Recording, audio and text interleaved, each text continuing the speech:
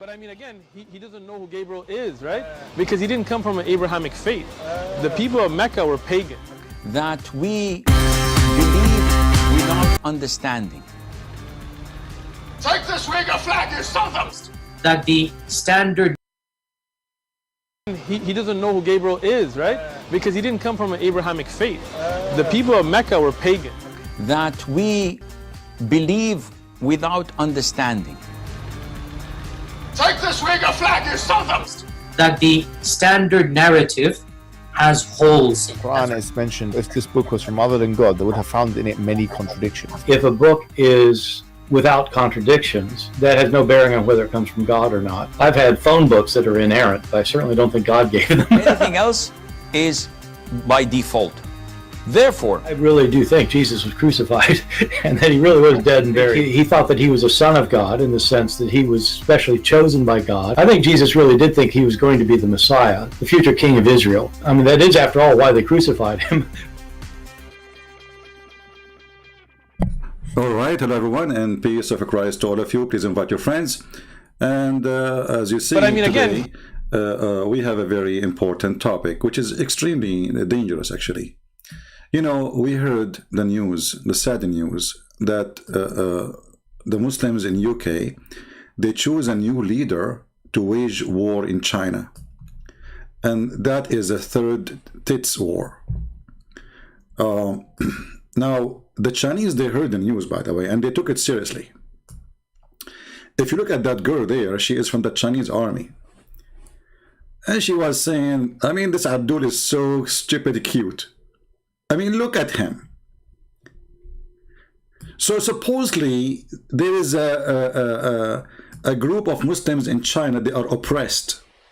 I mean, name for me one country in the world don't oppress the Muslims, and the one who oppressed them is the Muslims. Saudi Arabia, Syria, Iraq, Libya, Algeria, Morocco, you name it, everywhere. The Muslim oppress Muslims. But Mimi Hijab, who is looking for a fame, he's a female fame. He will not hesitate any, or let us say, waste any opportunity to show his tits. A person is going in front of an embassy to present support to the Muslims in China. Okay, no problem. That's good. But why you take off your t-shirt? Because it is the tits war. It is time to take our war against China to the second stage. It is tits war. And now the Chinese, you know, they were ready for all kinds of wars, like nuclear wars, submarine war, tank war, missiles war. I mean, you name it. But tits war, that is a surprise. I mean, the Chinese been taken into a surprise war, a field they are not specialists with. The president of China, he met with the High Council of Security. He said, did you see the news? They said, which means, not really. He said to them, tits. They said, whoa, tits. You know, and supposedly they were talking about the tits of Muhammad Hijab. And now the population of China, they start leaving China. Because, you know, I don't know if you watched the movie of, what's his name? The guy who is, I forgot his name. He's a British actor, where one of the women in his movie, she have like fire come from her nipples, you know? You know, I forgot the name. So I think they are thinking about what is behind those nipples. What's exactly the plan? So the Muslims in England, they decide to do a strike, and they get an idea. Let us launch a tits war. And who can present the tits war better than Mimi Hijab, who love to show off his shaved hair chest? I mean, why you shave your chest a day before, you idiot? Are you telling me you have no hair in your body? Is that serious? You are Banut? You know, in Arabic, Banut is the one who have no hair, so they call him like girly. So I was thinking about this situation, and I said to myself, I saw in the news there's a bunch of lesbian girls, they were protesting against the Christians, so they took off their topless.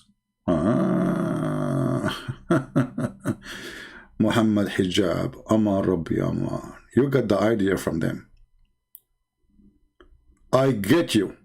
You got the idea from them, so you decide to take off your t-shirt. So from now on, yesterday we spoke to a Muslim, we asked him why Muhammad Hijab, he did this. He says he get emotional. And yes, we have to be truthful. Those people who they are true believers in Allah, when they get emotional, they get naked. Actually, Muhammad, he did that. You remember the hadith where a man, he started kissing down the belly of Muhammad? So, I heard the news that England is preparing or already announced Hamas as a terrorist organization. What Mimi Hijab will do? I think in this time he will take off his bikini to show support to Hamas. Mimi Hijab. I mean, this is the best you can do. You coward. If you claim to be a man, China is there. Actually, the embassy was a few steps from you when you were there. And you can go there anytime. At least knock at the door. You coward. Mut'a boy. You did not even dare to touch the door of the embassy. So those cowards who claim that they are doing jihad, this is mut'a jihad, this is nipple jihad, this is a fake jihad, and that jihad means nothing.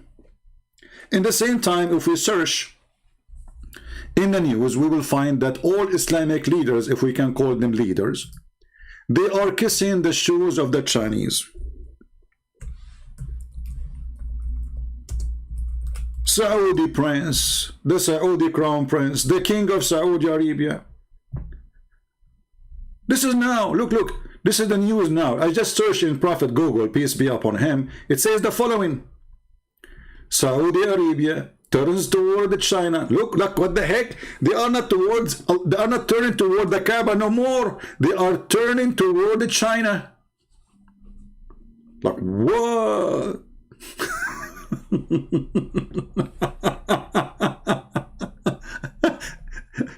Saudi Arabia. I mean, look, the Saudi, they turned toward China, and Mimi Hijab, he did the same. He turned his nipples. You need to ask yourself, if the Muslims really are oppressed, so why the Muslims are desperate to have a good relationship with China, signing agreement, kissing their shoes? If we type the word UAE, China, let us take them one by one. Oh boy.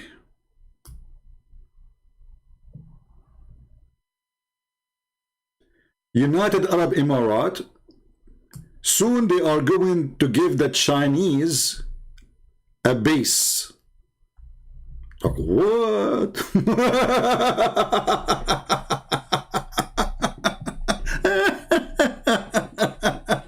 This is 2 days ago. Not 2 years, not 2 centuries, not 2 months. This is 2 days ago. And Mimi Hijab is giving them his tits. I mean, your jihad is helping. We have to admit. Yeah. We have to take into consideration that such a jihad by nipples is way more powerful than all those who they are trying to get close to China from the Muslims. I know that you worship YouTube. I know that you are getting rich from YouTube. I know that you like to show off, and you are a coward. And the proof, you did nothing. You know who's holding this guy from doing real jihad? There is a group of terrorists in Syria. They are called the Turkestan, and they are from the Uyghur. They are the most aggressive terrorists. Criminals. They chop the heads of children, and when the Russians come, they run away. Why you don't join them? Why you don't do? Coward. Tits boy. Let us type different country. Forget about Saudi Arabia. Forget about Emirat. Let us see if we type China, Qatar.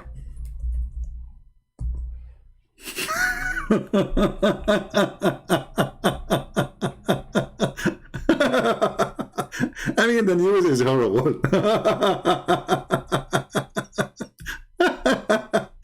Look at this. China Qatar Corporation benefit both countries. This is the website of the government of China. China Qatar vote to boost ties. Did you say ties? I thought it was going to use the word tits. But look, it says ties. And the Prince of Qatar, he went there. Look, this is 4 days ago. I mean, look how fast they are desperate. Man. That Qatar relationship with China, Saudi Arabia, UAE, Qatar, Oman, and have a mixed feeling about China. What mixed feeling? They are dying for China. A China-Qatar strategic partnership. That's deep. Year after year, senior Chinese diplomat to meet Taliban.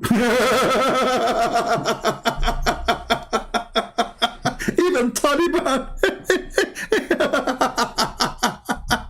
Unbelievable. Hey, hold on. Hey, Sheikh Uthman, what do you think about Taliban meeting with the Chinese, kissing their ass? Excuse my language. Because remember, this guy from Afghanistan, so he's an expert. Taliban, even the top mujahideen in the world, they are kissing the bum of the Chinese. I mean, does it say they're Taliban? Or I'm making things up?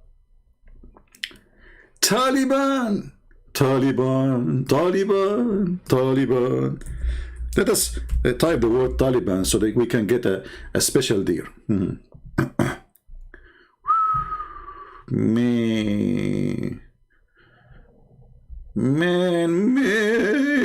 Look. The Uyghurs in China, in Afghanistan, fear China will push Taliban to do something to them. I mean, do you see how much the Muslims, they care for each other? Brothers and sisters, this is 11 hours ago. China backed Taliban. Its firm line up as a China back up Taliban regime. Chinese firms make beeline for mineral rich in mind. What? Okay, whatever. I mean, look at this. I mean, the Muslims, they are really against China. But hold on. Here it says, in a website, it says, foreign policy. It says, China is jihadi's new target. Eyewitness for that. We just saw it not long ago. The boy who sucked tits, he started that jihad. Can you imagine how many terrorists will be motivated by the speech of Mimi Hijab? How many they will take off their t-shirt to show support? I heard that Mimi Hijab, he took off his t-shirt because it's made in China. Hey, Mimi Hijab, I will shave my 25-foot beard if your t-shirt and your panty and your trouser and even your beard and the microphone you are holding is made in China. So you potato, how you claim that you are going to support the Muslims in China when you are buying the Chinese product? Isn't it the t-shirt you took off made in China? Go to any store in England, find me one t-shirt is not made in China. Just go. Try, just give it a try. Find me one microphone is not made in China. Find me one computer is not made in China. Even Apple phone and Apple computer made in China. So those coward potatoes, they claim that they are fighting China. You eat it. If you go against China, you will be naked. Actually, already you are naked. I will take it back.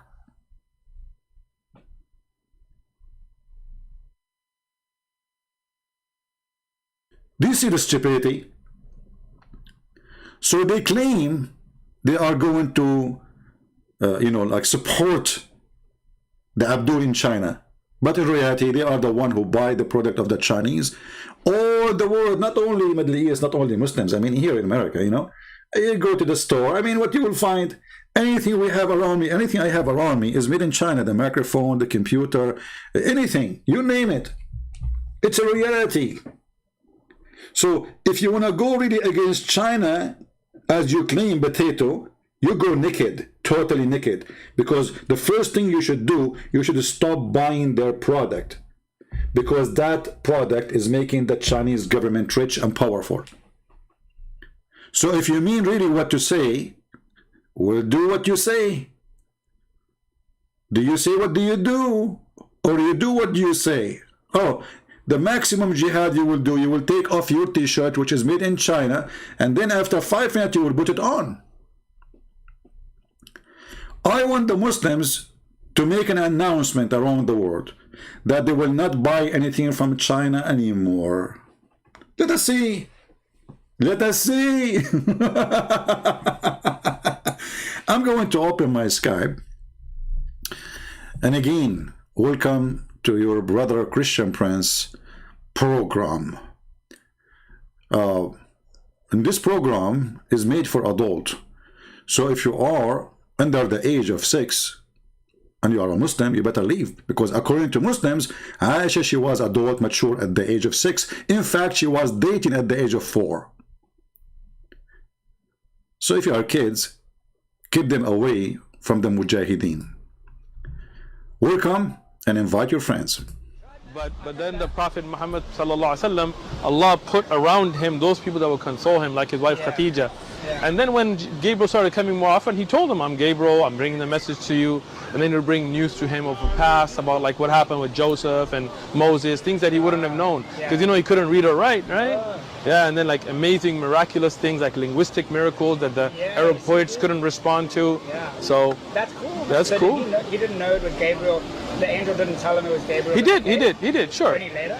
No, even at that time, right? But I mean, again, he doesn't know who Gabriel is, right?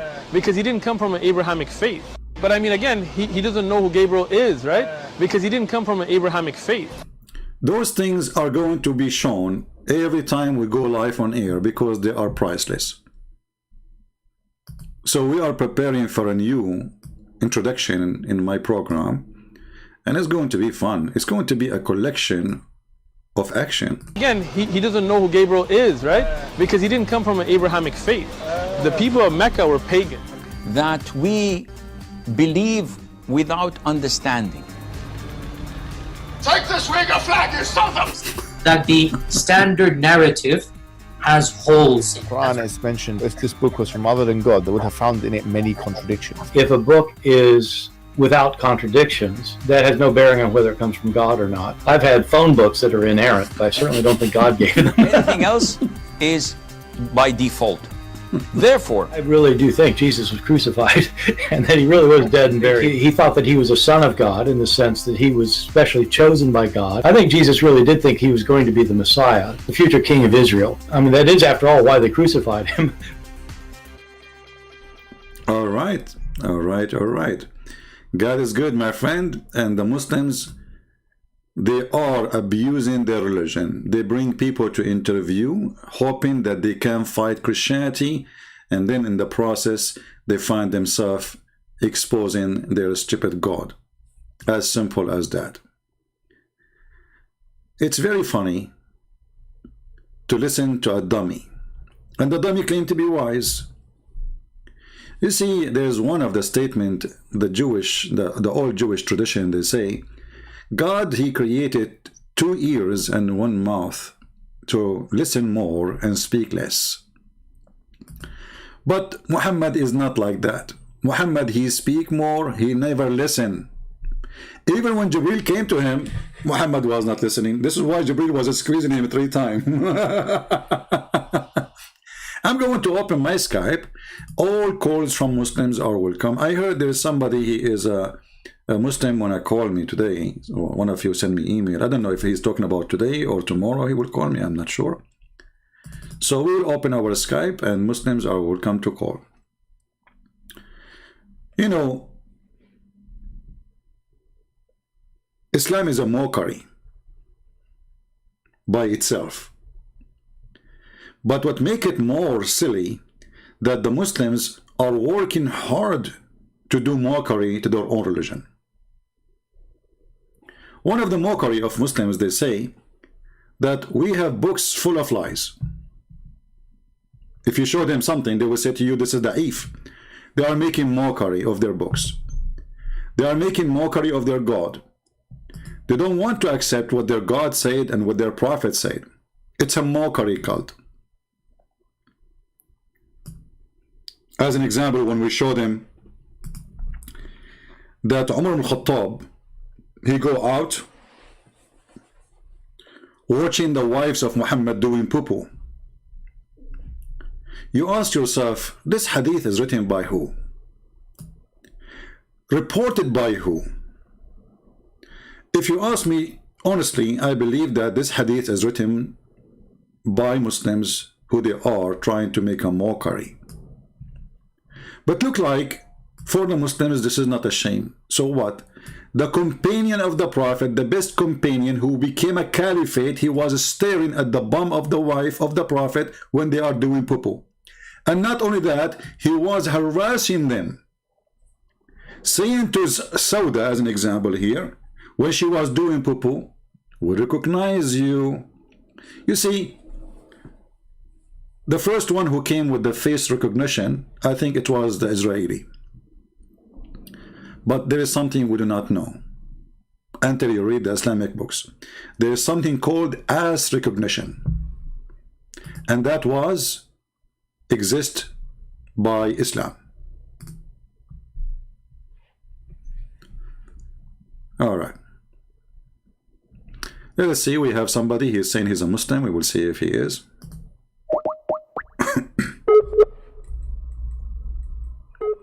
I hope it's not the ultimate fault, because this is the only kid who is obsessed. Okay, we're trying to call a Muhammad, and let us see if he is going to answer. I mean, amazing, by the way. It's a miracle, I believe. Because how Omar was able to recognize the wife of the Prophet from her ass. That's not easy. We have to be honest here. So when those kuffar, they claim that the software of recognition or face recognition established, this is something they are trying to copycat the accomplishment of Islam long time ago, because Muslims, they don't want to do face recognition because women, they have to cover their face. So Umar al-Khattab, he decided to start softwares called ass recognition, and this is why he was able to recognize the wife of the Prophet. Let us call this guy and see. Hello? Yes. But recently... Mute YouTube, please. Yeah, and then you're gonna run. There we go. Stupid idiot. I know that this is the obsessed guy.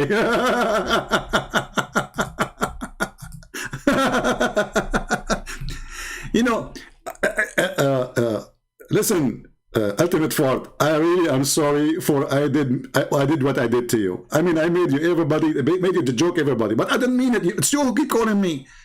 So for the sake of your soul, and not to be humiliated over and over, don't call me again. I will not let you talk no more. That's it. We have you recorded. Go and be proud. Show it to your kids. Didn't you accomplish the mission? Why you keep calling? Potato, didn't you have enough?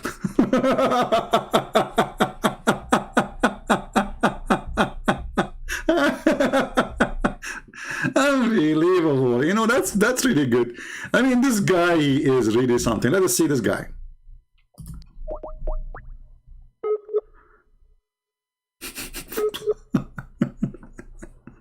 That's it. He wanna take revenge.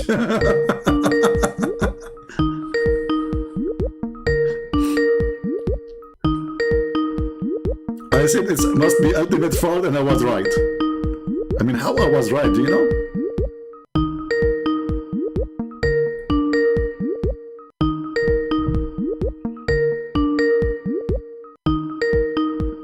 He's not answering, this guy. Okay, if you are a Muslim, text me please and I will call you. Alright? If you are a Muslim, text me and I will call you. And we want adult Muslim, not like this ultimate fart.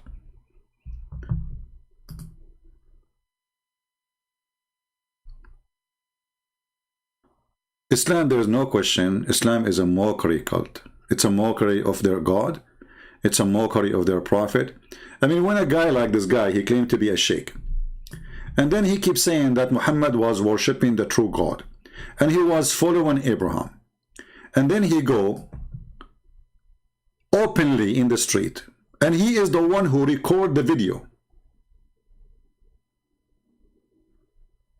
And he is the one who paused the video.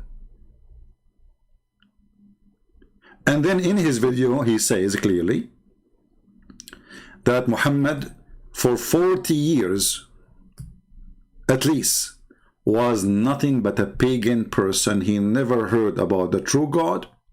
He never heard about Gabriel. Who can do better mockery of Muhammad more than those Abdul? You see, because when I say that, the Muslim, they will say to me, you are a liar. But when the Muslim, they say that, what they can say, are they going to say you are a liar? Angel didn't tell him it was Gabriel. He did, sure. No, even at that time, right? But I mean, again, he doesn't know who Gabriel is, right? Because he didn't come from an Abrahamic faith. But I mean, again, he doesn't know who Gabriel is, right? I think the one who did editing for this video, you need to fix it and make his voice higher. You can fix that, just to trim that part and increase the voice, because his voice is hard to be heard. Because he didn't come from an Abrahamic faith. But I mean, again, he doesn't know who Gabriel is, right? Because he didn't come from an Abrahamic faith. The people of Mecca were pagans. Obviously, the name of our religion is So, my friend, the people of Mecca, they were pagan, and Muhammad did not come from Abrahamic faith, and he did not know anything about Gabriel, and this is how Islam started. Who is going to oppose what Sheikh Uthman said? Or if you like to call and tell us about striptease jihad, which is done by your brother Mimi Hijab, may Allah bless his nipples, feel free and tell us what do you think about Mimi jihad. Is it lawful for Muslims to strip in the street to do jihad? Like, does it happen in the past that the Muslim mujahideen, they took off their clothes? Actually, it happened. There's a story about Umar ibn al-As was fighting with Umar ibn al-Khattab, and then sorry, not Umar, hold on, I forgot the story, with Ali, I think, Ali, yeah, sorry, yeah, and then Umar ibn al-As, when Ali almost going to kill him, Umar ibn al-As, he turned up his bum, his ass, and he show off his anus. So I think Mimi Hijab is copying the plan from Umar ibn al-As. Imagine the first ruler of Egypt, he was a guy who showed his anus to protect himself. The one who is hired to rule Egypt from the Muslims, he showed his anus in order to stop the attacker from killing him. It worked. According to the story, Ali, he turned his face and he did not kill him. So I'm thinking that maybe Mimi Hijab is inspired by such a story. So the first step, he take off his nipples, you know, showing. I mean, where is this girl coming from in the picture? I mean, look at her, she is scared, man. I mean, do you see the impact of the threat of Mimi Hijab. Look at this girl. She's taking selfie with Mimi Hijab. I mean, because they never saw such a thing before. A country like China is under the threat of a striptease boy. Time to take it seriously, China. I think you are under nipples attack. Sooner or later, fire will come from those nipples. You know what? I thought about it. Maybe Mimi Hijabi is giving like a password to do jihad to stop milking themselves and give China milk. I mean, because I'm trying to find what the connection between taking off the t-shirt. You see, like, I like to read books about like intelligence and etc. But I never came to such a plan. This plan is confusing me. I mean, what is the plan exactly? Okay, we take off the t-shirt. And then the t-shirt is made in China. We flip the t-shirt, and then it says there's a sticker says made in China. I thought Mimi Hijab, he will say, we will stop buying clothes from China, but he put it back. It turned to be no. The microphone in his hand is made in China. The chair he sit on is made in China. The table he sit in China. Everything is made in China. So the guy, he decided to do jihad against China by buying more stuff from China to speak against China. I mean, that is genius.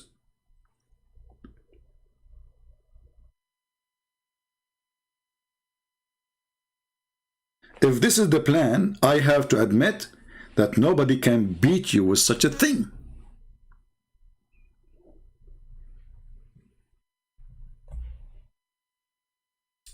Someone saying this is not interesting topic for someone to call me. No, my friend, the topic is about Islam. No problem. Forget about the naked boy there. I mean, we just put him for a snack. You never saw like there's like show in Las Vegas, and then what you see like I saw in the commercial like girls dancing in the stage and they lift up their legs, and one of them she have like things coming from her nipples. He don't even have that to cover the nipples. I mean, at least put something in the nipples. Wear a bra.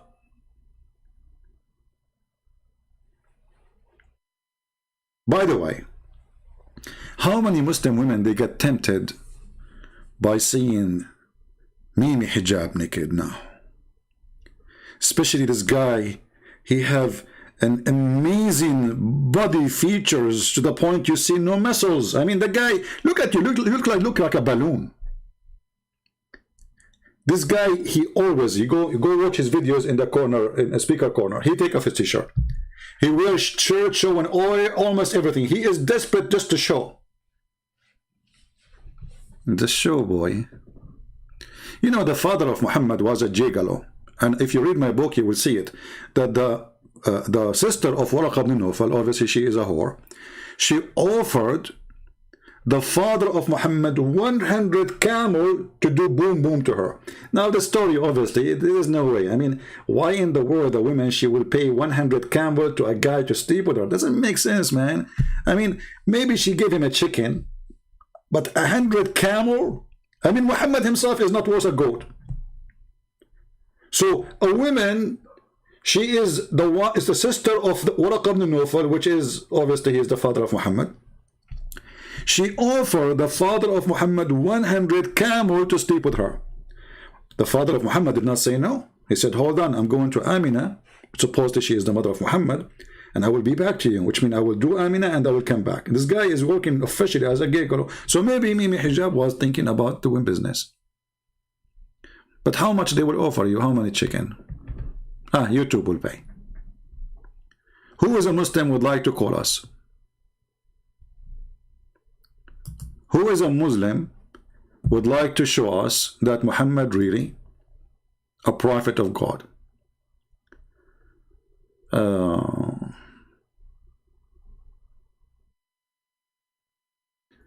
Waiting, where are you? Who are you? This guy idiot. Here we talk to Muslims. This guy want to talk about Halloween and Christmas. Stupid people.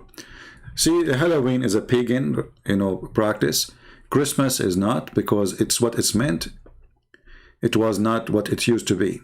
As an example, if there was a religion before us and they practice every Sunday prayer and they are pagan, that will not make us pagan, because simply when we pray to our God, not their God. So people who they are silly, you can be silly and speak to yourself in the mirror. This is why I like the Chinese when they said, he left as a donkey, never come back as a horse. If you want to speak against Christianity, it's not that Christmas will make Christianity bad. You are just a stupid fool. Actually, Christmas is the best time because the name of Christ on it. And that brings joy for billions of people around the world, including Muslims. In Christmas, people, they share charity, they visit each other, they take care of each other, they invite each other. Children get happy, everybody is happy. God is love, and he loves to see his people happy. And Christmas for us is every day. Every day is the day of the Lord, the Bible said.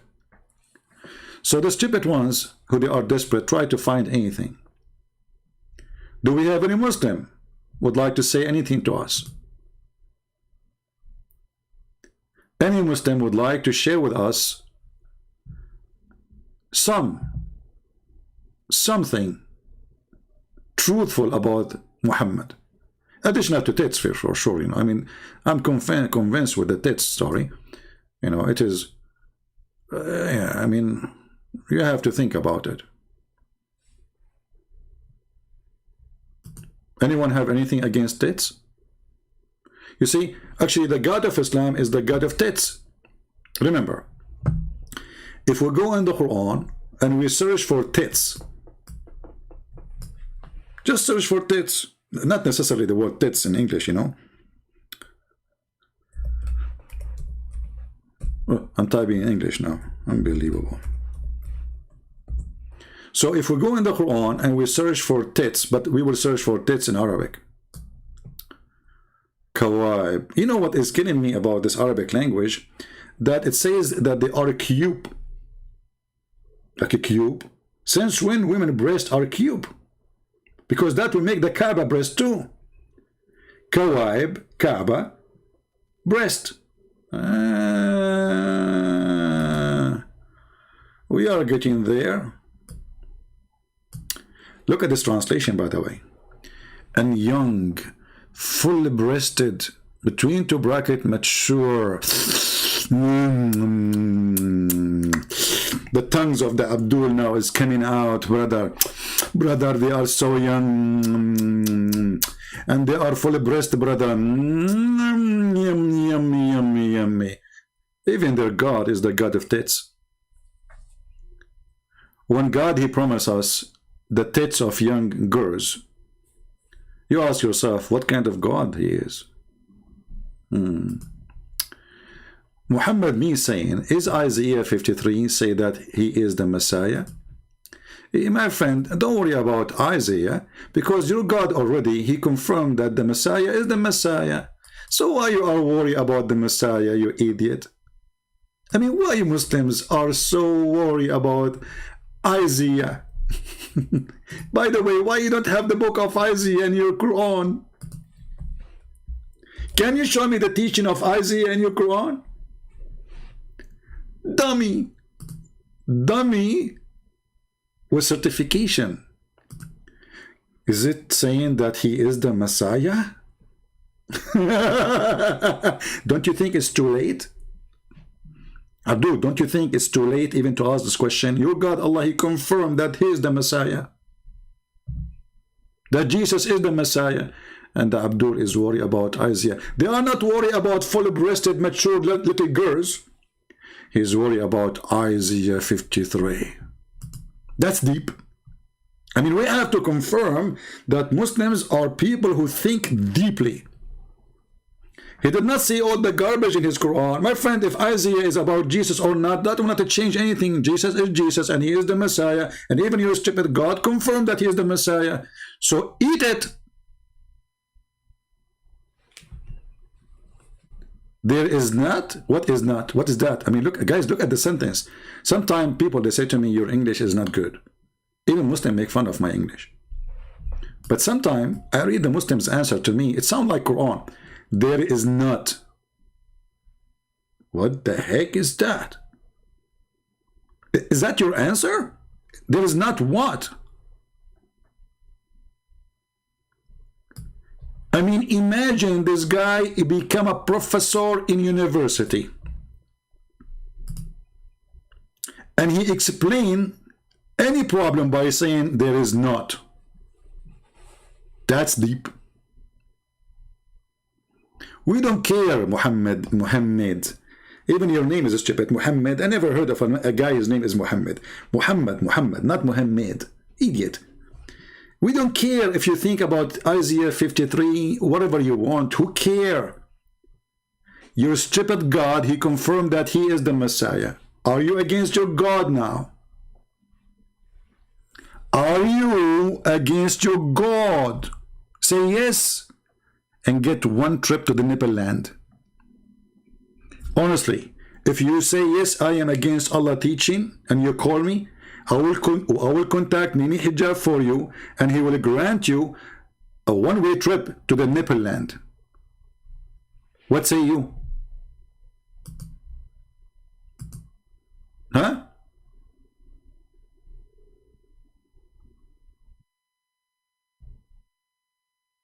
Huh?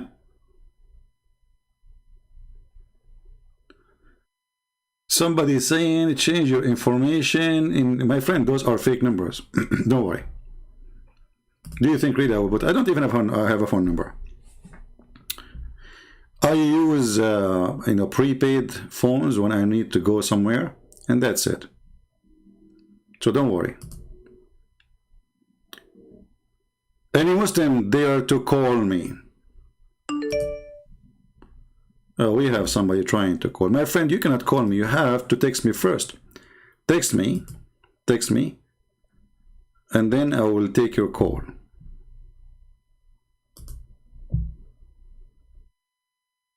Let us see this guy. Hello? Can you hear me? Yes, I hear you. Go ahead. Okay, so what are you so confused about again? Well, we are talking about your God. You are a Muslim, right? Yes. All right. What does it mean to be a Muslim before we go there? So to be a Muslim, yeah. First of all, mu is like doing something. Muslim is basically submitting to God. So where it says in your religion that you have to submit to God. The first verse, the opening of the Quran. No, where it says that. Okay, no, read it for us. Go ahead. Okay, let me bring it up real quick. All right. Actually, if you show it to me. So basically, that the first surah of the Quran basically explains the oneness of God. Really? And explains that no other worship is worthy except for that one God. But you said to me you can find the word submitting to God there, but it's not there then, huh? What does submit mean? I don't know. You are the one who chose. It means submitting is worship, is a form of worship, correct? No, because simply there is people who worship, but they don't submit because if I submit to something, that's me worshiping something, right? Because I'm idolizing it. Okay, let me ask you: do Allah submit to somebody else? No, it's God, and God does not submit to nothing. All right. So if Allah wanna forgive you, do He ask another God to forgive you? No. No. Are you sure? Does He ask another God to forgive me? Yes. Or He forgive you by Himself? He forgives me by Himself. Okay, open for me chapter 48, verse number 2. Chapter 48. Okay.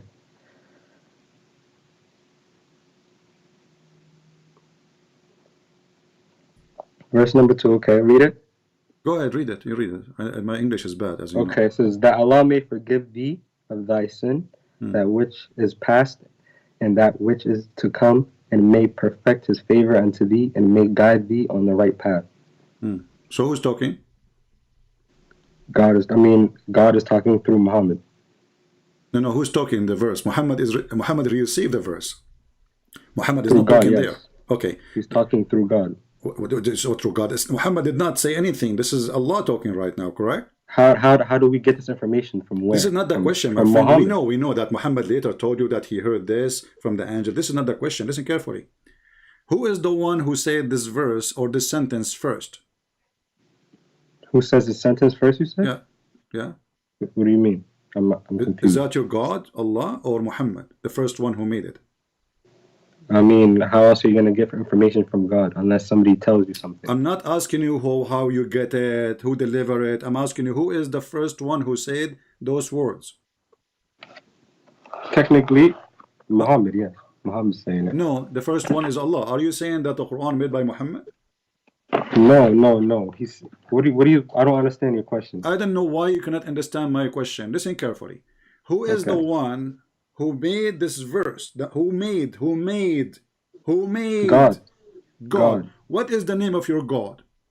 Allah. Okay, so if Or Allah there's is 99 talking, names. He has 99 names. that's so. wonderful, guys. Allah have 99 names. I'm so happy that he got many names because soon he will be out of them. Listen carefully. Okay. If the one is talking is Allah, so how Allah he say, may Allah forgive your sin? He's speaking in first person. Like that's I mean. What first person, my friend? If I say may Allah, I'm making a wish, correct? Yeah, he's saying if Allah, he says that Allah may forgive thee if they sin. He's telling you that if you sin, Allah will forgive you. He's not saying that. He's saying may Allah. He is not saying Allah will forgive you. Yeah, he says Allah, inshallah, if he does, if God wills, inshallah, he will forgive you. Okay, hold on. Yeah. Did you say that inshallah? Did you say that Allah, he said inshallah? No, inshallah means if God willing. If he feels like you just said that. Okay, let's go back to zero. That's when what God Allah, willing when means. when Allah he says that Allah may forgive your sin. The one who's talking supposedly is Allah. So when Allah he say may Allah forgive your sin, he is asking another Allah to forgive the sin of Muhammad. Because if he is the one who's talking, he should say, I forgive your sin. It's not a wish because he is the one in charge. When we make a wish and we add a name before it, we say that Allah may forgive your sin. Obviously, I'm making a prayer. So I'm confused on what are you trying to say? What's your point? The word is so simple. You're confused, and this. I'm not confused. You're playing confused. He's talking in third. He's talking in first person first of all. Okay. And he's telling people. First person? Who is the first person? Muhammad. Muhammad is talking now. If what? Yeah. Yes, he's talking through God. If I'm having a conversation with somebody. My friend, did Muhammad have conversation with Allah here? Are you saying this is Muhammad saying this sentence? He's getting revelation. Where's he getting listen revelation to that question. from? We go back to zero. I don't know how slow my friend. I'm not trying to insult you, but aren't you the one who said to me that the one is talking here is Allah? Yes, he's talking through Muhammad. What is the confusion? Muhammad, Allah talking to Muhammad. Wonderful. Write it down. Write it down. Because obviously, I don't know what's wrong with you. So Allah talking to Muhammad. Allah he said to Muhammad that Allah may forgive your sin. So Allah making a wish, asking God to forgive Muhammad. Okay, Allah asking, you're the one that's confused. Listen, me? this is what revelation means. A surprising and previously known fact, especially one that is made known in a dramatic way. A divine and supernatural disclosure to humans of something related to human existence or the world. Are you reading Google definition of God now? This is not a question. No. I'm reading Revelation. When Allah he say that may Allah, is Allah sure that he will be forgiven or he is making a wish? It's up to him. What mean up to him? It's not, because he's saying me. He's telling the people. If I ask you a question, right? If I ask you, say if you were a prophet, right, and asked you, what would God say about our sins? Is he gonna forgive us? Your answer would be yes. Allah will forgive you for your sins. These revelations is not like made in one day. Okay, hold on. You just said, I am a human. If God asked me or somebody asked me, is God going to forgive your sin? I will confirm, say yes. So how come your God, he is God, he's not a human. So I am the human, I will say yes, he forgive me, and yet your God Allah saying that may Allah forgive your sin. So the one is talking there is not sure that Muhammad said. He's not talking to, were you trying to say he's talking to himself or something? He's talking to who? There's nobody can hear him. Muhammad cannot hear him. So how is he getting this information then? Where's Muhammad getting this information According to your religion, Allah he wrote this in the Samsung tablet. He did not write anything. The Quran got revealed within 20 years of Prophet Muhammad's life. My friend, are you sure you are a Muslim or you are from China? Aftermarket Muslims. Are you saying to me that you do not know that Allah he wrote in the tablet before anyone knows what is in it? Before he What sent it to tablet? Muhammad? What are you talking about? You know, this guy, he do not know what tablet we are talking about. Let us go to the Quran. Open with me the verse, my friend. Here we go. Remember, it's you who What say chapter? it's What funny. chapter? Show me the chapter. It is you who said it's funny, right? It's you who is making mockery of the Quran. Who's making mockery? You said it's you are being funny when I said to you. I said tablet. you are being funny. Yeah, I said to me, what tablet are you making mockery? Here we go. This is the chapter I'm 85. not. I'm trying to find information. I'm not saying I have all the answers. My This friend, is another thing. You think chapter 85. all Muslims don't. Chapter 85. Every Muslim you go to. Chapter 85, verse number 22. Okay. Read it. Chapter 85, verse what? 22.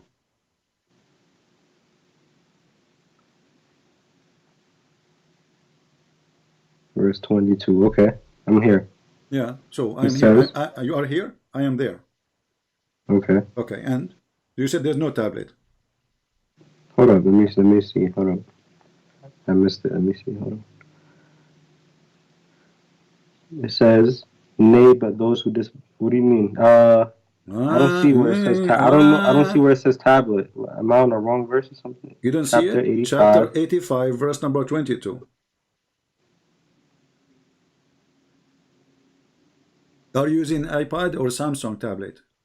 Because I think the translation will change depending on the tablet you are using. It says okay. It says okay. It says on a guarded tablet. So there's a tablet. So Allah was talking to himself. But it says but is a glorious Quran on a guarded tablet. Okay, so Allah did not send the Quran to Muhammad right away. Allah, he wrote it in the tablet, and you are the one who made fun of the tablet. He did not say right in. You're understanding the Quran the wrong way, sir. My That's friend, not what it means. That's okay, not what which it means. interpretation book you like me to show you? Interpretation might done by Muslims, so we can read together. As long as I understand wrong. So what are you trying to understand right now? That I'm not trying to understand. I'm trying to find out. This is what you're trying to say. You're basically saying that God is talking to himself, basically. Yes, you are the one who said that, not me. Remember, when I said to you that Allah, he wrote it for himself first, you said, are you saying Allah talking to himself? I said, yeah, because at that time nobody can read it. Actually, even the angel Jibreel, he can read only what Allah allow him, and Allah, he put the tablet between the two Just like eyes. Allah, how he allows us to read, of course. My God, friend, he allows yeah, you to hold on. give you wisdom. Allah, he put the tablet between the two eyebrows of the angel Israfil, and the distance between his two eyebrows is 500 years travel. So when you are saying Allah is talking to himself, absolutely he is talking to himself. He's not talking to himself. You just don't understand the basis of the Quran. So he's talking to who? When he He's said talking through. when he said How did Jesus reveal to the people? Don't change the what was he topic. saying? When Allah he wrote I'm just relating the topic. When Allah he wrote in his tablet, who was there listening? What tablet? It's not like a tablet was coming down from the sky and just dropped on the floor. That's not how No, it it's happened. not in the floor. It's not in the floor. It is a So what are you tablet he saying? kept in the sky. Obviously, you have no idea what you are following. You do not know what is your religion. Listen, I did not read the Quran from front to back. Okay, so first of all, that's not even important though. The question you're trying to say. This is important because we are trying to find out if Allah is God or not. Remember, we said if Allah is God, then how Allah the God, he asked other God, may forgive Muhammad's sin. You're confused, bro. You don't understand what the Quran is talking about. Allah, It's basically saying Allah is wishing. He's speaking through Muhammad in first person. Okay, he's telling him to tell the people he's telling him what to say to the people. So that's what he's doing. What is the business of the people? He's saying, may Allah forgive your sin. This is obviously, it's a wish.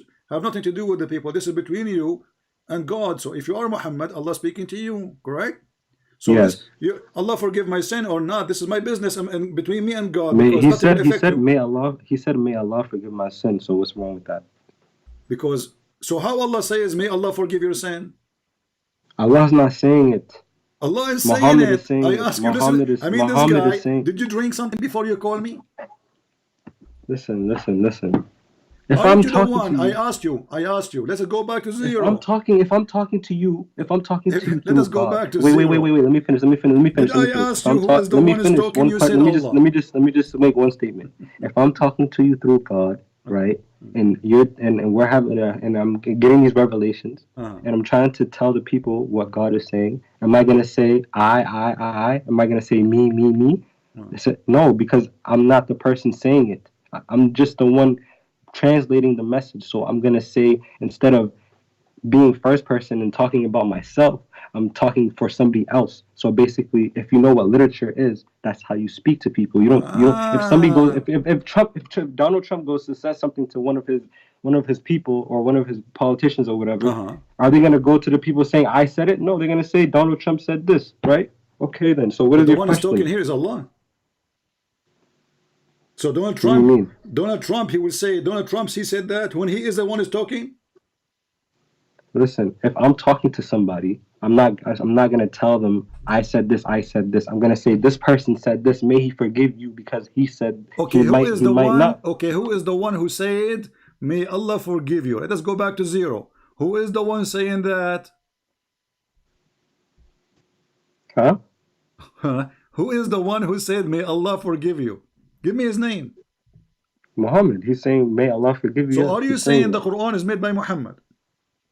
That's not what I'm saying. No, that's what you're saying, that because if Muhammad is the one who said that Allah will forgive you, that's mean listen, this is not the word of Allah. Is that the word of Allah? If I write something down, right? If I write something down and I give you a piece of paper, right, and I tell you, go read this to the people, but in the words, it says I. Did you really say it? Yeah, I see. If I give you a paper and I said this, and this, right? If I give you a piece of paper and it says I said this, and this, and you go read it to people, is it you who's saying it or is it me who's saying it? No, I will say that is it you? It's me, right? I don't know how slow you are. I will say that this guy, he said the following quotation. Bum, bum, bum, bum, bum.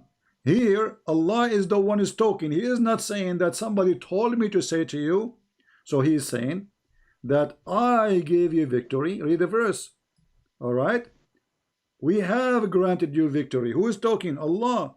And then continue saying that Allah may forgive your sin. So the one who is talking is Allah, and he is wishing to ask another God to forgive Muhammad. So because you found this little 3-word sentence, you're trying to say that this whole thing is invalid because of that one. I heard before. 4 words. I heard before Muslims saying today to me, I pick up my cherries. Is that what you are saying? Trying to say? You what? I pick up my cherries.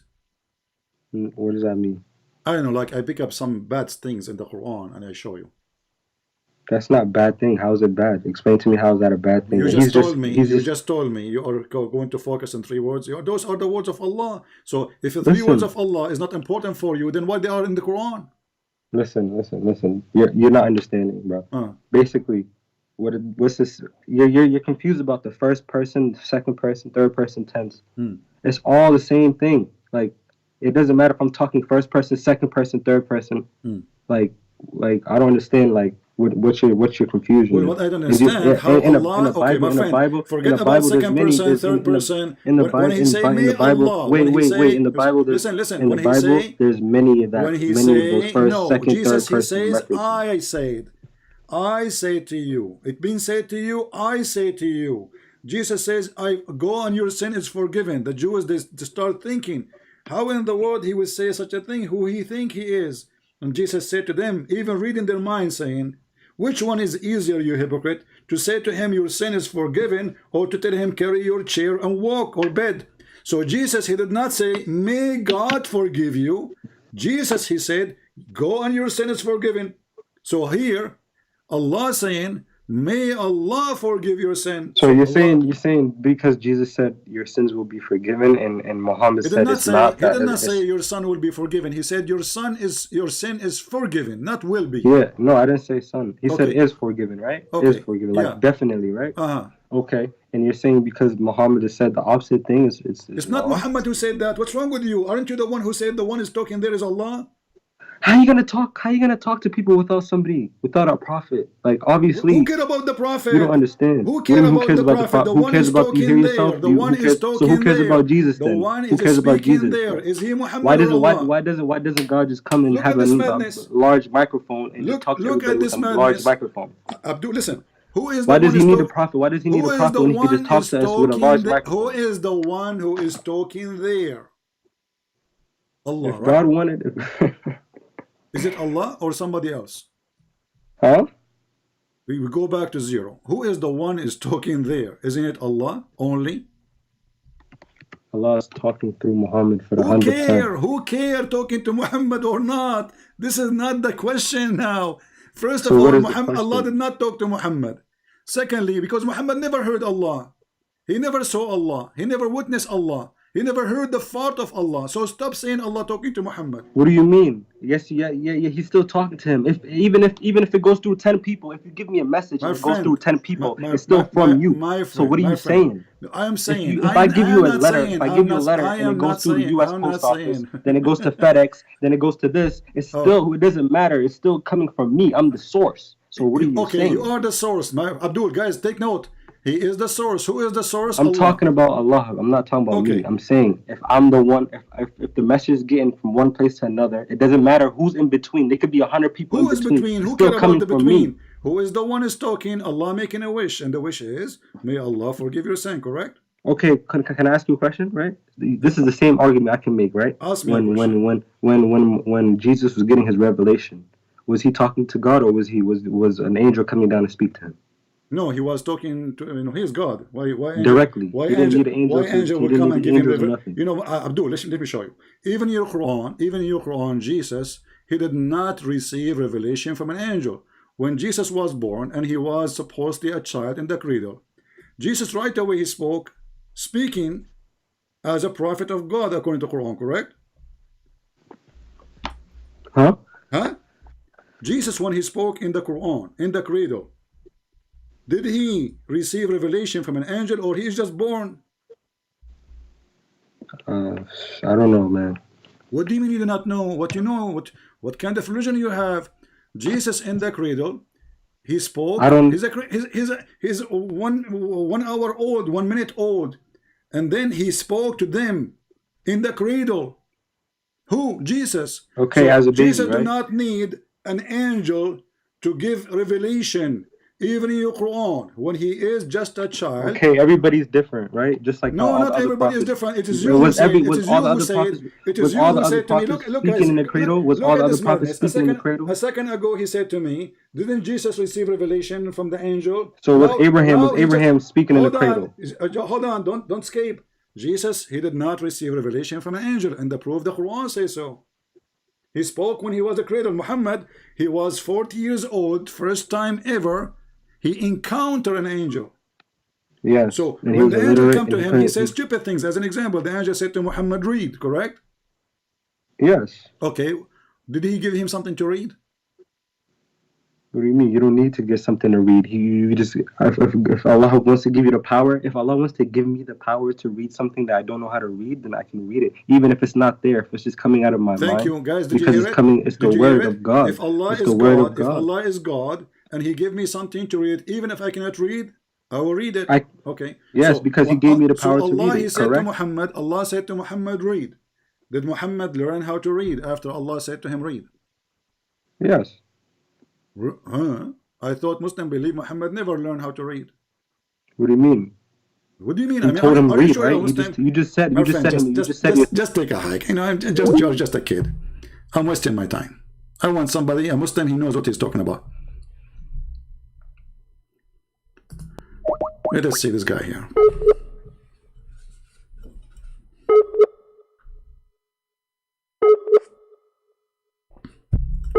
This guy, he have his own religion. He can say whatever he wants. You don't know that his God have a board. You don't know that his God. He the first thing he did, he wrote in the board. I have no idea where it says that. I never read this before. Okay, let us see this guy. Maybe this guy is Ultimate Fart. He changed his name again. It sounds like it. And they say to you, you know, can you, Christian Prince, you need to be more patient. How many thousand times we heard the Muslims saying Muhammad never knows how to read, how to write? But because he said something very embarrassing, Allah, he said to Muhammad, read.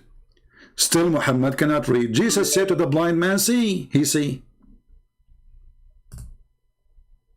He said to the man who cannot walk, walk, he walk. Allah, he squeezed Muhammad 3 times, ordering him to read. Still Muhammad cannot read. Oh, hold on. Let me call you back.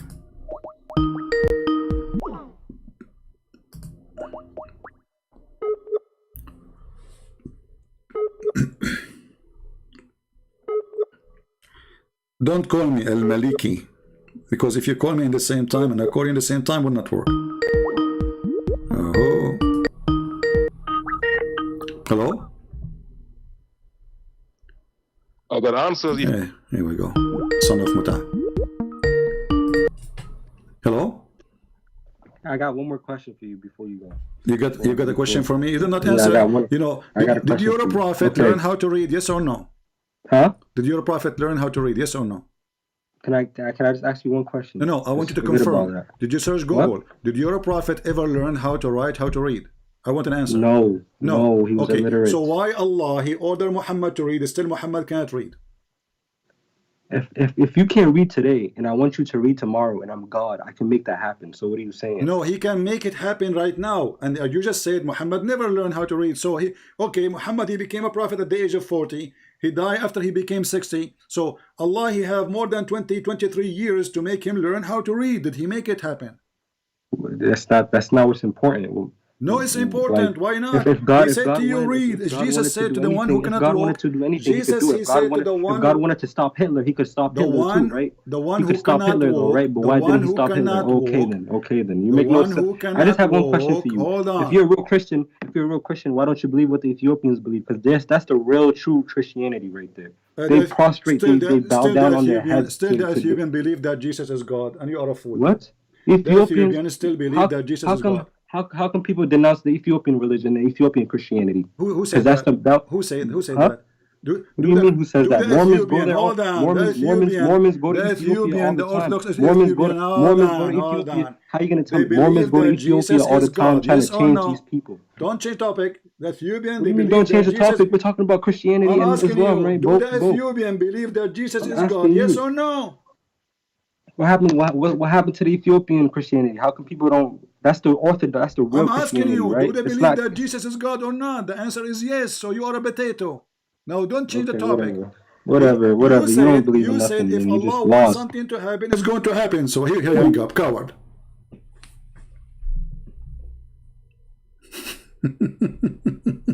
Potato.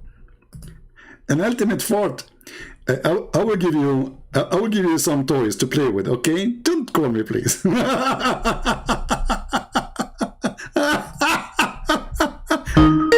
mean, this guy is ultimate fort. He cannot that it. Ultimate fort. He will keep changing names and he will keep calling. He will keep calling because he wanna return his honor, which is in the disposal machine from long time ago. You cannot fix it, ultimate fort. It's recorded. It's over. We made you shish kebab long time ago. You are overused and abused. Oh boy. This is a great example of the stupidity of this religion. None of them knows what he worship. None of them knows what he's talking about. Ultimate fort, he believed the Arab are stupid people. But your prophet is an Arab. He believed that the hadith is made by donkeys. I agree. That was your prophet, because this is the hadith of your prophet. He believed that all the interpretation of the Quran is made by a human, therefore we should not listen to it. But he is willing to make his own interpretation. Look like he is not a human. I agree, you are a donkey. We cannot take interpretation of a human. We have to take donkeys. The logic of ultimate fort.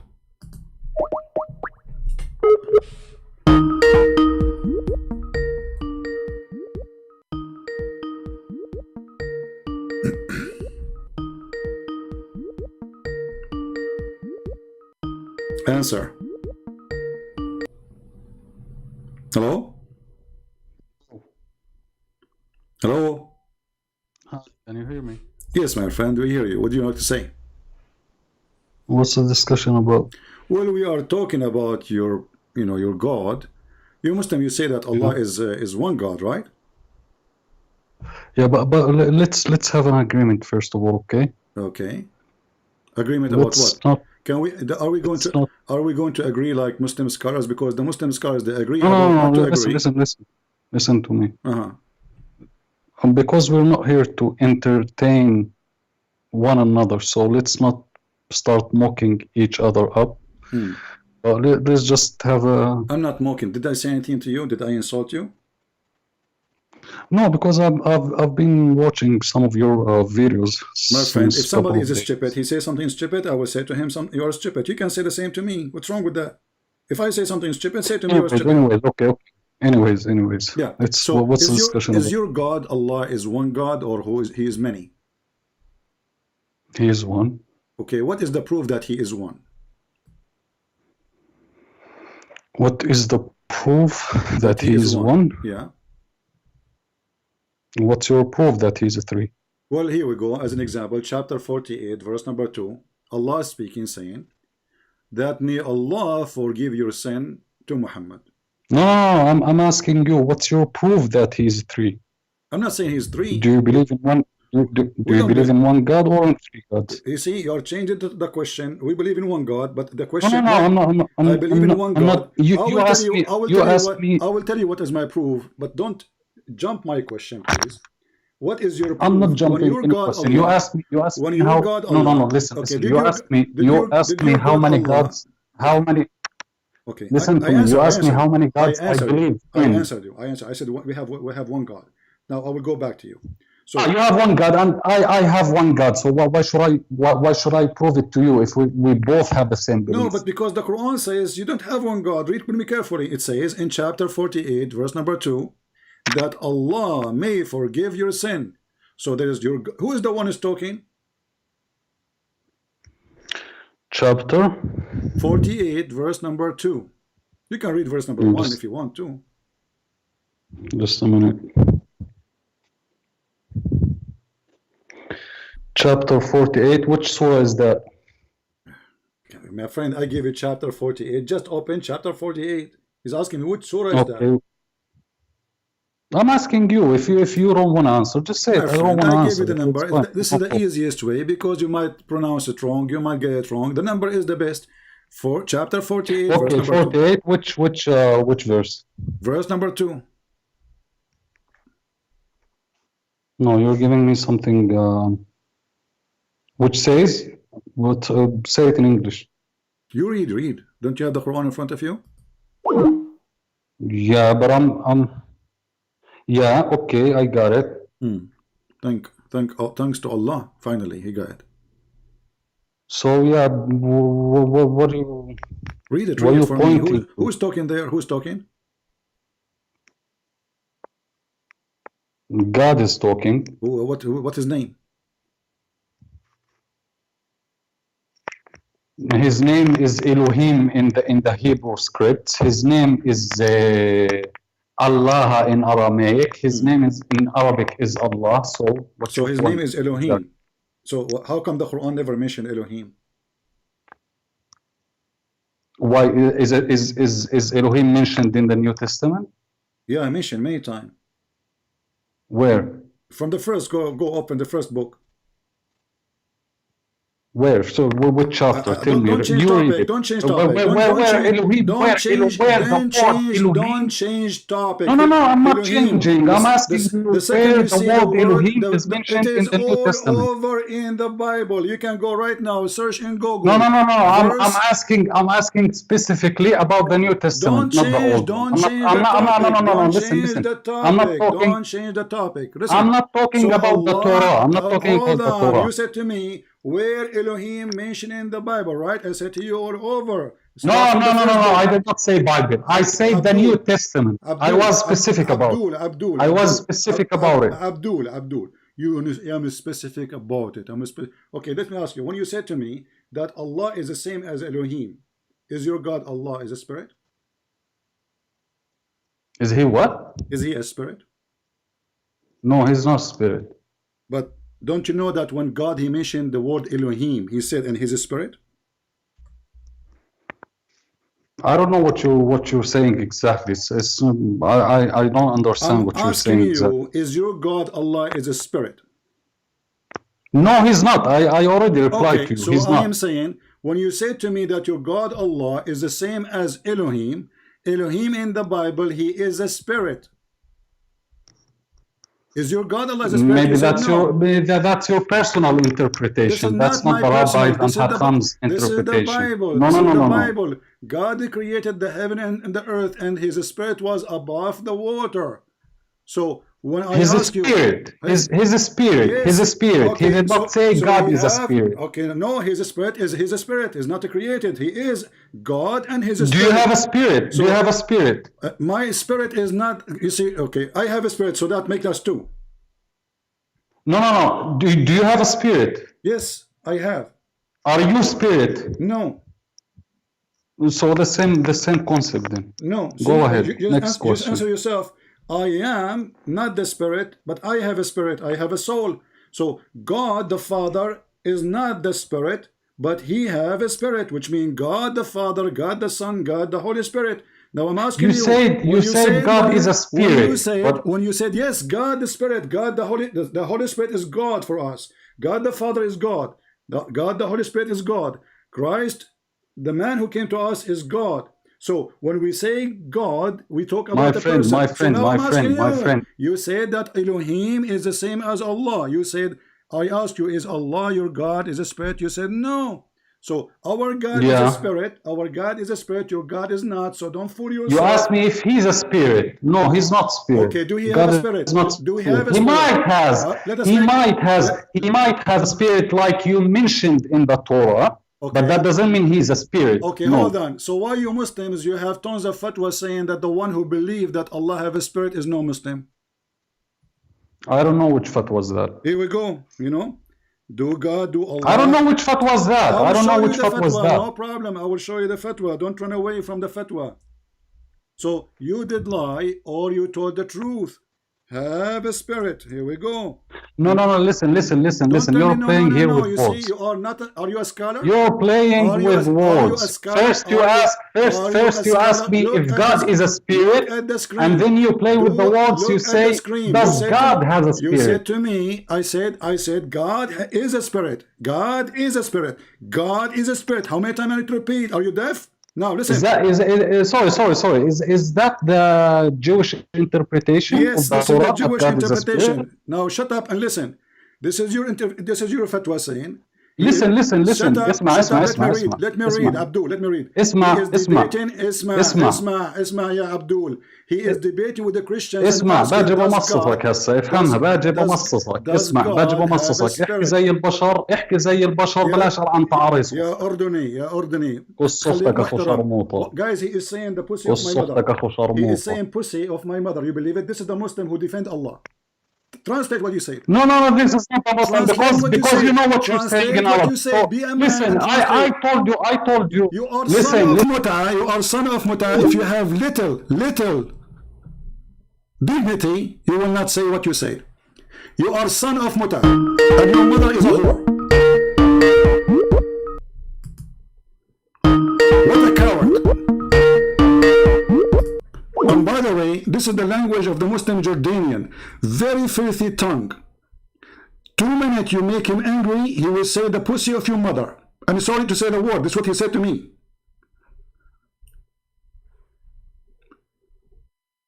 This is how filthy this cult is. They are the one who defend Allah, but they are filthy as a vagina, which is not clean. The coward, when he called me, he said, let us make an agreement not to make a mockery. And the second I corner him, he started insulting my mother using filthy language. Thank you for saying that, because we are trying to convince people that Islam make people filthy. And we prove it. son of Muta?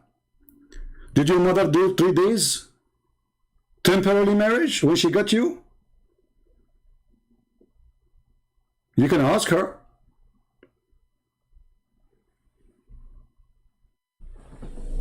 In Jordan, the government of Jordan, they forbid any taxi driver from having a cassette tape in their or CD in the taxi. Do you know why?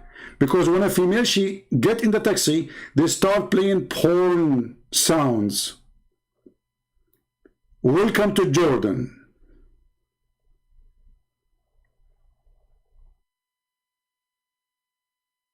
This is how polite Islam make the Jordanian.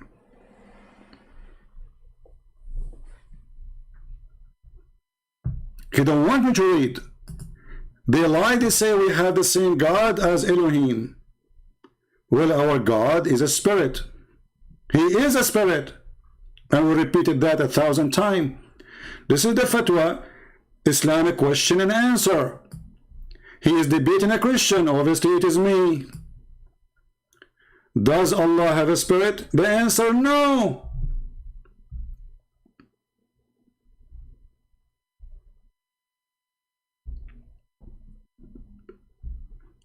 All this reference saying so. Spirit is not one of the attributes of Allah. It is not. So when a coward like you get upset because we got you busted, because we showed a fatwa proving that you are not a believer, or you are a liar trying to fabricate a new religion that your God have a spirit, and you will notice that there's no Christian will try to insult his God, says Allah or the God of the Muslims is the same as Elohim, because that is insult to our God. But those who have no dignity, like a whore, when she tried to attach herself to somebody have an honor, this is what happened with Islam. They are desperate to attach their God to our God, for they are the counterfeit God. Read carefully.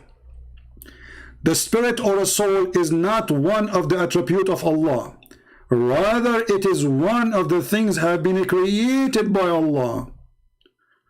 We asked the coward. This is why he didn't want to read. He went so crazy. But thank you for speaking filthy language, son of Muta. Thank you. You proved my point. If you are following a true God, doesn't matter what his name is, you will not say what you said to me.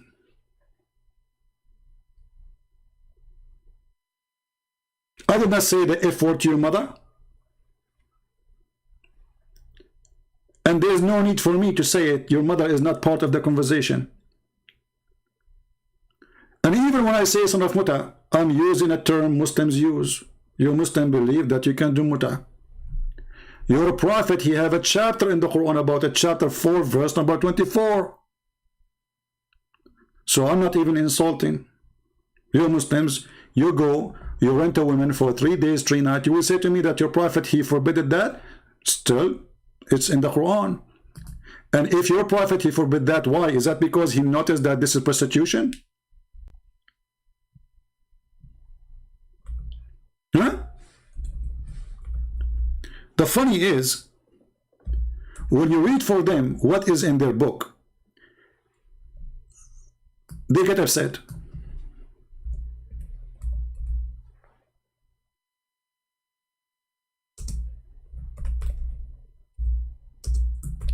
And they are willing desperately to fabricate anything.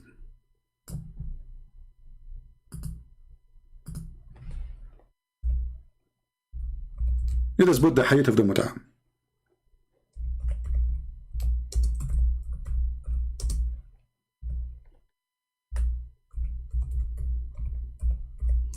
So everybody will see, we are not making things up, and this is Sunni. This is not Shia. This is not Shia. Remember.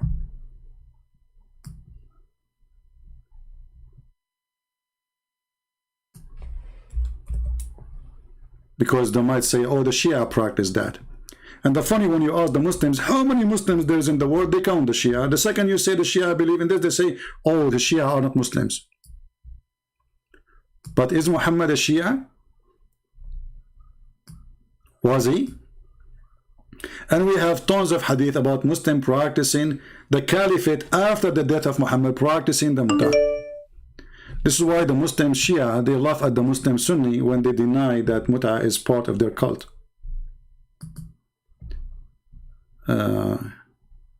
You have no respect even for your God? Well, you can say whatever you want. It's you who don't have respect to your God. Let us call you and see.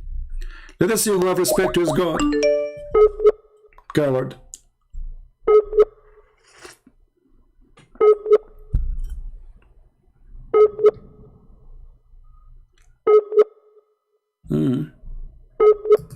Look like your God is not helping your internet too.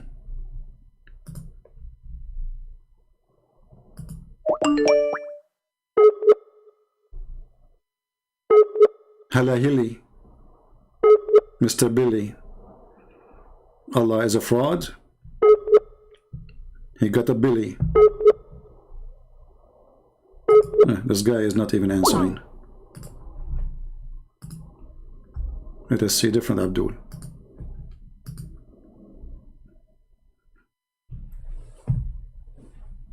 Allah is one God. By the way, who cares if Allah is one God or not? I mean, if he's one, he is 10. He is what he is, but still at the end of the day, he is a stupid God. Did you ask yourself what kind of God he allow a man and a woman to have sex for 3 days, 3 nights for fun? And even he called it mut'ah, which means sexual boom boom. There's no marriage. He didn't even use the word marriage. He said mut'ah. The Muslims, they make fun of the Buddhas, they make fun of the Hindus, they make fun of everybody, claiming that they have honorable religion, when this religion is the last one to speak about any kind of ethic. A Muslim, he can lie. To me, to you, to his wife. The Muslim wife, she can lie to her husband, to you, to me, to her friends. This is Islam. And we can prove it right now. Muhammad, he says, a Muslim man, he can lie in 3 cases. To his enemy, to his friends, to his family. Who's left? Who's left?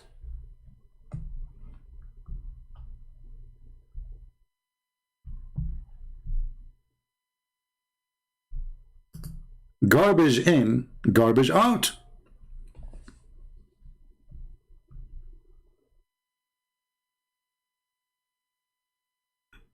As simple as that. Well, this is why I had to hang up, because it just, you see, this is why when I go live, I lose my voice, because I have to shout, repeat the question 1,000 times. Because, and by the way, some of them, they play slow in order to avoid the question. So the second we show this guy the verse, Allah asking Allah to forgive Muhammad, you have to jump to speak about Elohim. Is your God is a spirit. Elohim is the same as Allah. The word Elohim, you stupid idiot, means gods. The word Elohim, just how stupid you are. Because if the word Elohim is the same as Allah, that means you just agreed that there is a word which is equal to Allah, which is gods. The word Elohim is not a singular word. You are a certified donkey, like your prophet. So the second you say that Elohim is the same as Allah, you just admitted that you Muslims don't agree with the oneness of Allah as one person.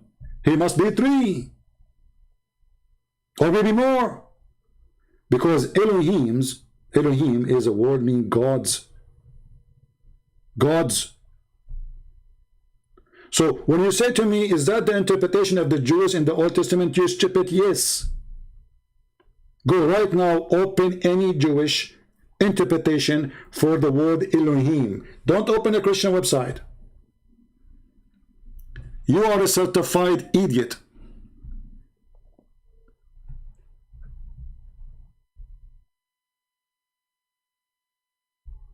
Right?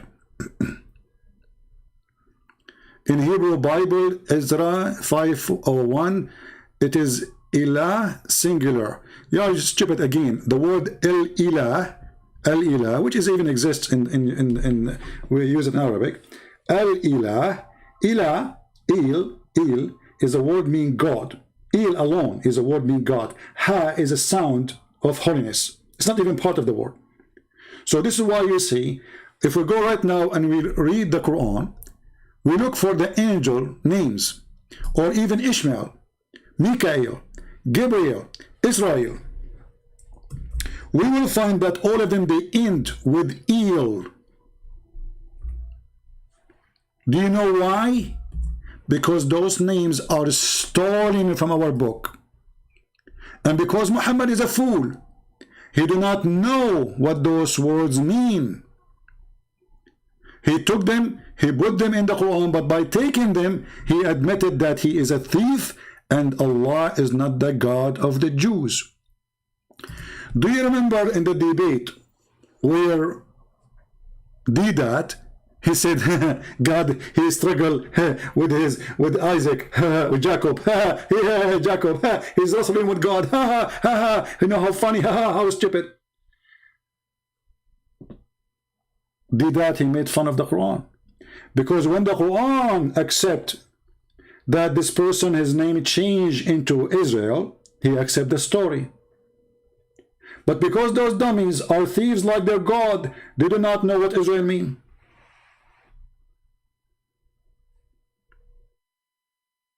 If we ask the Muslims, who is Israel? Listen carefully.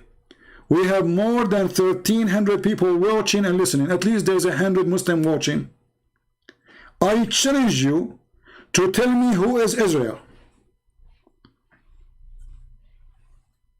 Any Muslim?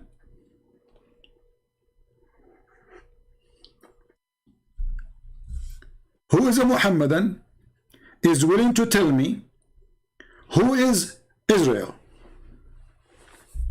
What he was exist? What his father name? Any Muhammadan?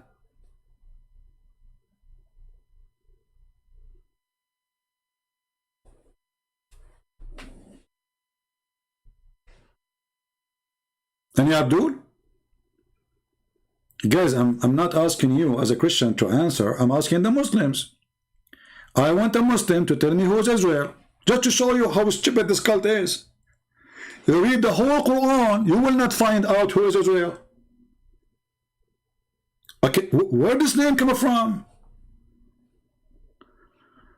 The reason you cannot find the answer, because this is a stupid book.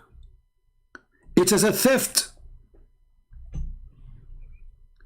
It is somebody went to the office of a rabbi and start copying a story because the rabbi might come soon. So he grabbed a paper, it says Israel. Who is Israel? We do not know.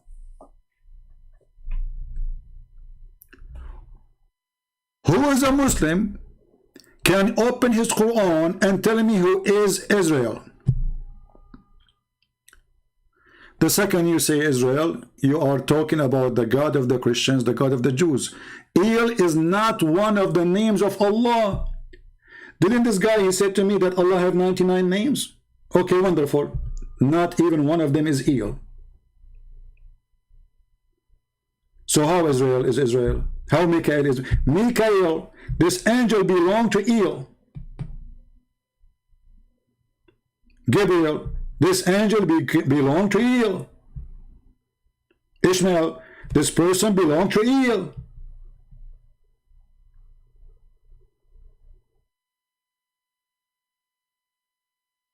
Muhammad is a thief.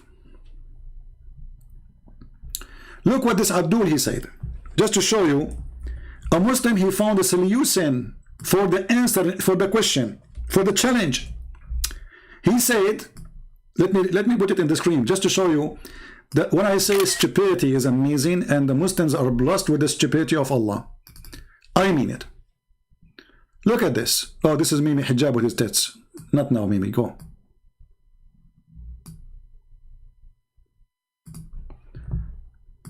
Read and laugh. Amin Muradi said, Mr. Amin, Israel, question mark, that is extra knowledge does not benefit us, our daily practice and our judgment day. Look how stupid this answer is. So if it does not benefit you, why Allah even talking about it? As long the whole name of Israel mean nothing for you, why Allah is talking? So are you saying to me that your God Allah is a fool? He put the story there for no reason. It doesn't benefit us anyway.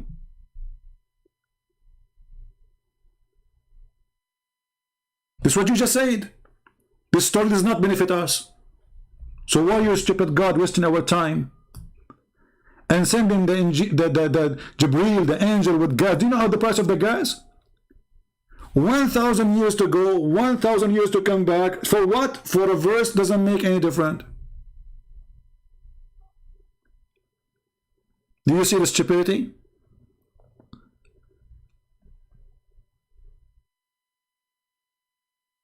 Read Muslims and laugh. This is your religion. It doesn't benefit us anything. So why your stupid God keep talking about Israel, Israel, Israel, Israel, Israel said, Israel did, Israel fast, Israel went, Israel come?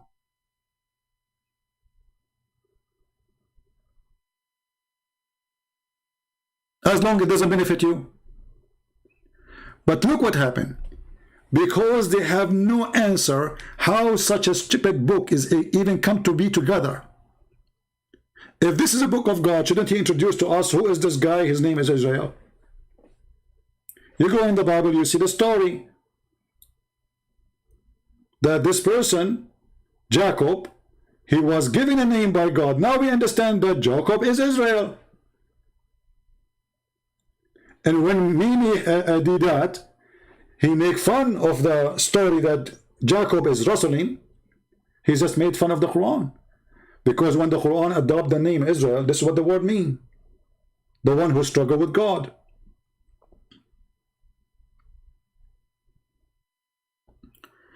Then we go in the Quran all over, it says the children of Israel, the children of Israel, the children of Israel. But shouldn't we know first who is the Israel first?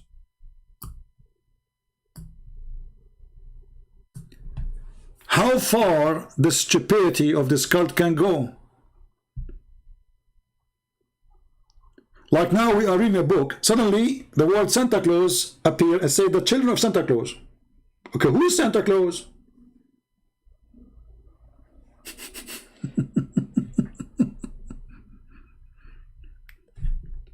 Who is Santa Claus? Shouldn't you tell those people? They never heard of this person.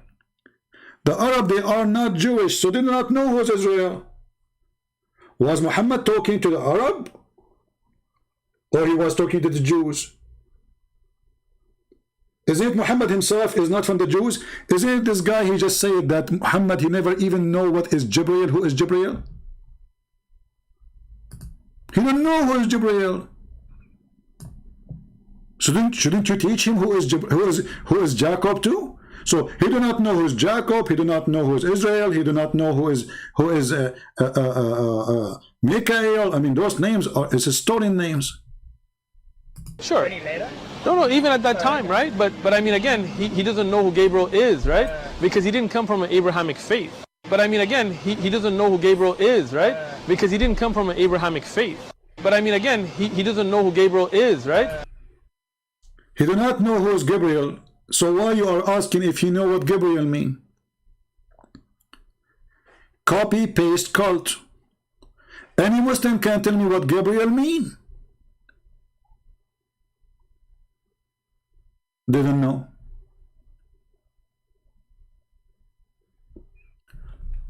The only one who can refute us, and I hope he will not call us right now. I'm really afraid that this person will call us. This is the only one really we fear.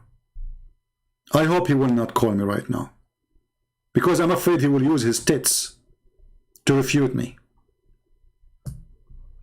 It's very practical.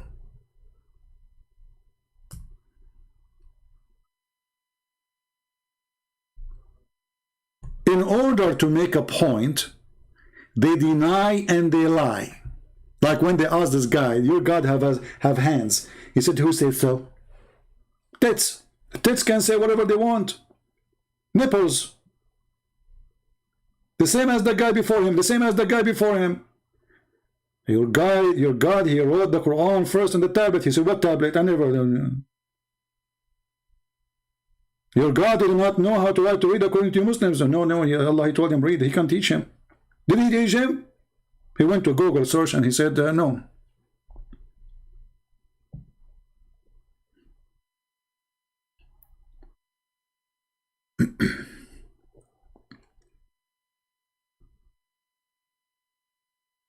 By the way, you guys are taking the point of Mimi Hijab wrong. He is not doing striptease. He was just taking off a t-shirt made in China.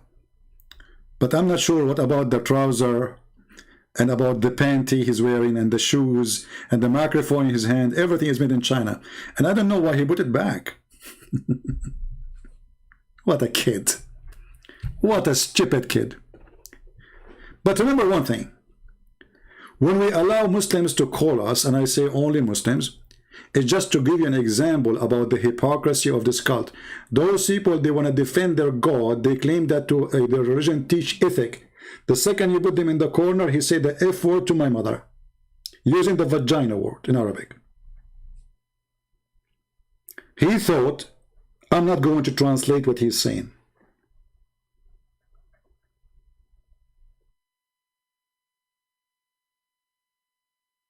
This is how filthy this cult.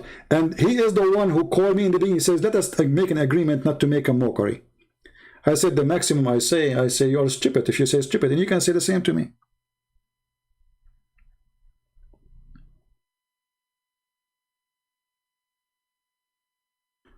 But why you are surprised? If they have a God, he described the vagina in the heaven of Islam.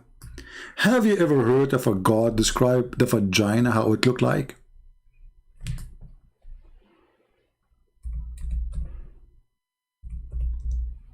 Read and laugh.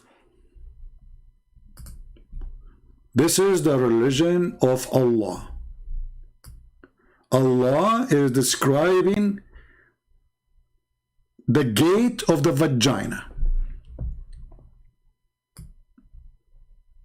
Read it.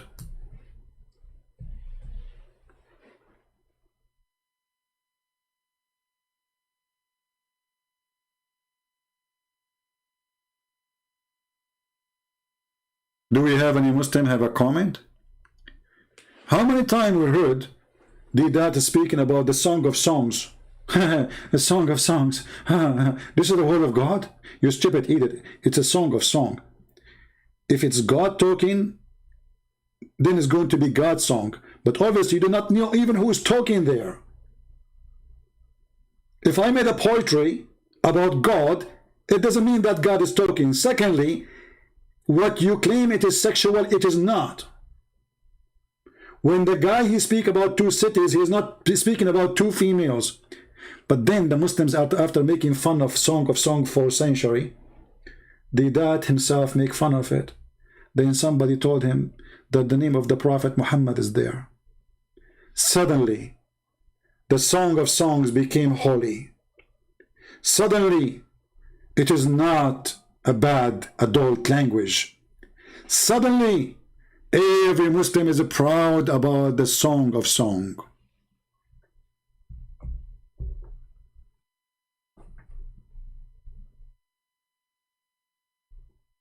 You see the hypocrisy? Yesterday it was a porn. A week after it is holy.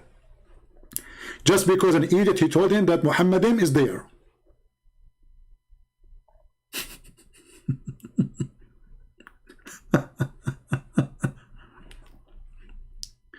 And you know what make it funny? That the Quran said that the name of the Prophet will come after me. Isa saying his name is Ahmad. So how Ahmad became Muhammad? I want to know. What is the name of your Prophet? You Muslims are confused. His name is Ahmad because it's not the same. You might say to me it's close by the meaning, but still not the same. Name is a name. If you change one letter, it's not the same name. So Isa said, there is a messenger will come after me, his name is Ahmad. So his name is not Muhammad. So if we find a name in the Bible, it should be Ahmad. Read it. How come the Muslim they found Muhammad? Muhammad is found even Zakir Naik, he have a video about he found the name of Muhammad in the Hindu scriptures. But you go and read the Hindu scriptures that says that this is an evil spirit. Yes, the word Muhammad exists. It's an evil spirit. The spirit of evil. They are so desperate to find their prophet anywhere.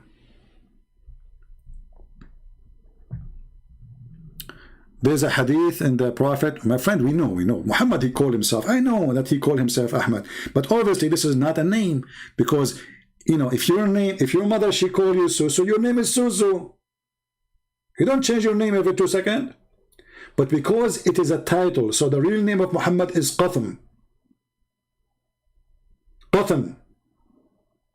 When he was born, his uncle gave him a name. Or his grandfather. Why? Because there is he have a son. He passed away just before Muhammad was born. And what the Arab they do, the first baby come, after the first one died from the family, they name the new baby by the same name of the person who passed away. This is the real name of Muhammad.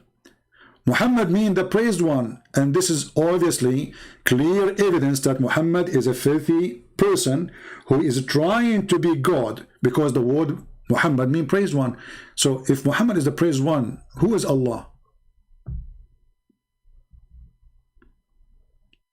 Do you understand? Muhammad is trying to hijack the names of Jesus.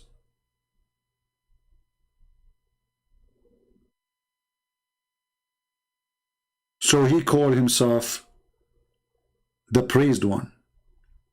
So when the Muslims, they say, we believe in one God, and they follow a man, his name is the praised one, obviously they are cult following a cult leader.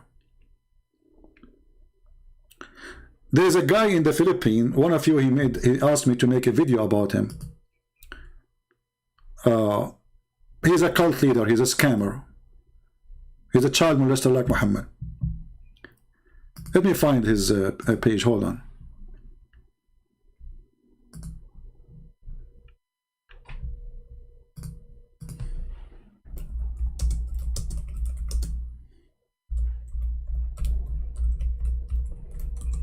And later, now they have many cases against him. He's raping women. He's doing sex trafficking. He's a scammer. He's a fraud. He have all kinds of crimes. But this guy, he called himself the Son of God.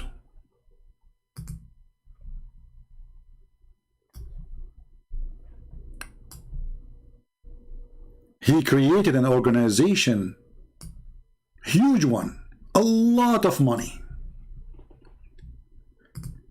And he tried to fool the poor Filipinos. The funny is that the person who asked me to expose him, I said I concentrate on the stupid Muhammad.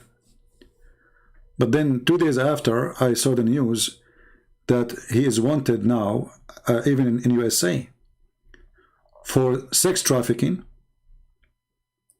rape, tax fraud, even visa fraud.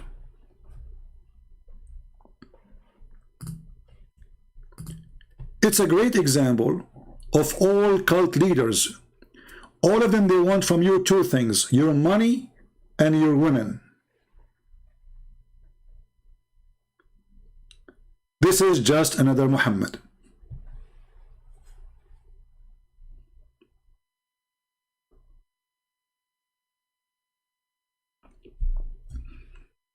And I'm so glad that soon this person will go down and he will be punished for lying to the poor.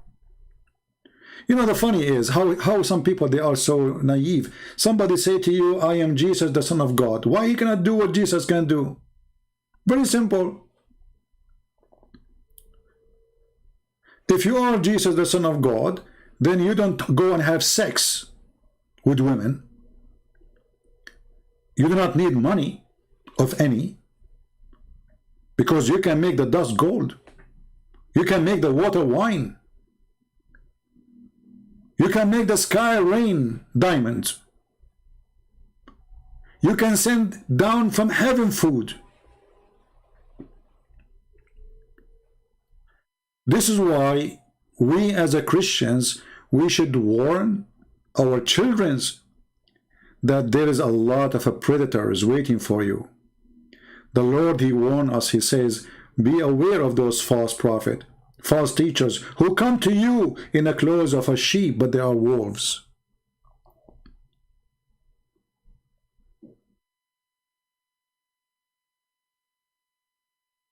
And this is Muhammad. Muhammad is a prophet, and made a chapter in the Quran saying any Muslim woman, she want to give herself to the prophet. What does this have to do with God?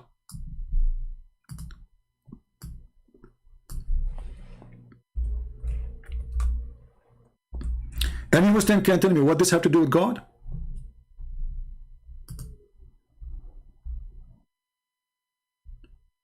God in his office, which is way behind Santa Claus office. Sorry, Muslims don't have Santa Claus, they have bomb clothes. He go to the office and he decide to write long verse about how many women Muhammad he can excuse my language, literally. And the genius Allah discovered that after Muhammad became almost 55, 60 years old, he decided to tell him, by the way, it's lawful for you to have sex with your wives. Look how deep it is. Don't you think Allah is too late? The guy is in all those years, and now you are telling him it's made lawful for you to have sex with your wives. So Muhammad was doing it before what? Not lawful?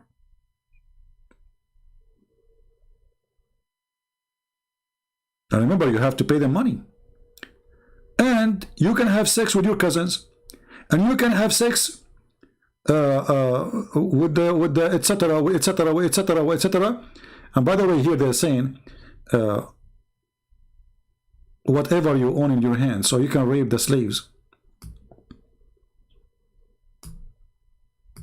And those you own by your right hand possess. And then he continues saying, and any believing woman, she offer herself to the prophet. What does this have to do with God? I mean, the guy, he have tons of females in the bed. Why he need such a license? Hey, women, offer yourself to the prophet. And then every hooker in Mecca, she said to herself, uh-oh, I got a free retirement plan. I will go sleep with this pimp. And then I became the girlfriend of Muhammad. Nobody will dare to touch me. And I will have retirement forever. Any believing woman, she offer herself to the prophet. Any. Is that from God? And then after that, when women who they are not good looking, excuse my language, I'm talking about the standard this man he think about, women who they are not good looking, old women, they start offering themselves to Muhammad too. And now what he will say to them, he says any woman she offer herself. He did not say any women I choose. So he had to fix it. Right away he made a verse saying, Allah, he told me this. Hey Muhammad, Habibi Muhammad, you can post porn, any of them, and you can receive any of them. And whosoever you desire of those whom you have set aside. Like, what the heck? So women now are lining up in the front of Muhammad's house. Some they are old, some they are yummy. Muhammad, if he sees someone she is yummy, he says, you come here, okay? Yeah, come here. You go to the bedroom. No. You know, Allah, he told me, no, yeah, okay. You, next. No. Don't even take off your veil. No. Don't, please, don't, no. Have you ever heard of a God, he makes such a verse? So he made a verse saying, you can F any woman she offer herself, and then after that he start getting women who they are really old. Nobody want to marry them. Looking for retirement plan. So Muhammad, he made a verse saying, Allah told me I can postpone whoever I wish. I can put aside whatever I wish. And I can do boom boom to whoever I wish. Because my God is a wish God. And then Aisha, she noticed that Muhammad is a fraud. She said to him, Inni ara rabbuka yusari'u ila hawaka ya Muhammad. I see that your God, he ran into your temptation, Muhammad. your penis. The penis God. Read carefully what Aisha said. I felt jealous. I felt jealous. Come on. This is after the guy he died. So she wanna explain why she said that. I felt jealous of women who offer themselves to Allah Messenger and said, then when Allah the Exalted, the Glorious revealed this, you may differ any one of them you wish, and take to yourself any you wish.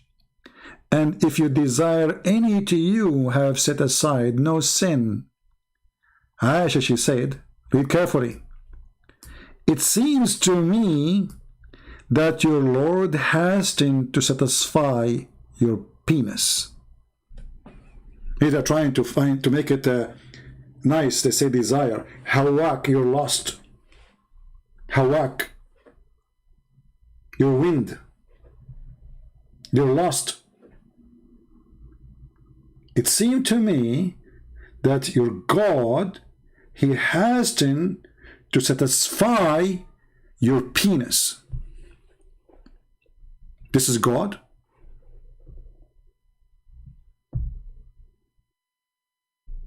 Muslims, is that God?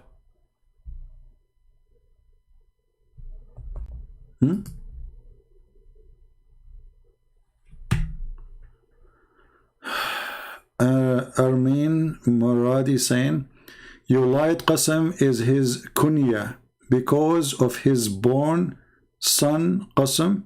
Abdul, Qatham, not Qasim. You are a stupid donkey like your prophet. You see, they don't even know Arabic. They don't know how to say anything. Qasim. I'm not talking about Qasim. Qatham, potato. Open Ibn Kathir and read. Who care about Qasim? And secondly, your prophet never have a son. Your prophet, his penis doesn't function. Even the Quran witness for that. This is why the Quran says that Muhammad was not the father of any of your men. Why? Because he never have one.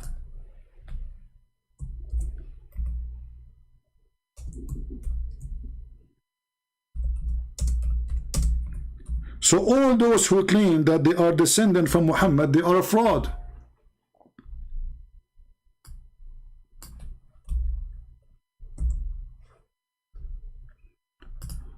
Chapter 33.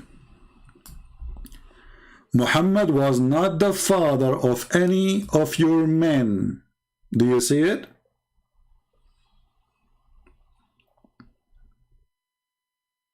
Do you see it?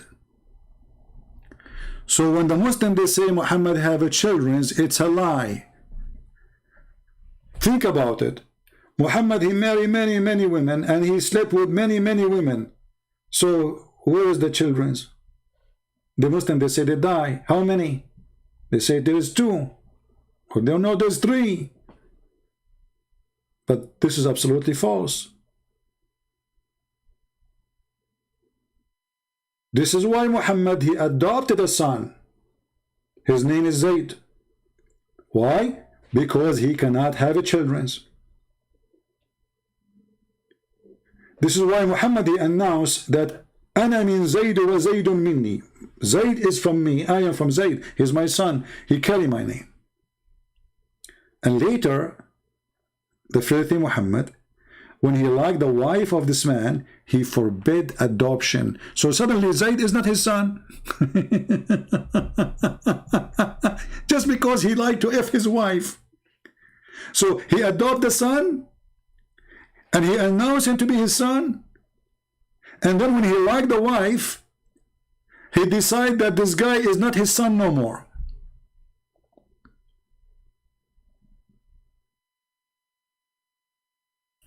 And even their book says that when the prophet, he went to his own son when he is not home. At that moment, he was his son, supposedly.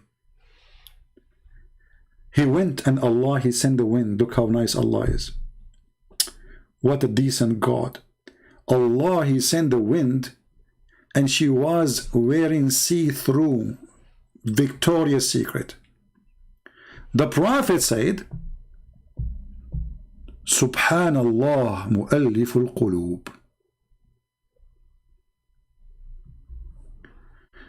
Fatima is not his daughter, Abdul. This is why, guys, Khadija, she have two husbands before Muhammad. Fatima, even the Shia, they say, they claim that only Fatima is his daughter. But even Fatima is not his daughter. She is his stepdaughter from Khadija. She grew up in his house, but she is not his daughter. As simple as that. I have a challenge for you to show me a hadith about the day Khadija, she gave birth to her daughter and Muhammad was her husband.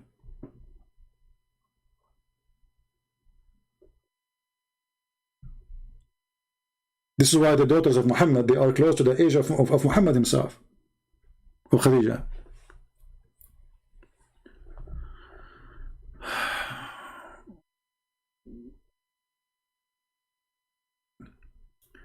You know, when the hadith, when he says Malik al-Muluk, Muhammad, obviously he meant Jesus.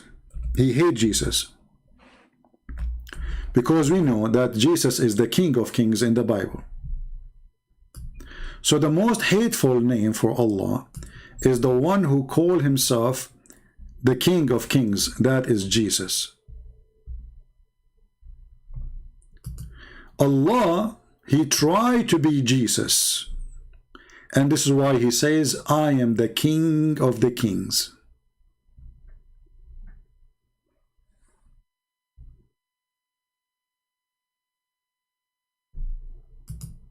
I am the kings. We're the kings. You see the translation, he says, I am the Lord. It doesn't say that. He says, Ana al-Malik. Not I am the Lord. False translation. I apologize today. You know, when I use those words, when this guy, he insulted me, and I translated what he said to you, because I felt I have to show you how those who grow beard in Islam, they are the most disgusting. The second you corner them, the truth come out. So he come to us in the clothes of a sheep. He said to me in the beginning, please let us not make mockery of each other. I said, what mockery? Did I say anything to you? If I say, I will say you're stupid. If you say something stupid, you can say the same to me. The second, we put him in the corner, showing him that his God is not a spirit. He starts saying the F word to my mother in Arabic.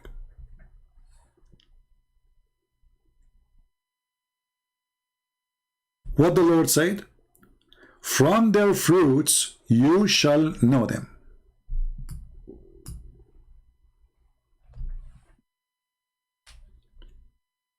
From their fruits you shall know them.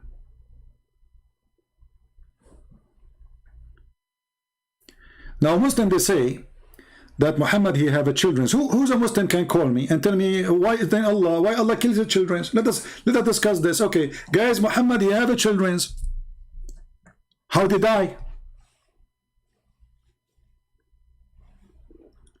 When our brother Nabil Qurashi, he died because of cancer, the Muslim, they start making mockery. He says, God punish him. Okay, we will go with it. Did Allah punish Muhammad and kill his children? Any Muslim have an answer? If Muhammad he have many sons, and each time he have a son, Allah kill him. Why he's killing him?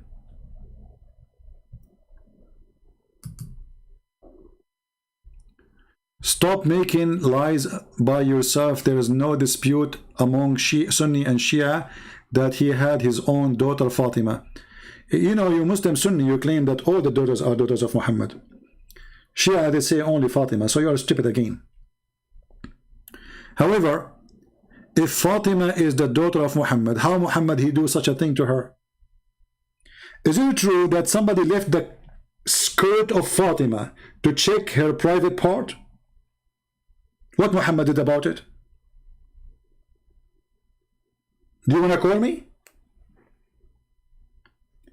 If you are a father and then your daughter who was young, somebody left her skirt to check her vagina, to see her legs, and then the daughter, she come back to her father, what the father should do?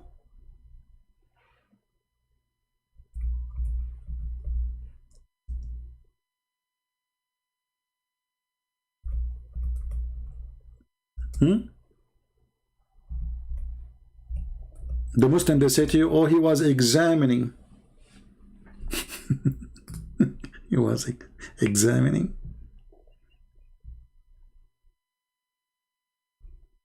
Examining?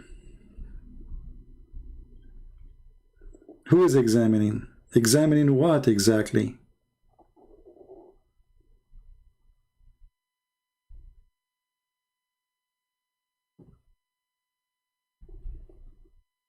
Do we have any Muslim here dare to call us?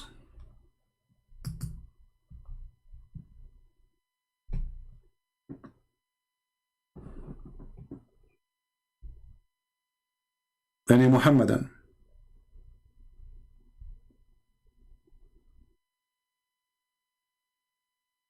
By the way, feel free, if you get emotional when you are talking to me and you want to turn on your camera and show us your t-shirt, I mean your nipples as Muhammad Hijab did, I mean it's okay, obviously it's halal in Islam to do so.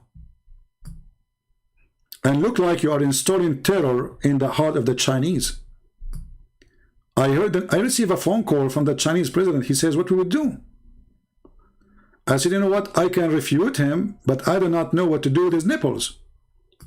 And I can make him shish kebab, but nipples war, I am not really expert. So now the Chinese, they are asking the United Nations for the Security Council, because Mimi Hijab, he waged war, Islamic TiT war number 3 against China. And the Chinese women, by the way, this is the danger. The Chinese women, they are looking at Muhammad Hijab, says, wow, how cute he is. Look at those nipples.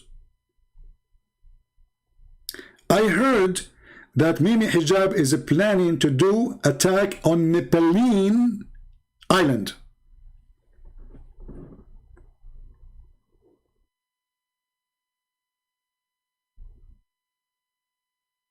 If you don't believe me, take a look. And look, the Chinese men behind says, no, no, please. They are scared. Those Chinese army, they are terrified. I mean, look at this. They said, like, what the heck? No, please, man. And the funny, the guy is challenging the Chinese government, and the Chinese government is across the road from him. He did not even dare to touch the wall.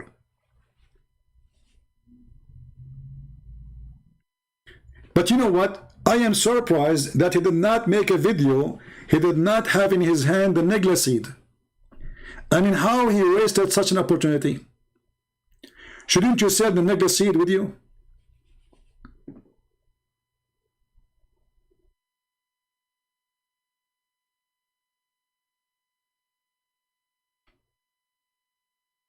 Any Muhammadan? Somebody want to do jihad by taking off his t-shirt? What? They are great mujahid, my friend. Just yesterday, The Australian government, they announced Hezbollah as a terrorist organization. A week before, the government of UK, they did the same to Hamas. What this guy he do? He take off his t-shirt talking about China.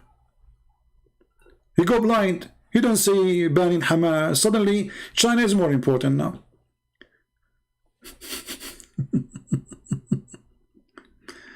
But my friend, the necklace seed is a solution for anything.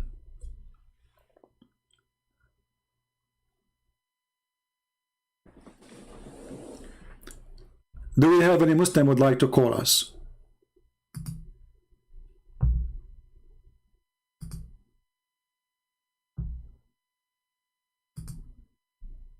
Anyone? We have this guy, he tried to call, but I could not take his call. I was talking. Yeah, let's call him. I don't know how to stop this speaker ring. You know, it's very noisy. I have to take down the sound, the audio, when I call.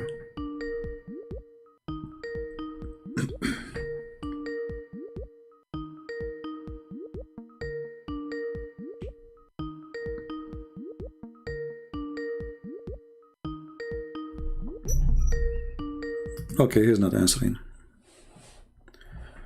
Let us see if he can call us.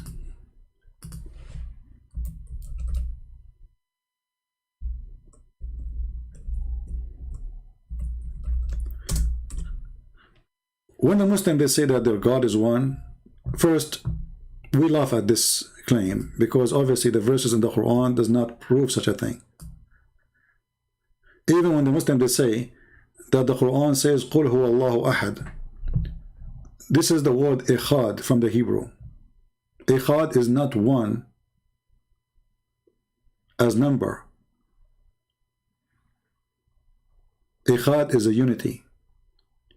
Is used in the Old Testament in many places. This is why it says that the man, he leave his family, he married, and him and the woman, they will become ikhad. But the man is a man and the woman is a woman. They are not one person.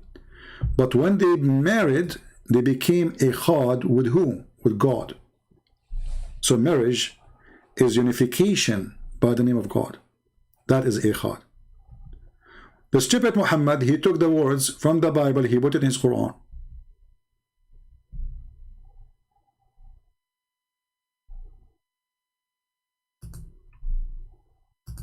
And the Muslims are so confused with it.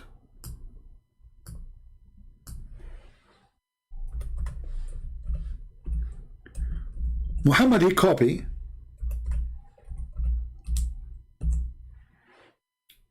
from the Aramaic prayer that say that Allah is a Samad. The Aramaic didn't say Allah, they say God. Okay, what is a Samad? You ask the Muslim, they put for you between two brackets, the self-sufficient, the master, who is the create, all the creatures need. He is neither eats nor drink. All of those is one word. All of those, I mean, all of them, they are one word. Are you serious? But because they don't know, they try to find an answer. This is not an Arabic word. Samad, you can go and ask anyone. There is something until now we use in the Middle East, it's called masmuda. Masmuda simply is a little thing made from clay, and you make a hole in it and you collect coins inside. I don't know what they call it in English. So this is usually what kids do, you know. So like in order not to break it and get tempted to, you know, to spend your money, you buy this clay thing, have a hole, and then you put the coins inside, or even whatever money. And in order to get the money, you have to break it. This is what Samad mean. Then we find that there was an idol, his name is Samad. There was an idol around Mecca. And the funny is, just to show you how corrupt this religion is, the Muslim, they took it from the book of Ibn Kathir.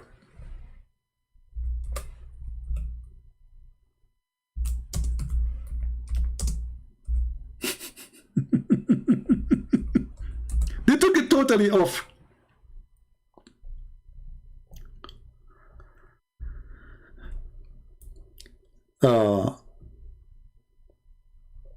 Let me show you.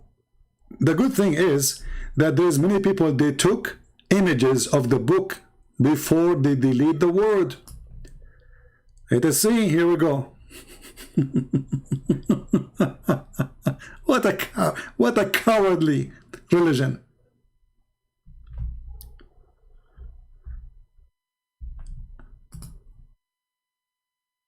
Here we go.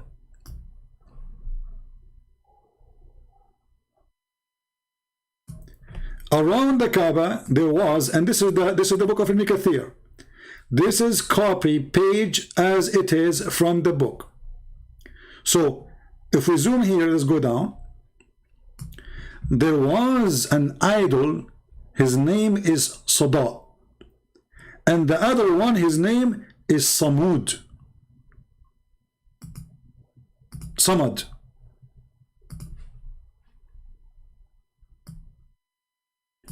If we open right now Ibn Kathir in the government of Saudi Arabia website, it is gone.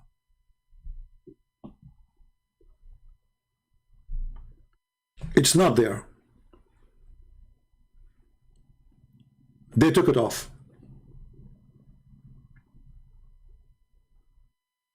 And I challenge any Muslim to say we are lying. And as you see, you can tell this is coming from a book. This is not. Nobody can make it up. So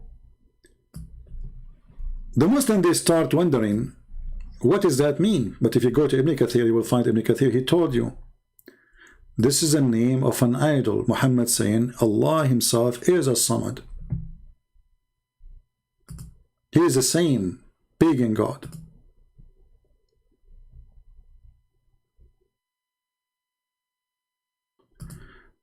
Somebody saying to me it exists in Ibn Kathir. I don't know if we can find it. Let us see, because I looked many times before, I could not really find it in the website. Let us see.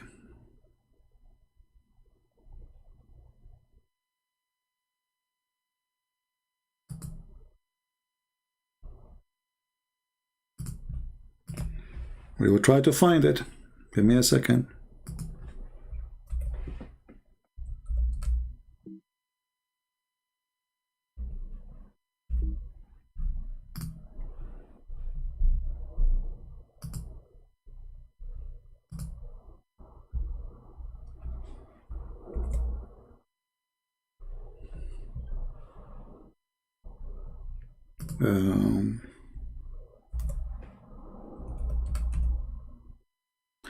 Actually, I found it. Unbelievable. Look at this. Maybe people, they start exposing them, they put it back. I found it. Hold on. Thank you for the admin who sent me the link.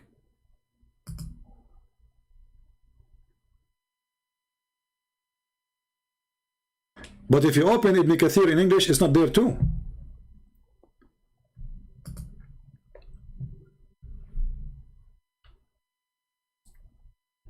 Here we go. Oh, this is actually here. This is Ibn Kathir, but it is a summary by As-Sabuni. We need to find Ibn Kathir himself. Let us hold on. Let us see Ibn Kathir, not somebody else. We go to Ibn Kathir.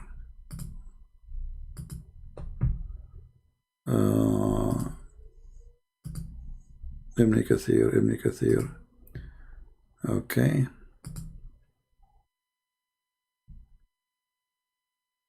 Here we go. This is the official government website of the Kingdom of Jordan, and this is the book of Ibn Kathir.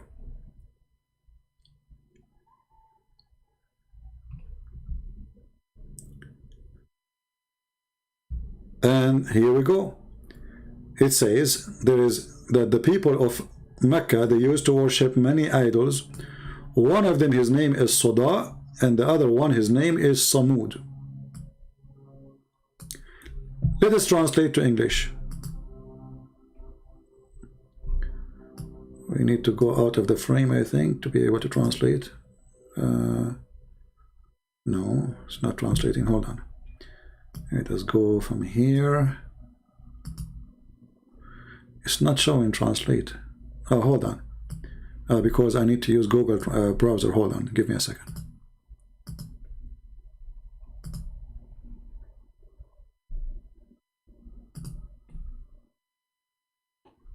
The translation will not work unless you use Google browser.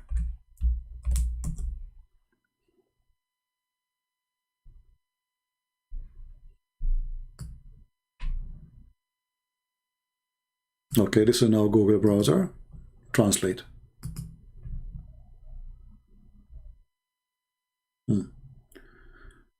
So there's an idol. Okay, worship. Okay, and then mentioned worship idols. So idols in place.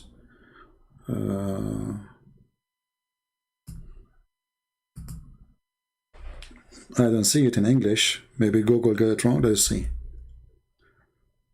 Samud. Yeah, Google did not get it. Google translation did not do good with this thing. But what we can do, we can copy the text and take it to Google and translate. So let us do this. Give me a second. Because sometimes if you translate the whole page, it doesn't work. Google translation.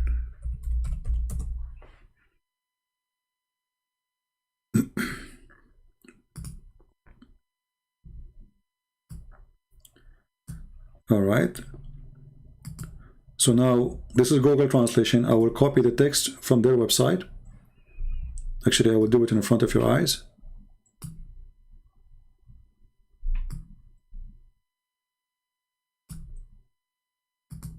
Copy. And now we take it to Google and we paste.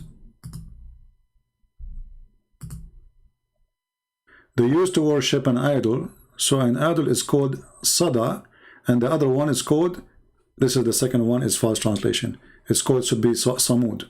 Steadfastness. Yeah. The translation came in wrong for the second word.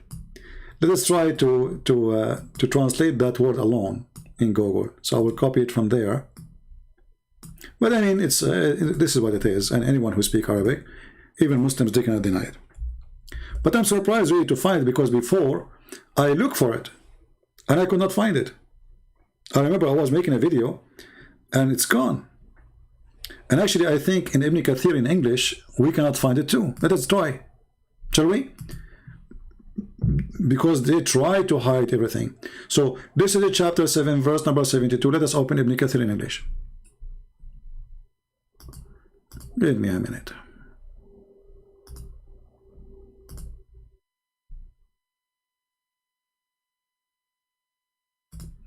Word of Allah. This is the Muslim website. And we go now to chapter 7. And I don't think we will find it there.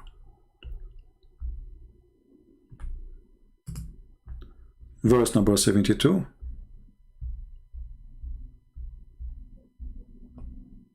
Here we go. And we zoom out.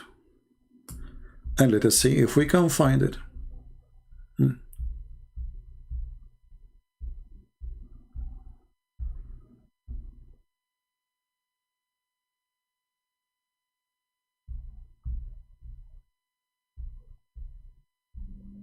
Until now, I don't see anything.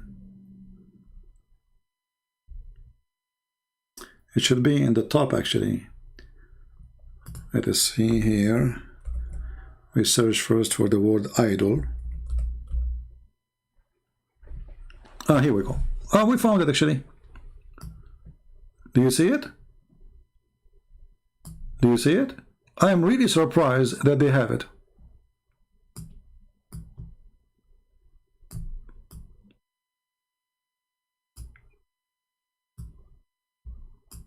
Do you see it? This is their God. This is the Samad.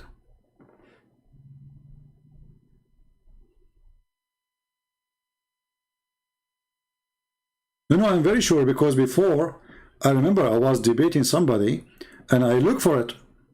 I could not find it. It's gone. This is why people, they make articles about the scandal that the Muslims are hiding.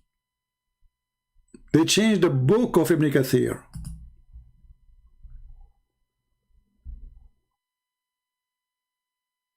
Actually, here there's an article in front of me. I just searched.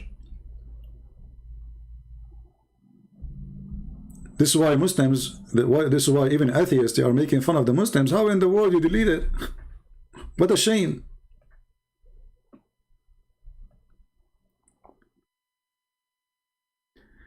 And the funny, one of the interpretation the Muslims they have from a guy, his name is Ikrama, he says that a samad is that the thing which something come out of it and he don't eat. Other one says it is something he have nothing inside, he have nothing empty inside. Other one says this is the one who don't eat food, but this is idols. This is exactly idols.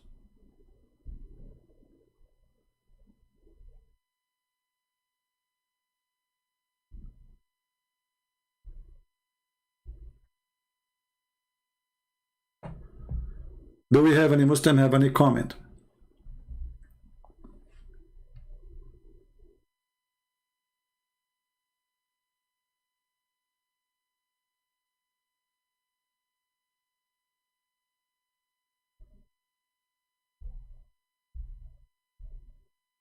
Anyone?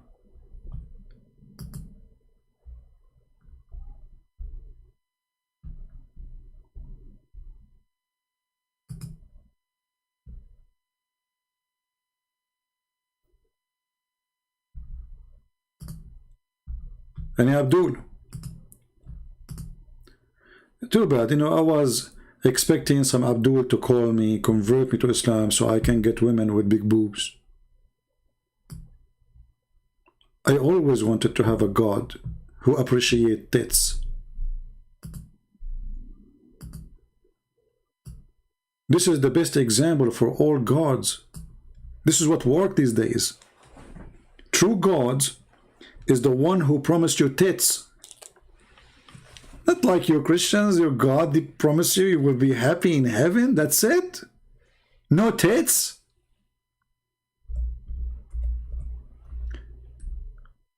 The true God is the one, each time you sleep with the women, Allah, He put His finger there, you know where. Don't ask me. And He make her virgin again. And I asked myself, first time I heard this, I mean, why He would do that? Isn't it, this is a cheating? I mean, I just slept with the women. So what the point of making her virgin again?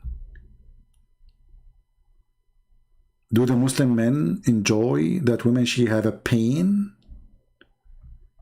Or he wanna always believe he is the first? You Abdul, you are the one who made her losing her virginity, so you are the first. You want to be the first again? No, how cute you are. But because this God is a filthy God, he knew that those Arab are obsessed. Arab, they live in the desert. What they have for joy? Drinking and sex and poetry. That's it. They sit at night, they say poetry, because there's nothing inside us. There's nothing. There's no trees. There's no rivers. There's no nothing. Their life is so simple. They have animals. When the spring comes, they marry new wives because now they have more babies for their sheep and their camels. The spring is sex time. And the end of the summer, everything is dying. There's no water. This is why you will see the people of the desert, which is Arabia, This is what the word Arabia means, desert. They worship the moon god, for the moon is always nice to the Arab in the desert. The moon never kill. They never dry their water. The sun do kill them. The sun kill their animals. The sun kill their grass. The sun is the most dangerous part of their life. This is why you see that at that time, people who live in cold area, they worship the sun. Like in Europe. And people who worship, who live in a dry desert area, they worship the moon.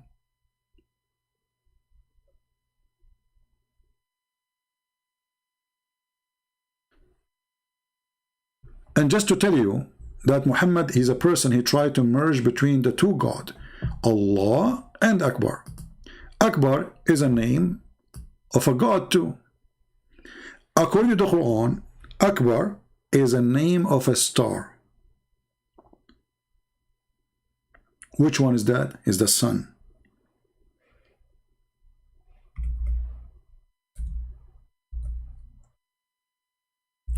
So what Muhammad he did, this is why the Muslims they say Allahu Akbar, Akbar, mean and. So when Abraham he saw the moon rising, he said, "This is my God." The Quran says that Abraham he worshipped the moon. And then when he saw the sun, verse number 78, when he saw the sun, he did not say, "This is only my Lord." He says, "This is Akbar." You see the translation here says the word the greatest. It doesn't say that. Akbar is not the greatest. Akbar means bigger. You see the word Akbar can be used depending on the location of the word. As an example, I can say in Arabic that this person, Akbar from this person, I mean his age. When you see it to use it with a person, you talk about his age. If you say the word sha'n before it, sha'nahu akbar, that means he is he have a bigger value. If you speak it with object, it's about size only. Anything is not alive, it's about size. Or even it's about animals. So if I say that this apple, or if I want to say this apple is bigger than the other apple, I will say Akbar. Doesn't mean it's older, it means size. This one is a size, Akbar, being bigger, not greater. Here is the sun. And Muhammad is comparing, or his God comparing between them.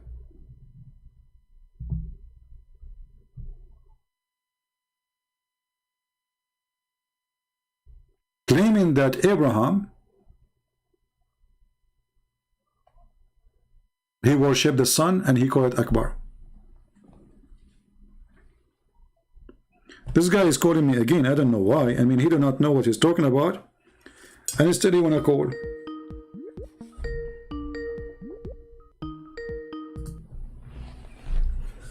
Hello?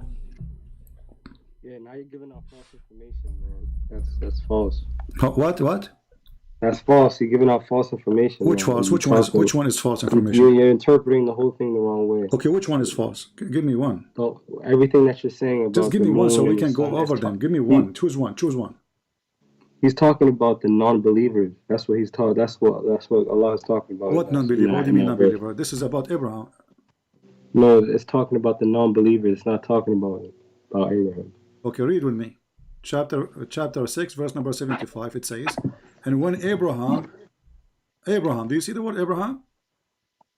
Hold on.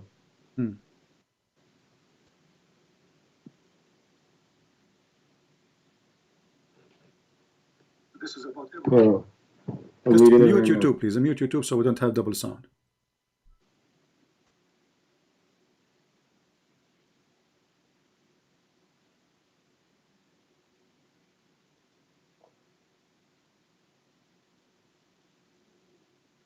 So admit that you are wrong and you do not know, and you are learning from a Christian. No. What He's talking about You know, so you know when Abraham was at the time of Abraham, Islam wasn't even Islam. Islam was Hindu at He that wasn't a time. Muslim. He was I a mean, Hindu. he was a Muslim. This is another question now. Is this verse about But Abraham worshipping the sun? He's Yes or talking no? about Abraham before he submitted to God. He's not talking about. Okay. He's not talking about. Who Abraham, cares? So Abraham, he worshipped the sun. Yes or no? Did he worship the sun? Yeah. I don't. You tell me. What do you mean you tell me? You call me to tell me that I am lying, and You now are, you are telling me. You are. You said this is not about Abraham. Everybody heard you. He wasn't a Muslim. He wasn't a Muslim at the time. Okay, he wasn't a Muslim. He was worshiping. No problem. He was worshiping what? What does it say? It says the moon, the stars, and the heavens, right? What? And then what happened after that? Okay, but did he worship the stars? Did he worship the moon? Did he worship the sun? Yes or no? What does that have to do with anything though? Like, what are you trying to say? Why you are calling me? I mean, what's wrong with this guy? He called me to show me that I'm wrong. I'm saying he's lies. He's talking about the non-believers. That's not what non-believers? The Quran is talking about. He is. Read. Do you know English? It says, and when the night covered him who?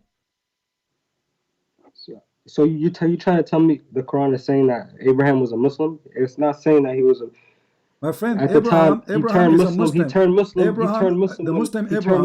When, the Muslim Abraham is a Muslim. That's why he's worshiping the moon. When Abraham was growing up, or whatever, he's talking about when he first looked at the sun and the moon or whatever. Okay, so when he's seen now you agree. Okay, so now you agree he said that the first time, hold on. Let's go slowly. The first time you said, here, look at the moon, he worshipped the moon. Is that what you're saying? He's saying, "Is this my Lord?" He's asking if this is my Lord. Then it's set. He is saying, and then the sun came okay, up. hold on, guys. And then the sun, guys, and then the sun came up. Then he asked, "Is this my Lord?" Okay, what it says is this. It says, "This is my Lord," not "is this." He's not questioning. He's saying, "This is my God." You are adding words, my friend. I don't see "is this." Why you are adding words? Where in the verse it says he said, "Is this my Lord?" I mean, when you think of something, you can still have a question about it. You can still question it without. Is he confirming or questioning? The English is very simple. The English is very simple. Is he questioning or confirming? Read it again. He's not confirming. I think my interpretation is he's questioning. Okay, what is your name, my friend? Is your name Ibn Kathir? What?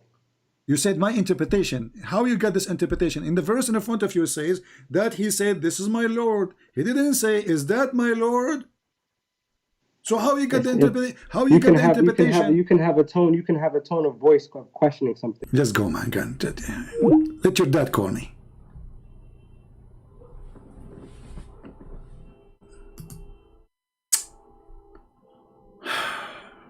From a billion something Abdul.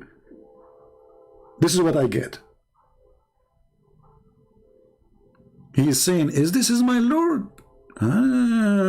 So Abraham, he sat at night, he put his finger in his nose, start looking for boogers, thinking, because this is what Middle Eastern do when they think deep, like they dig deep in the boogers.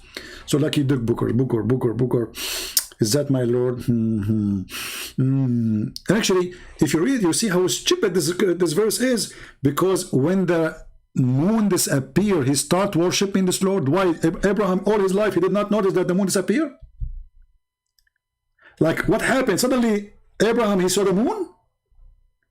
Maybe Abraham and his family, they were living underground for millions of years, and then when he came first night brother, he came in the top, it was nighttime. You look, moon. Are you my Lord? But he didn't say that. He said, "You are my Lord." But for sure, Abraham at that time was digging hard in his nose. And then Abraham, because he never saw the moon sitting before, it was a surprise for him, disappointing, brother. You know, by the morning, the moon is gone. Abraham said, "Oh no, what kind of Lord this Lord is? He disappeared. He disappeared." Then, hold on. The same happened with the stars. And then when the sun come, surprise, surprise. And then when he saw the sun rising, this is the first time Abraham he see the sun. Before that, his mom told me she used to put a bandage over his eyes. That's it. He never saw the sun before. And then this something in his eyes fell down. Made in China, you know. Because his mother, she keep washing it. Like she have two bandages. She wash one, she put one, she wash one, she put one. And you know, so he will not see the sun ever. And then one day, this Chinese thing fell apart. And oh, the sun, oh. And he said, this is my God, this is Akbar. This is what it says in Arabic. هذا ربي هذا أكبر. All of you, you know how the word Akbar is written, even if you don't speak Arabic. Go compare it with the word Allahu Akbar. So the guy, he said, oh, this is Akbar. I'm going to worship Akbar. And then, brother, surprise, surprise, Mr. Akbar, Aka's son, she disappeared later by sunset. And then he says, I don't worship, I don't like the one who said. What kind of a story this is? I mean, how deep the reasoning of this Abraham, how stupid this story is. Because if Abraham worshipping not the one who disappeared, how he worship Allah when Allah never appeared to him?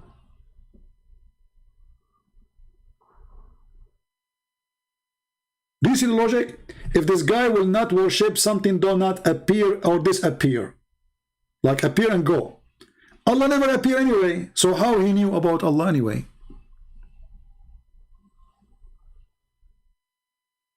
Cuckoo. This is the cuckoo Muhammad making cuckoo chapter, and the one who called me, he's a cuckoo too. We say to him, he says, this is my Lord. He says, no, he's asking if this is his Lord. He's asking where it says that. He said, this is my God.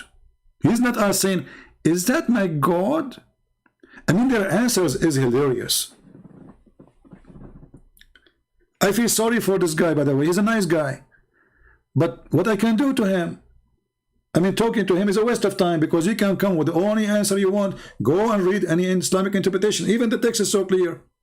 فَلَمَّا رَأَى الشَّمْسَ بَازِغَةً قَالَ هَذَا رَبِّي هَذَا أَكْبَرُ. When he saw the sun rising up, he says, this is my God, this is Akbar. He's not asking if this is my God or not.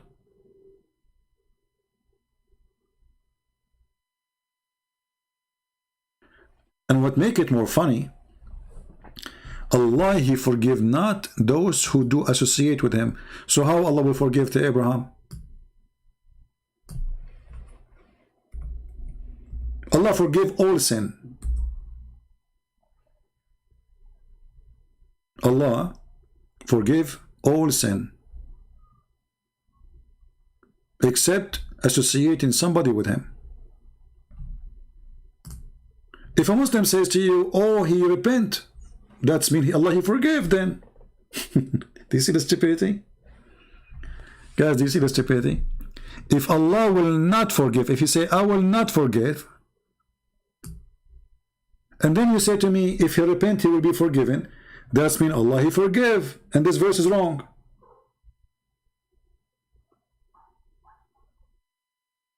You guys, are you listening? Because all the sin, in order to be forgiven, you have to repent. So the verse saying there's an exception. Allah forgive anything except committing shirk, which is associating someone with him. So if Abraham, he worshipped the moon, he worshipped the sun, he worshipped the stars, he worshipped three with Allah, not only one. And actually many, not only one, because the stars, all the stars, billions of stars. So when the Quran says Allah forgive not those who take partner with him, if somebody convert to Islam right now and he accept that Jesus is God when he was a Christian, based on the verse here, you will go to hell, because Allah forgive not.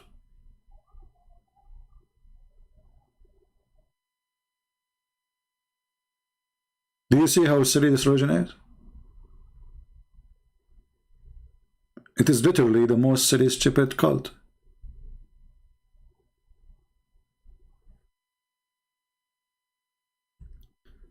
And then, if you read the verse after it, you will see how stupid Islam is. Allah says they invoke in His stead only females. Are you saying Allah is a male?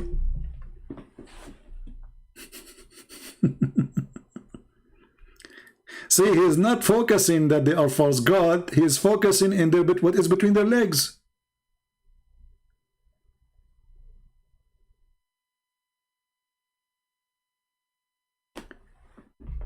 In different verse in the Quran, Allah have a complaint saying what? You take the male for you as sons and you give me the female? Have you ever heard of a religion like this before?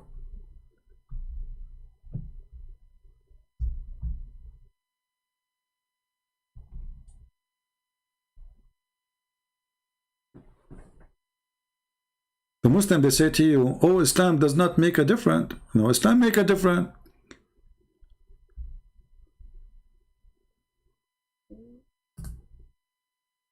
Allah complaining that, hey, Arab, you took for your own sons and you give to Allah women, daughters?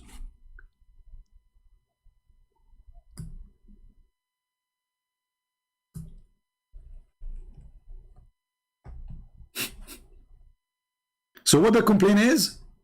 Like, hello, for you get the boys, for me I get the girls?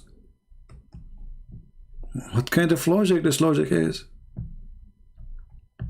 And Allah, He don't like to have a female angels. Allah did not create female angels, so are they male?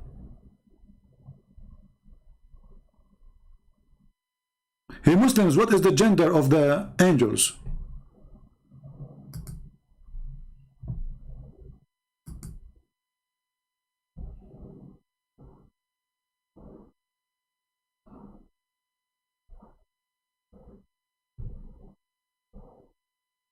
Anyone?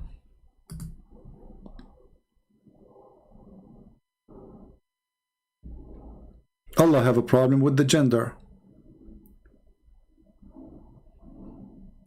Anyway, we will finish for now. We are here for long. And we hope that China will be safe. I'm really worried about China. Now, since Mimi Hijab, he decided to declare nipple war on China. I mean, somebody please talk to Mimi Hijab. Tell him please, I mean, take it easy, Mimi. Don't do that. Chinese, I mean, this is too much. You showing your nipples to China is really too much. Big risk. I heard that the Chinese are willing to give their nuke and their submarines just in exchange of you just putting your t-shirt on, which is made in China. So please, Muslims, speak to Mimi Hijab. I mean, do something. We don't want all of China destroyed by the anger of Mimi Hijab nipples. It's true that the King of Saudi Arabia preparing himself to fly soon to China. It's true that Emirat is going to give a base to the Chinese. It's true that Qatar, they are desperate to have Chinese weapon and Chinese even base to protect them. It's true that Iranian government is the same. It's true, it's true, it's true. All of you, from you name it, even Somalia, they want the Chinese to come. But all of this will not protect China from the anger of the nipples of Mimi Hijab. When the true lions of Islam, they get angry, they show their nipples. I heard today in the news, and this is a true story by the way, as you know, Prophet Muhammad don't lie. I heard today in the news that Chinese are buying everything's in the shelves. Actually, I heard it in the news true, the Chinese government, they told them to prepare themselves for what is coming. Let me show you in the news. Hold on, maybe you might think I'm making fun, you know. Hold on. Here we go. Let me search for it.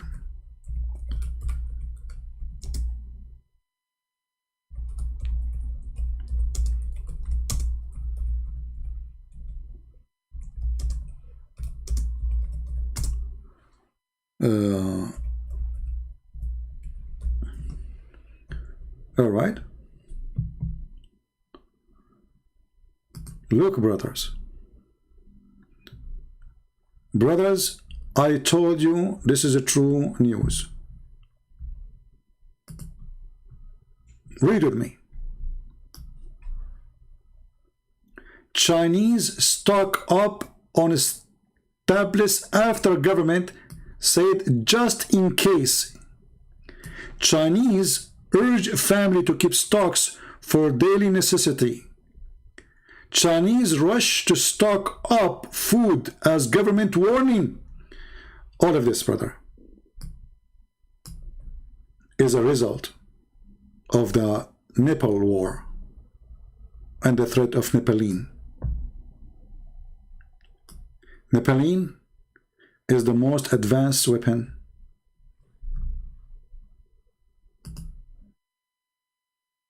it uses laser, sound, and even milk. Chinese are terrified, buying food like crazy. I have a neighbor, he's Chinese. He was rushing, like I said, hey, Mr. Lee. Oh, by the way, all the Chinese, their name is Lee. You know, you go to China, you say Lee, everybody say yes, you know. Like the same, you go to Egypt, you say Ahmad, everybody is Ahmad. Muhammad is everybody is Muhammad. Okay. So I said, hey Lee, where are you going? He said, I received a warning. You know, I speak Chinese, as you know, because I speak all languages. You know, Al Hassan, he speaks like 72 million language. I speak 71 million. You know, he beat me. Still, he is better than me.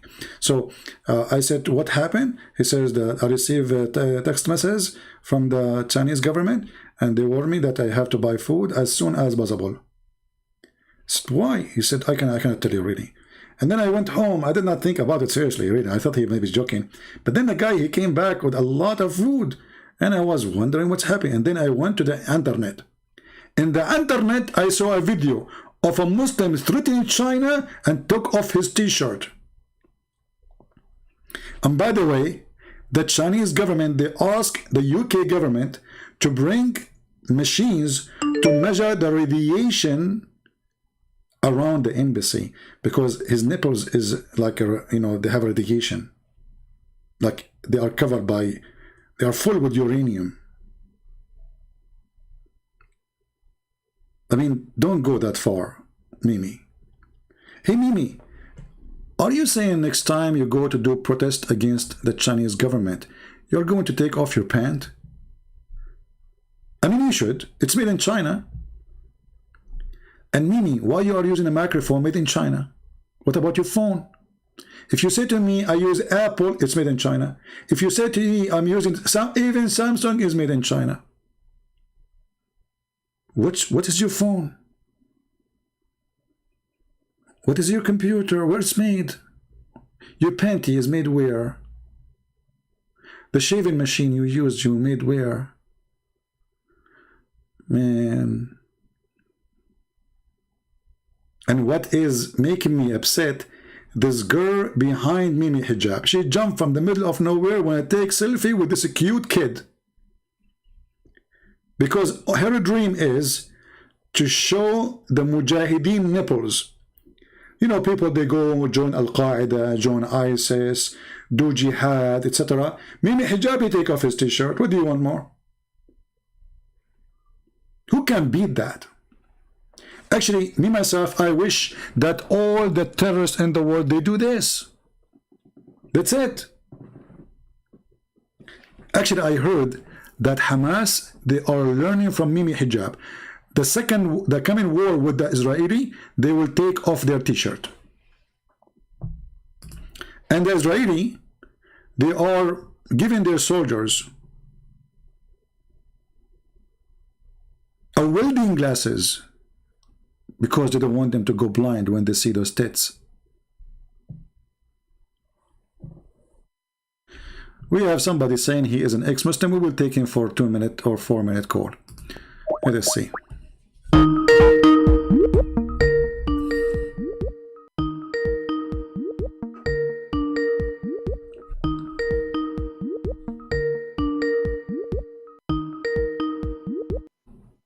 Hello?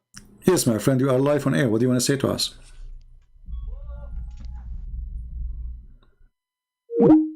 Okay, maybe you don't want to be live on air. No problem. Well, my friend, if you don't want to be live on air, I don't talk in private.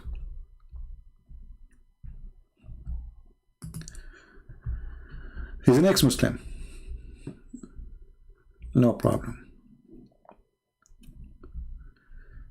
Do we have any Muhammadan? Last call. We have time for one more call. Any Muhammadan? But just don't show us your tits, please. I mean, it's enough what happened with the Chinese. Enough is enough. Too many tits will kill you.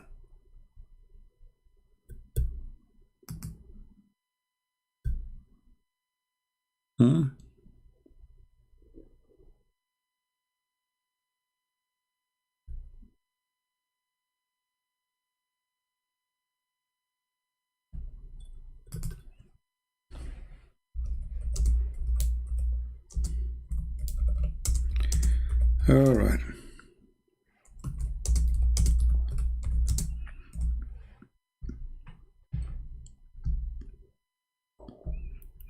Let us see. I'm trying to find if there's any Abdul here. Look like we are out of Abdul.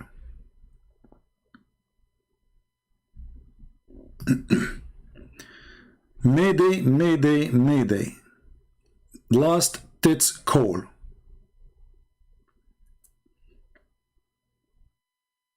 You know, did you think about before, have you ever imagined that the world will come to an end by tits? Me, myself, honestly, I never thought about it. I mean, this guy, he took us into surprise. The funny, the Muslim, they say he get emotional. My friend, the guy, he knew what he's doing. He is an idiot. He shaved his chest, don't you see? Have you ever seen a Middle Eastern have no hair? This guy, he shaved his body. It's a show time. And what he's showing us, like, what is that?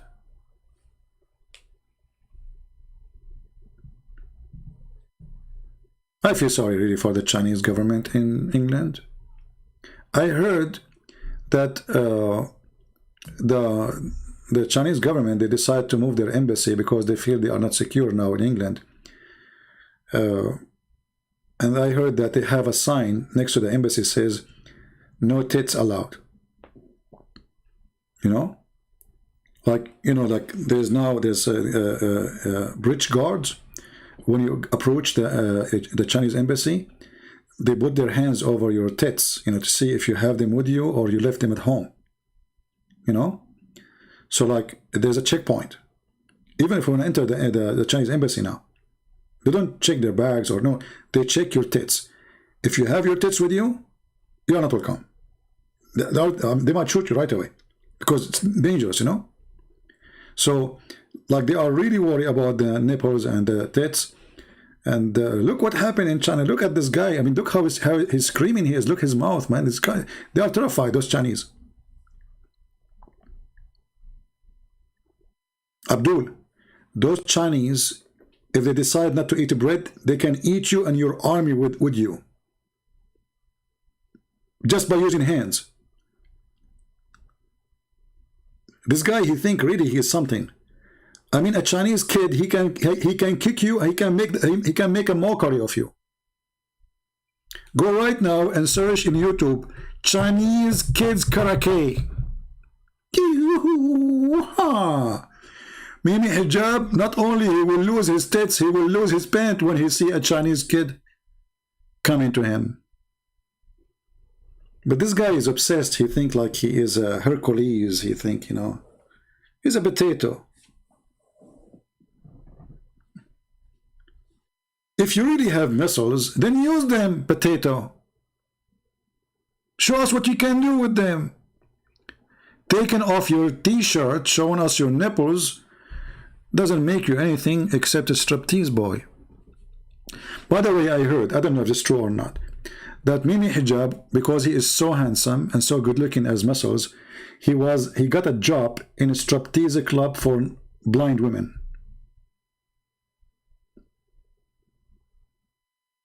He was accepted right away. He went to a blind women club and he put his resume to do striptease, and he was accepted immediately with no questions. And those blind women, they are so grateful to have such a striptease boy on the stage.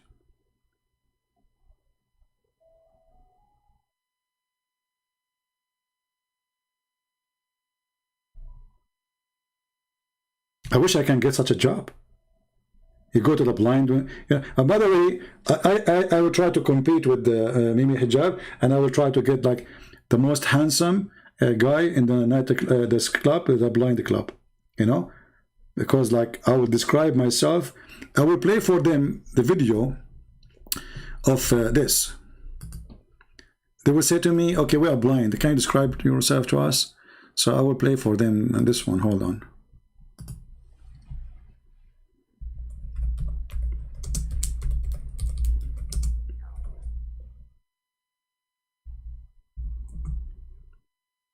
In order to make them see how amazing the situation is.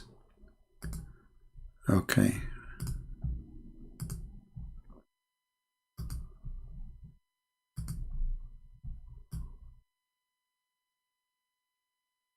Oh, my internet is going bad. I don't know why. From my side it says good. Okay, hold on. So they will ask me, describe yourself. I will say to them, well, you know, I don't want to lie to you, but listen to this.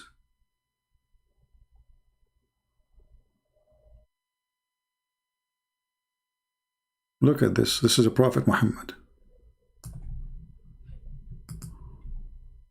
Ibn Malik says, he says, I came out one night, I came out one night, it was the full moon night.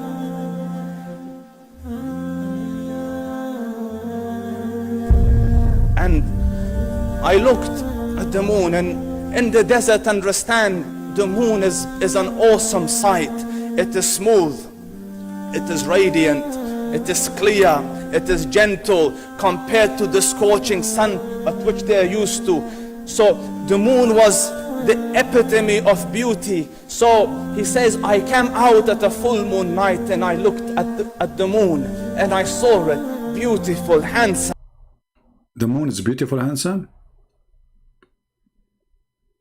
The moon is beautiful, handsome. Oh, okay. I'm learning. Beautiful, handsome. So I said, let me go see if the moon is more handsome or my prophet is more handsome. Let me see if that is more beautiful or the prophet is more beautiful. So I went and I saw him standing afar. So I looked at his face and I looked at the moon and I looked at his face and I looked at the moon and I looked at his face afar.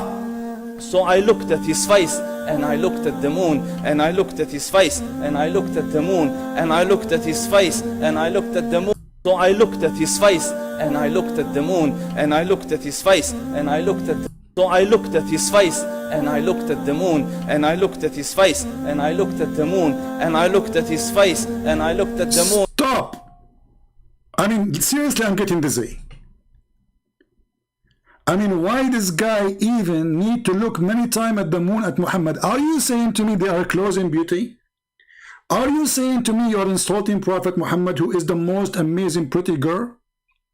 Shouldn't he get a decision right away from the first look? Shame on you! You're insulting Prophet of Allah, who is the most handsome pretty boy. It's enough to look one time at the moon, and then you will see how beautiful the nipples of a Prophet Muhammad.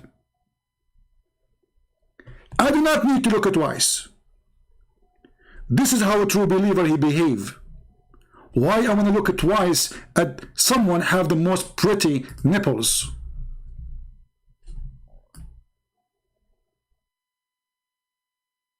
How in the world even I compare between stupid moon and the most pretty prophet? What's wrong with you? The guy, he look at the moon and then look at the prophet and then look at the moon and look at the prophet and then look at the moon and look at the prophet. Shouldn't you decide immediately that the prophet is the most pretty? What's wrong with those people insulting the prophet of Allah, who is the most pretty sexy boy ever? Notice with me, there's many religion in this earth, there's many cults, but the only one who worship a beauty boy, his name is Muhammad, is the Muslims. And by the way, all those descriptions obviously are a fraud, because women, they were running away from this guy.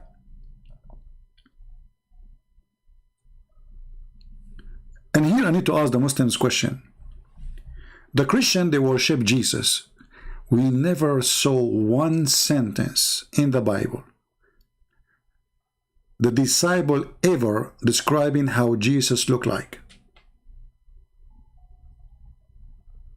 Why the Muslims speaking about the belly button of Muhammad? I'm not exaggerating. Belly button of Muhammad, the underarm of Muhammad, the thigh of Muhammad, the shin of Muhammad, the hand of Muhammad, the cheek of Muhammad, the eyebrows of Muhammad, the eyeliner of Muhammad, the voice of Muhammad. I mean, is he a prophet or a striptease boy in a nightclub? It was excessively white, وَفِي immensely dark. The white was excessively vast. The dark was immense. In his eyes there was a contrast. The dark was immensely dark. The white was excessively white. وَفِي أَشْفَارِهِ وَطْفٌ, and his eyelashes were long. وَفِي صَوْتِهِ صَهْرٌ. What the heck is that? Aren't you worrying that there is a lot of people these days, they like men? And you know what I'm talking about. Aren't you worried? This is your prophet? He have a long eyelashes, his eyes, brother, his face, his mouth, you should see his lips. Brother, his ass. What is this? The white boy Muhammad?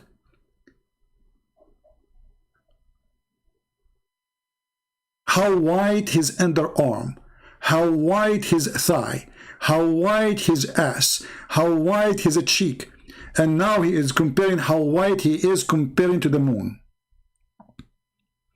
And now after all this, should we accept Muhammad or not to be a prophet? Abdul, let us say for the sake of argument, Muhammad is what you are saying. There's a lot of handsome men these days. Should we accept them as a prophet too? قال سمعوا لقوله. When he used to say something, they used to hearken to what he used to say, and they used to compete to fulfill the command. This is Muhammad Rasulullah. This is Muhammad. This is Muhammad Rasulullah. Anas ibn Malik says, he says, I came out one night. I came out. You know, this, when you hear this, what is that? What are you doing? Out one night, it was the full moon night.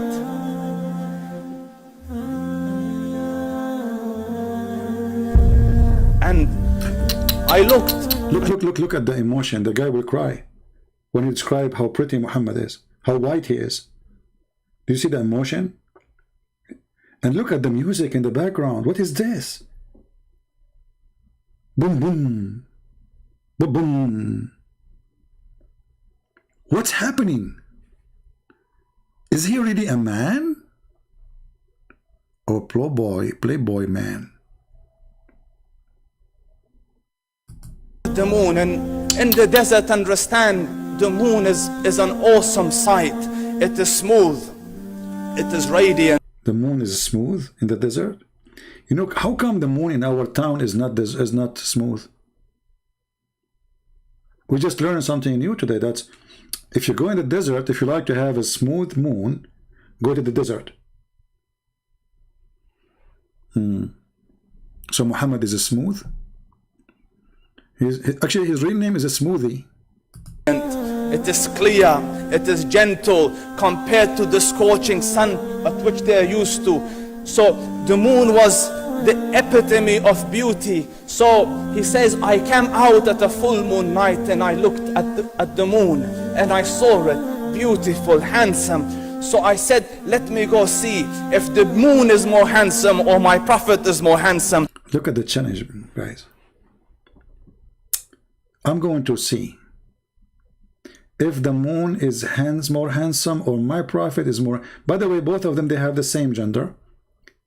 Both of them, they are the same kind. I mean, Muhammad is a planet, and the moon is a planet. So we compare between them. The moon is round. According to the hadith, Muhammad was round. To the point, if you push him, he will keep rolling all over like a ball. There's a lot of similarity, we have to admit. Why in the world you are comparing the moon to Muhammad?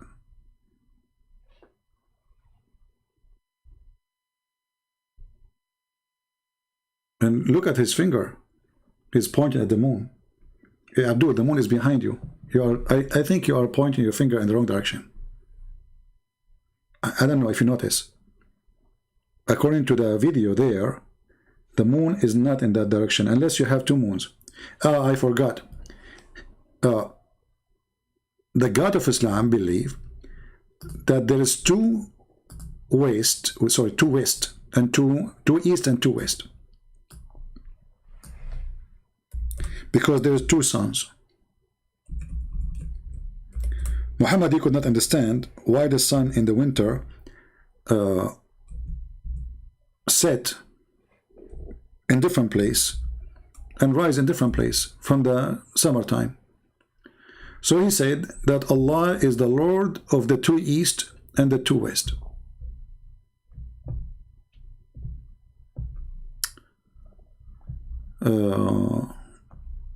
Let us see. Hold on, let us see the verse.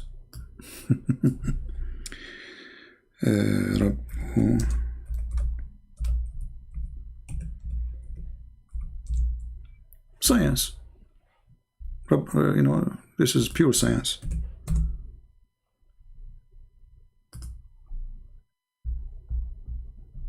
He is the Lord of the two east and the Lord of the two west. This is how Allah explained the change of the location of the sun in the summer and the sun in the winter. So there is two east and two west.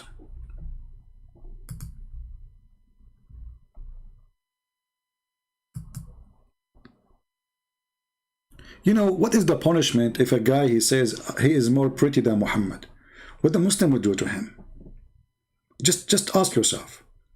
What if somebody, he decide, somebody, you know, I'm not going to name his name, you know, somebody, I'm not going to say, like, I will not even mention one letter of his name. Like, I will not say Trump. What if Trump, he say that I am more pretty than Muhammad?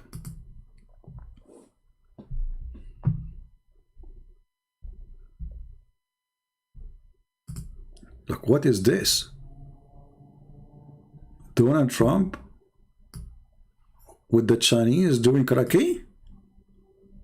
I told you, Mimi Hijab, he scared the hell of everybody. Now the kuffar, they gather together to take a course for karaoke because they heard the threat of the nipples of Mimi Hijab. Here we go. The Chinese, is that the Chinese guy or who is this guy? I'm not sure. You know, for me, I don't know. Like, So,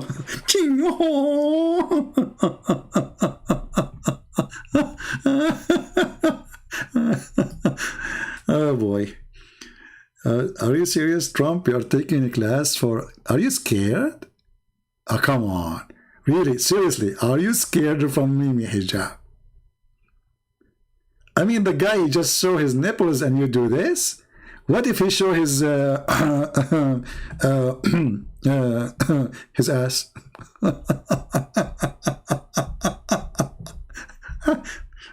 I'm so disappointed with you, Trump.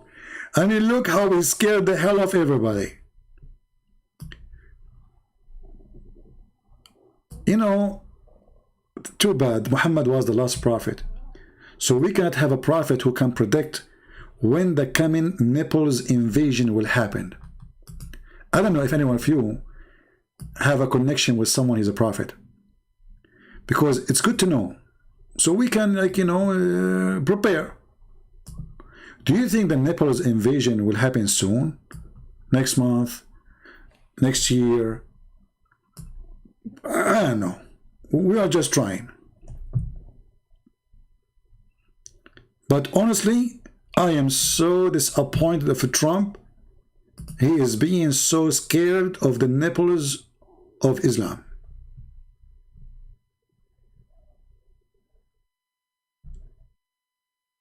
How he do that to us?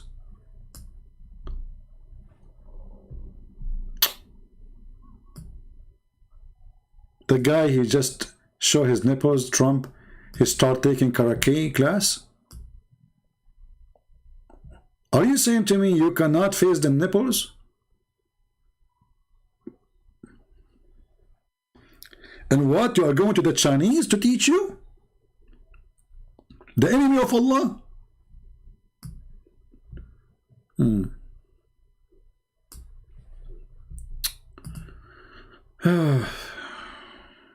Very disappointed.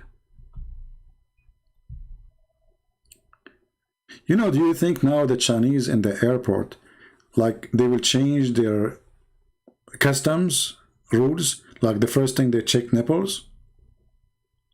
What do you think? Like, now in the X-ray machine, are they going to make like a special X-ray for nipples? So you go in the airport of China. I posted a video before of me in China, right? You remember it? When you go in the airport, there's no English. No English. Most, like, maybe there's a sign or two. But I think they will put a new sign, like Islamic nipples from here, especially because they discriminate the Muslims, right? So Mimi Hijab is coming with the army of Nepalese, and they are really scared from the nipple. So they will design a new machine, Chinese machine, who can scan nipple.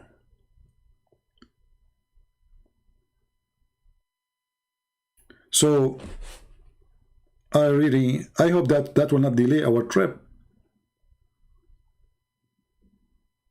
I'm really worried about that. You know, when I go in the airport, this is before, now it's not working no more. Before, when I go in the airport, like once I remember I was late. So I'm going to lose my airplane. And there's a long line of people to check the security. I mean, for sure I will lose my airplane. So I did this. I took my phone and I started saying, okay, Alhamdulillah, Alhamdulillah, yes, brother, Alhamdulillah, MashaAllah, MashaAllah. The guy, the security guy, he came to me and he put a circle around my ticket and he says, go there. And right away they will pick up somebody, he is blonde, redhead, to make it like we are not picking up an Arab or something, you know. So I was finally, because I will wait like at least for 2 hours to pass this long line. So special check, I went behind the machine, they check me, love again, okay, take off your shoes, okay, take the belt off, you know. They did not take everything because they did not ask me to show my nipples, to be honest with you. I was relieved for that, because this is where our strength as Middle Eastern, all our power is in the nipples. I'm telling you. Actually, I know a cousin of mine, his name is Mimi Hijab. He was able to melt 6-foot concrete just by pointing his nipple at them. There was like workers who work in a coal mine. So under the ground, and then the whole cave collapsed on them, and the concrete collapsed on them. They cannot take them. It's going to take a long time. But my cousin Mimi Hijab, he took off his t-shirt. He pointed his nipples in the concrete. Bzzz. Everybody converted to Islam when they saw that, because this can happen only if you believe in Allah. If you believe in Jesus, your nipples have no power. I'm telling you. Hey, hold on. Zakir Naik have a comment. Christian Prince, for the last 3 hours, you are talking about nipples. So respect. Hey, hold on. Okay, I'm not saying anything. I mean, your boy is the one showing his nipples. Why you do that? Christian Prince, first of all, we Muslims, we respect the nipple of every brother. Okay, this is your brother, and you respect his nipples. Oh, by the way, you said you respect his nipples. How you do that? As an example, we have a rule in Islam. We have rule of shaking hand. Okay, shaking hands, I get that. And we have another rule. As an example, we shake nipples. You shake nipples? Are you serious? Yes, the Prophet, he said that a woman, she can give her breast to adult, and he can take it and he can suck it. Okay, but this is a guy. Are you going to shake his nipples and suck his nipples? Christian Prince, first of all, nobody knows his gender because he's wearing the clothes. So it's possible that he's a male or a female. Yeah, I got your point actually. You got a point there. He might be male or female, we don't know. How we will know, you think? Very simple. Look at his face. He has a beard. Yeah, well, he have a beard. That means he is a male, correct? Exactly. But at the same time, if you look at his face, he has no hair. Okay. So he's a female. What the heck? So is he male or female now? I think he's a male, female at the same time.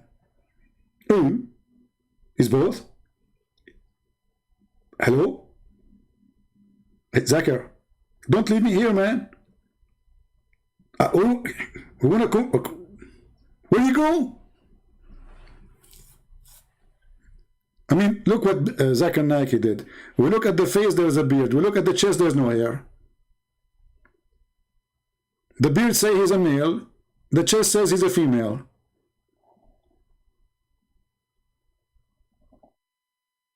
What do we do now?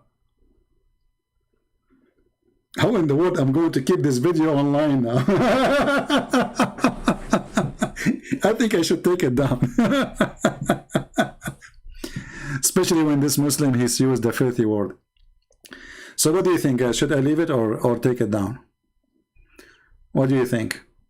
I mean, we come here every day online. Hey, by the way, don't forget, if you go and click at the information in the info of this video, we have our books, the 2 new books, published in Chinese and Russian. And first time ever, a book of mine published in Chinese. And it's for free, as a gift from me. Same as the Russian one. So, even if you are not a Chinese or a Russian, download the video, post it again in G Drive, and post it everywhere.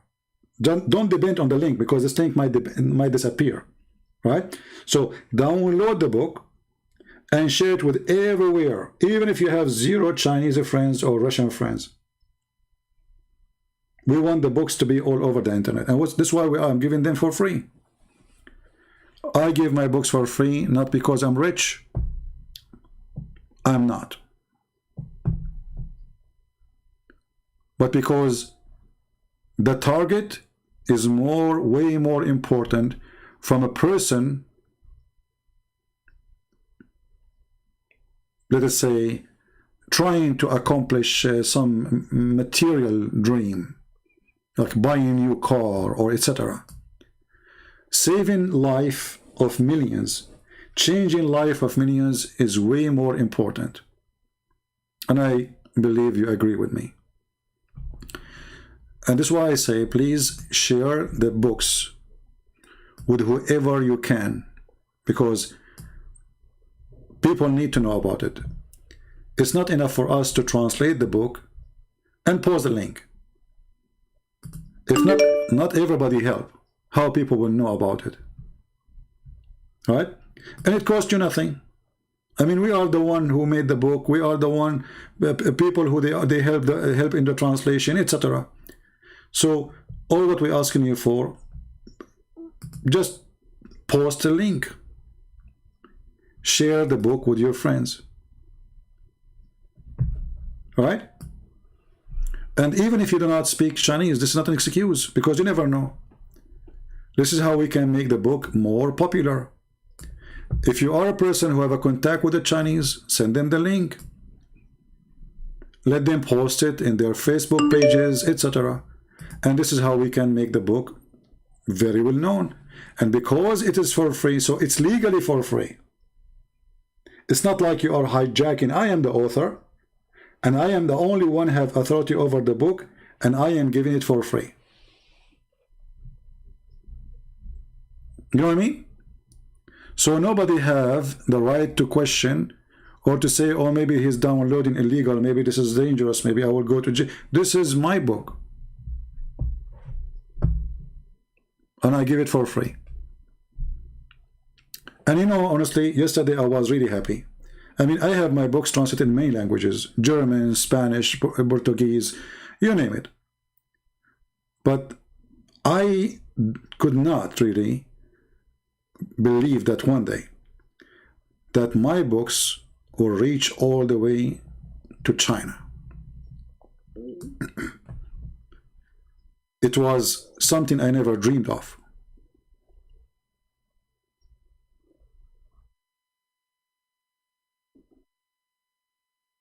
Honestly, you know, when I started, first people make fun of your English. You are not born in USA. You are not a British citizen who was born in the country, speak a perfect English. And then how in the world you are going to accomplish such a thing? And look today, we have our books translated, and I say ours because the people who helped me in the translation, they are part of this book now. Indonesian, we made a revolution in Indonesia. Christian there, they have no answers. Poor Christians, they are left alone. They don't know what to say to the Muslims. Today, every single Christian in Indonesia, he can refute any Muslim so easy. He can get him busted, not only refute him. Malaysian language, Indonesian language. I mean, so we gave a great animation, peaceful animation, to be used against the devil attack. And the more we translate, the more we will have people who can stand up against the cult of Muhammad and laugh at it.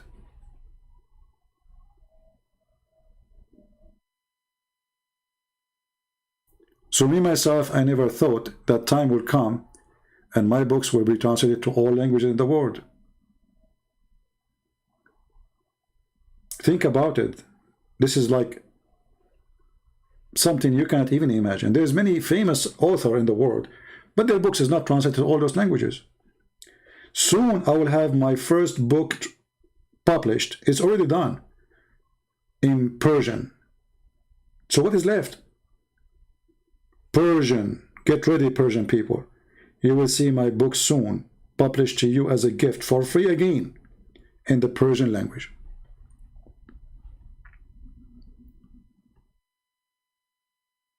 So I'm very grateful for the help of those who did the translation, and we will give it for free, and we will keep it for free. But trust me, nothing in this earth is for free. Somebody have to pay for something. So always we appreciate people who support us, even though we have a very little few people who really care to support. If you go to Patreon, you will see a big numbers of people there, but very, very, very few of them, they really support. The rest are just names. With my respect to them, I mean, it's okay, maybe they don't have, they cannot, you know, but still your support is needed. I don't talk about it, because I should not, I believe, but this is the reality. People don't appreciate things for free. If you make it expensive, they will think it is valuable. You make it cheap, they will say it must be cheap then. You make it for free, they say it must be bad. They will say, why he's giving it for free? If you read my books, you will see it's a treasure of information. There's no book is written about Islam like my books. Not because I am the one who wrote it, you can go and read.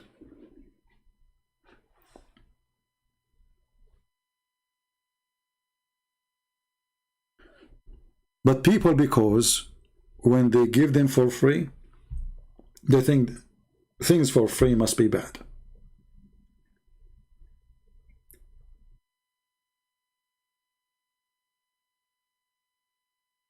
But this is not the case, because those books can cost me my life.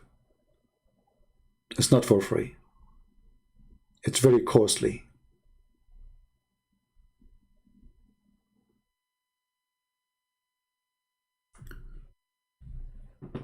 But even if my life will be taken, what I did is something I will never regret. It's something I'm so happy to do. Every single Muslim, he left Islam because of the work we did, is a treasure for me. So I really appreciate all of you, those who support us and those who cannot, and they wish they can. At the end of the day, the Lord always, he sent the good ones, and the good ones, they come in my way.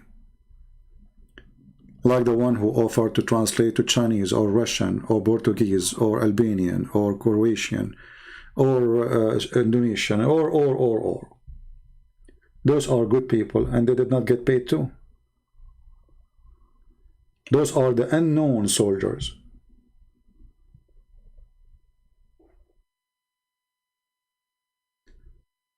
So I'm happy to have them. I'm happy to have a family like you, all of you. I'm happy to see Muslims leaving Islam. And remember one thing, we will not hate the Muslims. They hate me, I understand. The Lord, he says, time will come and people will think by killing you they are doing favor to God. We are sharing the truth with them, and the truth is priceless. Especially in a time where nobody dare to say the truth. Everybody is a hypocrite. You will not find a single TV station saying the truth about Islam, that Islam is nothing but terror and terrorist. They say to you, ISIS is not Islam, but Muhammad, he is the first ISIS. Was Muhammad is a Muslim or not? Isn't he say I was victorious by terror? Isn't him who says cut their hands, their fingertips to revenge? Isn't him who says kill their children, they are one of them? So why we blame ISIS? We don't blame the religion. Just this week, many countries announce big Islamic organization to be terrorist organization. Why they are not announcing a Hindu organization to be terrorist? What about Buddha's organization to be terrorist? Why all of them, they are Islamic organizations? What is the secret? What they share together? What Hamas and Hezbollah they share together? What the Muslim Brotherhood and Hamas and Hezbollah they share together? All of them, they share one thing: terrorism.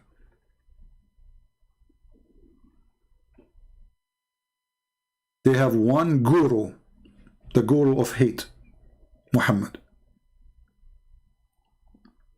That is the truth.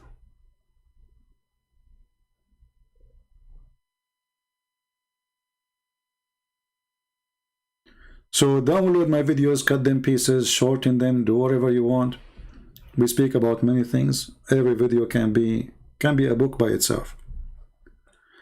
And you will find always in the Muslims' answers, which we witness today, how silly Islam is. If Islam is strong, then you will find strong Muslims with strong answers. Muslim answers are strong when they speak to somebody who knows nothing about Islam. The second they find out that you know, they start saying the F word to your mother, as we witness today. If we ask any Muslim, If there is something to be proud about as a Muslim, what they will say?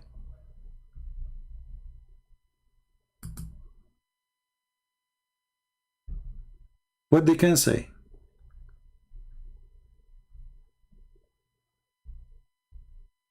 If there is any Muslim here is proud to be a Muslim, let me know.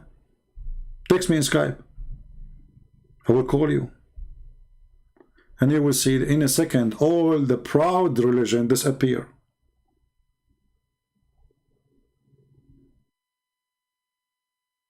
The most corrupt, the most unethical,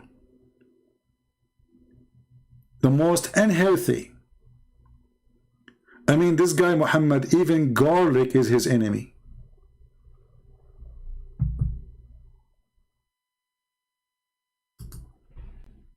This madman, he told the Muslims that angels will not enter a house.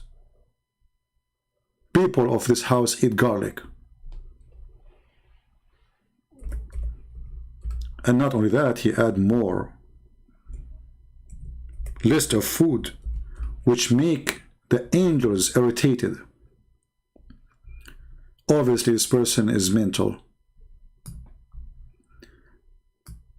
Garlic, as an example, is one of the most useful plants for health. It's a gift, actually, from God to have garlic. All those onion, you can't eat onion. Why? Because angels will not accompany you if you eat onion.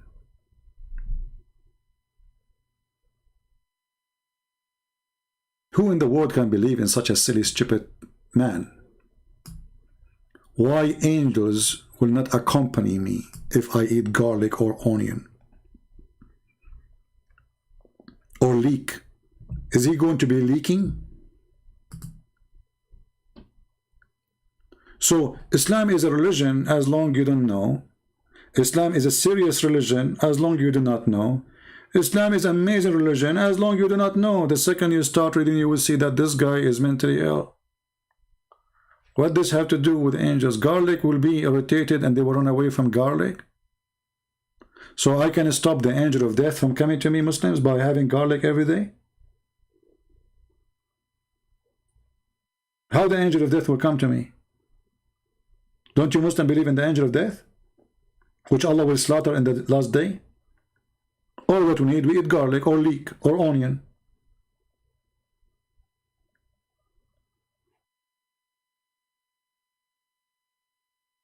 Muhammad, obviously, he's suffering from mental illness.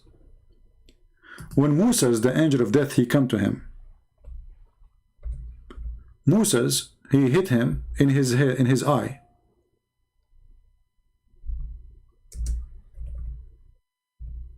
He did boxing. Who in the world don't believe in such a garbage?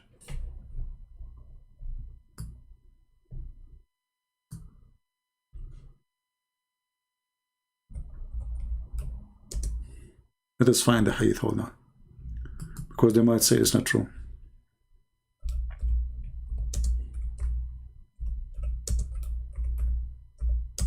Have you ever heard that there is a prophet of God?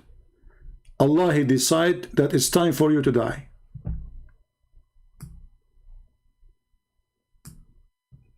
Moses don't like to die. So what he did? He hit him a box on his head, and he hurt his eye, and he made his eye come out.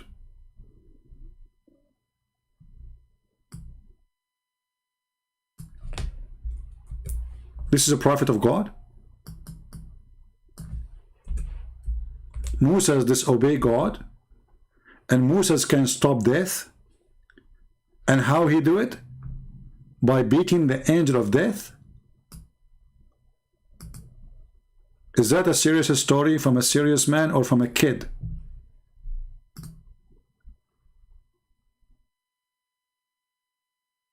I am suspecting, based on this story, that Moses was a Chinese. He played karate. There's no way that a Jewish guy, he can do that. I mean, think about it. He did beat an angel. He make his eye come out like boing, like a rasur.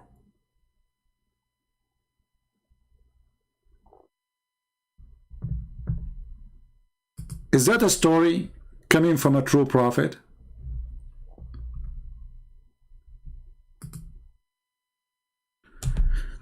There's a person saying, I'm Muslim, I have this agreement. We will take his call. I hope he's serious, not just a kid.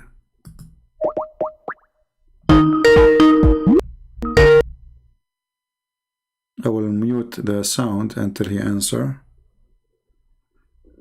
Oh. He did not answer.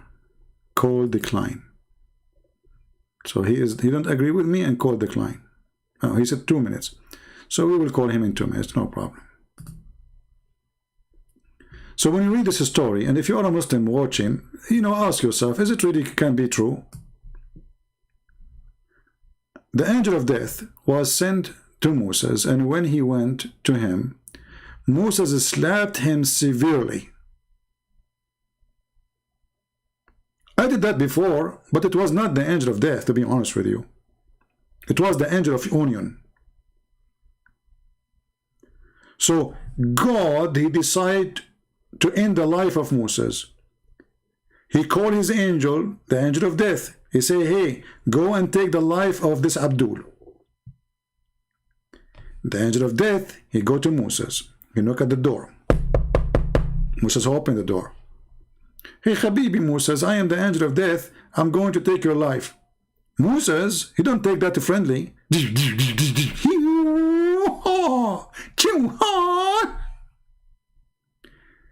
The angel eye came out like boing, boing, boing. The angel, he retreat and run away. Because obviously you cannot fight Bruce Lee. Angel of death is very weak. And by the way, I am not sure how the hadith says that Moses slapped him, but it's possible to slap him in Islamic way, which means he used his nipples, because obviously Muslims, they use that. So Moses slapped him severely. Look how rude this Moses is. I mean, just to slap the guy, come on, he's doing his job. Why in the world you slap him severely? What if the guy, he don't have insurance? What if he called the cops for you?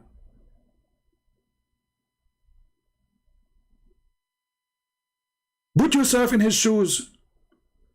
Imagine Moses, Habibi Moses, you are an angel and you are going to take the life of somebody, and then this body, he hit you.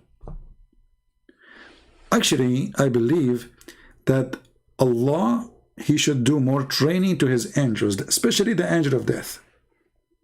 Because obviously, we can refuse to die. Very simple, it's very easy. Angel of death come to you, we beat the heck of him, he run away. And then, it says here, he hit him severely, spoiling one of his eyes. Man, the guy, he spoiled his eye. The eyes, not only the eye came out, the eye became bingo. The angel went back to his Lord, which means to Allah, and said, you send me to a slave, he does not want to die. Have you ever heard of a human being, he want to die? Oh, there's Abdus, they want to commit suicide, ISIS. Obviously, Moses is not ISIS. Allah restored his eye, and look at this, brother. Look at the power of Allah. So he beat you, no problem. He took your eye off, who care? I will put it back. Come to me. Sit in my lap. Open your, not your mouth. Yeah. Yeah, let me grab your, it's hurt. Okay, hold on. Don't move. The angel of death, he went to the mirror and he looked. It turned to be, he have a cross eyes now. So he went back to Allah. He says, fix it. Fix it, please. Hello? Hello. Yes, my friend, what do you want to say to us? Go ahead. Yeah, can you hear me well? Yes, I hear you well. Okay. Well, I have a couple of, how do I say this? I have a disagreement with you. About what? I think, for example, there are a couple of things in Christianity that also doesn't make sense, and I agree. There are a couple of things in Islam that also doesn't make sense. So you're a Muslim But, or not? You're a Muslim? I am, yeah. Okay, so when you say in Islam doesn't make sense, does that mean you decide to leave Islam?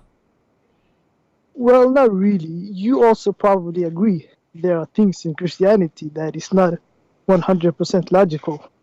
Okay, I'm not the one who's talking about logical, but you see, when your logic speak against your logic, that is stupid. So I can say now, is it logical that Jesus is born and he have no father? No. Well, it's not logical, but it's logical in my belief. Why? Because if we believe that Jesus is the Son of God, so it's logical that he is special and he is different. Therefore, his birth is not like anyone else. But in your religion, it's not logical. So when we speak about logic, if a logic speak against its own, that is stupid. If the logic match the faith, well, that will make sense. Okay. Let me give you an example. Okay. There are verses in Christianity where that are very, let's say, immoral, and I can tell you there are also Quranic verses. Give me an example of immoral. Or from the Quran or from the from a Christianity. Go ahead. Well, I'm sorry, I don't have it right now, but I'm sure there's a couple in the Old Testament. This is your assumption. Obviously, we Christians, we read them and we have our explanation for them. So when you say it's immoral, we laugh. But you but as long you agree that in Islam there is things is not right. But can you agree with me both in the Quran and in the verses of the Bible? There you will find a couple of things that are not. No, for me, you see, when you say, I can say now, Jesus, he said to the people, hypocrite. Somebody will say this is rude. I say this is fine. Somebody will say that Jesus will come in the judgment day, and he will say to his angels, slaughter them. You might say this is a crime. I say no, he's the judge. So it's how you see and how you observe. And if we believe that Jesus is God, then he gave life, he take life. There's no problem. Okay. Well, so that's what if the Muslims say the same from their point of view? No, they don't say that, because simply the Muslims, everything against. As an example, if I ask you now, we are talking about Moses when you call me, is Moses a Muslim or not? Well, it depends on the definition of a Muslim. Okay. Do Muslims believe in the original sin? Well, to be honest, a lot of Muslims they will lie, but I would tell you that we have a concept of the original sin. But all of us, we knew that Muslims don't believe in it, right? Well, a lot of them they just don't want to be judged, so. No, this is not the question. You see, we're talking about religion, not about your opinion and my opinion. So, according to Islam, do Islam approve the idea of original sin or not? Well, I'm pretty sure there are hadith, so that would indicate that yes. They will indicate, but the teaching of Islam is against it. Who is against it exactly? Islam and your prophet. Like Muhammad, but I don't know. Maybe I've heard a hadith that say that Muhammad he says that Adam or was it Hawa that ate the fruit, and because of that we are here, and therefore maybe you mean something else by the original. Do you remember when I said to you, if your logic is against your logic, that's mean your religion is stupid? That's what you just said to me. Here's the thing. You just said to me that your prophet said, if not Muhammad, if not Adam did that, we will not be here, correct?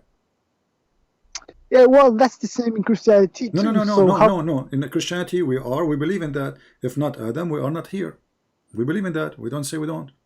But look what happened. Muhammad, he says in one hadith that if not Adam, we will not be here. In different hadith, he said the opposite. He say, we can't blame Adam for being out of heaven because Allah, he wrote our destiny to be there and then he claimed that Moses and Adam, they have a debate, an argument, and then Muhammad, he says, when Moses, he said to Adam, because of you are out of heaven. Adam, he said to him, are you blaming me for something written by Allah for me before he created me, 40 years before he created me? And then Muhammad continues saying, and this is how Adam got the better argument, and he confuted Moses, and he repeated that 3 times. So according to the hadith here, Moses was not a Muslim. He believed in the original sin, which a Christian believe. Adam is a Muslim because he don't believe that because of him we are out. Muhammad, he agree with Adam against Moses, but you are the one who said to me that there's a hadith says, if not Adam, we will not be here, correct? Well, to put it simply, in Islam, we do believe that the reason we are here on earth instead of, Jannah or whatever, is because of the actions of someone else, namely Hawa and Adam. No, my friend, no, you see, this is a contradiction here. Because if we are here because of the action of somebody, then this will be the teaching of Islam. But the teaching of Islam, here we go, it's in front of your eyes, I'm putting the hadith. The teaching of Islam is that Moses was wrong when he said to Adam, because of you we are out of heaven. Well, that's the idea in Christianity too. No, isn't it? No, in Christianity it's consistent. We believe that because of Adam we are out, and nobody says no. Here we have different message. In one hand, because of Adam we are out, and one hand says we can blame Adam for being out. So what kind of a prophet? He say 2 opposite things. Well, okay, that's very interesting. No, my friend, this is not interesting. This is interesting in stupidity. Because if I say to you, there is no ice in Arizona, and then I say 2 words after, there's ice in Arizona. So either there's ice or there's no ice. Here we talk about belief. So there's no way to misunderstand. Either because of Adam we commit sin and we are out, or not because of him. So which one? Okay, I will give you there's an inconsistency there in the belief, Okay. I will give you that. So, but let me go to back to what I was saying. Firstly, I need to, for this to go to this, I need you to agree that both in the Quran and the Bible, and maybe probably in Torah too, you find a couple of things that by today's standards we would say is immoral. My friend, can you agree? You see, this is not our topic now. You see, and if today in the today is not moral, you can say whatever you want, but this is not about moral and immoral. We are talking about the basic belief. A belief speak against each. We are not talking about somebody came 10,000 years after Muhammad. This is the same Muhammad. Is not a prophet came 1,000 years after Muhammad and he opposed what Muhammad said. We are talking about the same guy. This guy, he says something in the morning, he said the opposite afternoon. I give you that there was an inconsistency there, but my question that I originally called to ask you was, you make a lot of points against Islam that, while I do agree with a lot of them, they are all based on morals. By the standards of Christianity, who are you to say that when why shoot when you live in a glass house, if you know what I mean, when the Old Testament isn't known for being the most peaceful book itself. So how can you criticize the Quran for that? What is that? You said the New Testament is not the most peaceful book. Why? The Old Testament. The Old Testament? Yes, the Old Testament. If you go and read, you will see, because they did to them, we do to them. So those people are trying to survive. Your prophet, he attacked just for the sake of women. When your prophet, he says, attack the Roman so you can get the blondie. Attack the Roman so you can get the blondie. So did the God of the Jews, he said to them, attack the Roman to get the blondie? Is that the reason? So here we notice, my friend, let us be, you sound like a nice guy, and you are welcome. But we have to be honest.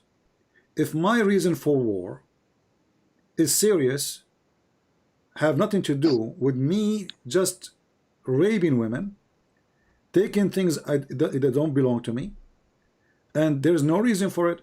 So when they attack me and they enslave me and they take my wives and they take my children and they take the whole nation of Israel, they've been taken as slaves twice. Well, that's The not nice. Assyrian and the Egyptian. So they took the whole nation. They did not even leave a chicken behind. They took everything. They put them in cargo and make them move. So are you talking about maybe the tribe of Haibar or something? no. I'm talking about the Israeli before Islam. So if we want to judge, we have to judge the reason to understand the history. So those are history event happened. Let us reason to understand them. So if when God he come and then he say, we'll attack them so you can get the blondie girls. It's not to spread Islam. Muhammad he claimed that he's a prophet. He want to spread Islam, right? Is that like a hadith? Do that to women. Something about what again with the blondie thing? Can you what do you mean exactly? Well, when you're a prophet, he says attack the Roman and get the blondie girls. There's a person he says don't tempt us, prophet. Your prophet tempting his men to go to war just for the purpose of having blonde women. He did not say let us attack the Roman. Slaves stuff, sex slaves. Is that what you mean? What is a blondie mean? When I say to you, let us attack our neighbor, he have a blondie girls. What does that mean?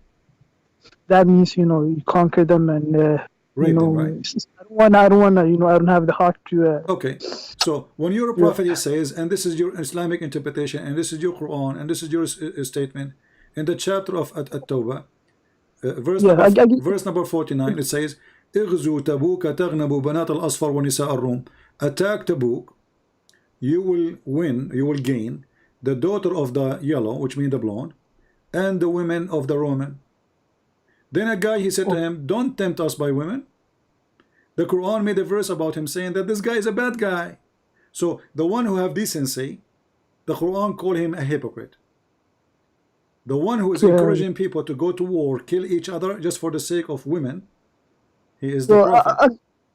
I admit that there's, of course, things that, listening to you and someone else, I've seen that, there are things in the Quran and such that are not 100% moral, and I understand that, But at the end of the day, I wanted to ask you, the big question I came to ask you is it necessarily something that, it is not true because it does not meet the moral standard of every year and every century, and as moral is constantly subjectively changing, 100 years from now, a lot of things we do now that are my friend, is it lawful 100 years from now or before that you will attack the neighbor just to take the blondie girls?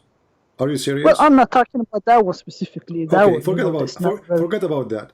Is it lawful? Is it okay that a prophet of God who come after Moses, he come after the one you call him Isa, and then he says you can take a woman and have sex with her 3 days 3 nights? Is that acceptable? Is that what Jesus? Is that what Jesus taught? I agree with you. However, if you look at all the prophets were not exactly pacifist. If you heard about David and Solomon, they had a bit too few. They were not exactly the most. My friend, you see, I said to you, you should not use a logic against your own logic. If you go in the Bible, you will see that God, he punished David. Even he took his son from him, the son from a relationship. David, he took a woman. She was married to a man of his soldiers. He sent the guy to war simply to make him die so he can take the wife. He took the wife. He have a child from her. God, he took his son. God make him lose. God condemn him. God punish him. And this person, he cried to God asking for forgiveness. So you see the difference here. When we say the Bible, there's a story about a person. He's a very well known. His name is David. He do something bad. The God of the Bible, he's consistent. He said to him, shame on you. What you took from others, I will take from you. What you build will be destroyed. You took the wife of somebody else will take your wife. If we go in the Quran, we find the opposite. The God of Islam praising David for doing his crime. So the God of Islam, the same crime is mentioned in both books. The difference is the criminal in the Quran is a good guy. The criminal in the Bible is condemned. Well, I never said that. You know, while I think that all three are Abrahamic religion, I never say that it's Islam and Christianity is the same. And you know, that's an example of one of the differences that you will find. No, I want to be consistent. Is it all right if David he commit a crime? Is it all right because he is a big deal guy? It's okay for him to commit a crime in Islam or not? If a prophet did something bad, I'm not gonna tell you, and even God condemned him. I'm not gonna tell you that what he did was not wrong at all. Well, my book says that David he was a very bad person. He committed a crime. He was not decent. He was not following God. He is not obeying God, and we have no shame to say it because he is who did that. So what if he's David? He's David. Well, David he commits sin. Why we have to cover up for somebody? It's clear. It says he did commit sin. Just because he is a big name, big guy, he's mentioned in your book, he's a prophet, so we don't dare to say he was a bad person. My Bible says he was a person. Your Quran said the opposite. So you see the difference? In my Bible, the bad is bad, the good is good, the filthy is filthy, and God say it as it is. In your book, the bad is good, the criminal is good, the rapist is good, the one who take the wife of others is a wonderful person. Hold up. First of all, when it comes to David, I don't know exactly how Christians view him. Is he viewed as someone that's like someone that you're supposed to look up to? You know, my friend, we don't care. First of all, we don't look up to a prophet. Secondly, David for us, I mean, people they call him a prophet. You can call him a prophet if you want, but I don't see the prophecies of David.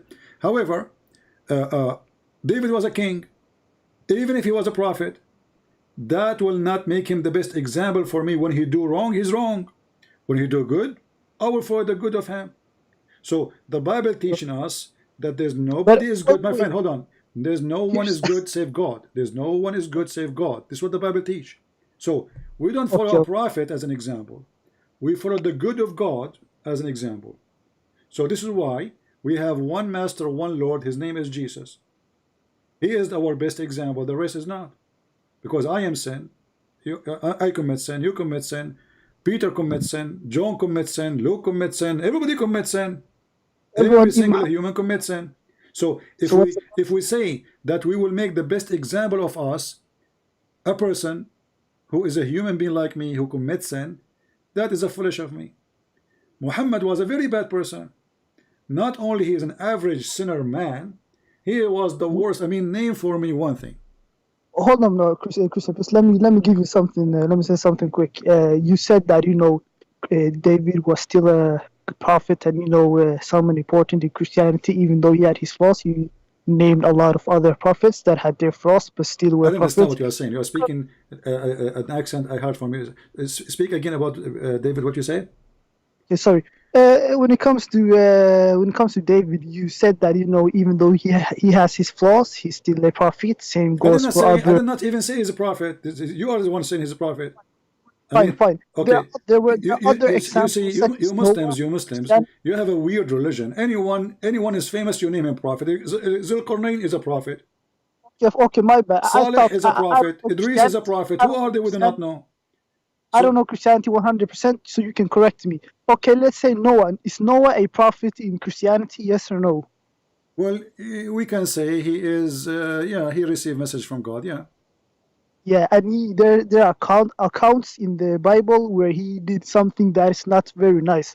Okay. But still, he's a prophet. Why can't you say the same about Muhammad, even though he had his flaws? Can he still not be a prophet? I just told you. Doesn't matter who is the person. If he do wrong, he did wrong. The Bible says that. The Bible condemned the behavior of anyone who do bad. Doesn't matter if it's Noah. Doesn't matter if it's Adam. Doesn't matter if anyone. No limit, no protection for anyone do bad. In your Quran, show me where Noah he did bad. Go ahead. Well, there are not exactly, but there are examples in the Quran where Allah says, for example, if you relate to the people the verses that are not for me, or you make up the Quran, then I will punish you. Allah says that to Muhammad. So that's an example that Allah will hold Muhammad accountable if he does something. What Allah he said about this? if you do fabricate Quran, what he will do? Yeah, exactly. The verse went something like, if you do fabricate verses, then I will then I will hold you accountable, something like that. What exactly you would do? What exactly the verse says, you mean? Yeah. Well, I'm sorry, I don't recall every Okay, I will single help you. verse. Chapter 69, verse number 46, it says, if Muhammad fabricated Quran, I will cut his artery. All right, yeah, that's holding him accountable. Okay. You know, okay, how Muhammad he died? Well, how Muhammad died, I'm not too familiar with how he died. I don't know if he was old age or whatever he died by cutting his artery. Is that like in the Sirah, or if you know about the Hadith? Sirah? This is Sahih Bukhari. Okay, Sahih Bukhari. Muhammad, he promised, saying that God told him, his God, if he is lying, fabricating, claiming things is not true, Allah will cut my artery, and I gave you the chapter number and the verse number. And this is the hadith in Sahih Bukhari. Muhammad, in the element of his death, he said, O Aisha, I feel the pain caused by the food I ate at Khaybar. At this time, I feel as if my aorta is being cut from that poison. So Muhammad, he predicted, if I am lying, Allah will cut my artery, and this is what happened to him. Isn't death happened by Allah only permission? Well, you know, I don't exactly understand how food will cut his artery. That's, you know. My friend, are you saying Muhammad is lying here too?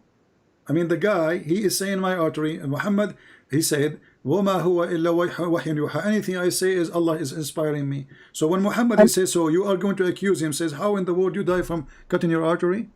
Are you questioning your prophet statement? Well, here's the thing.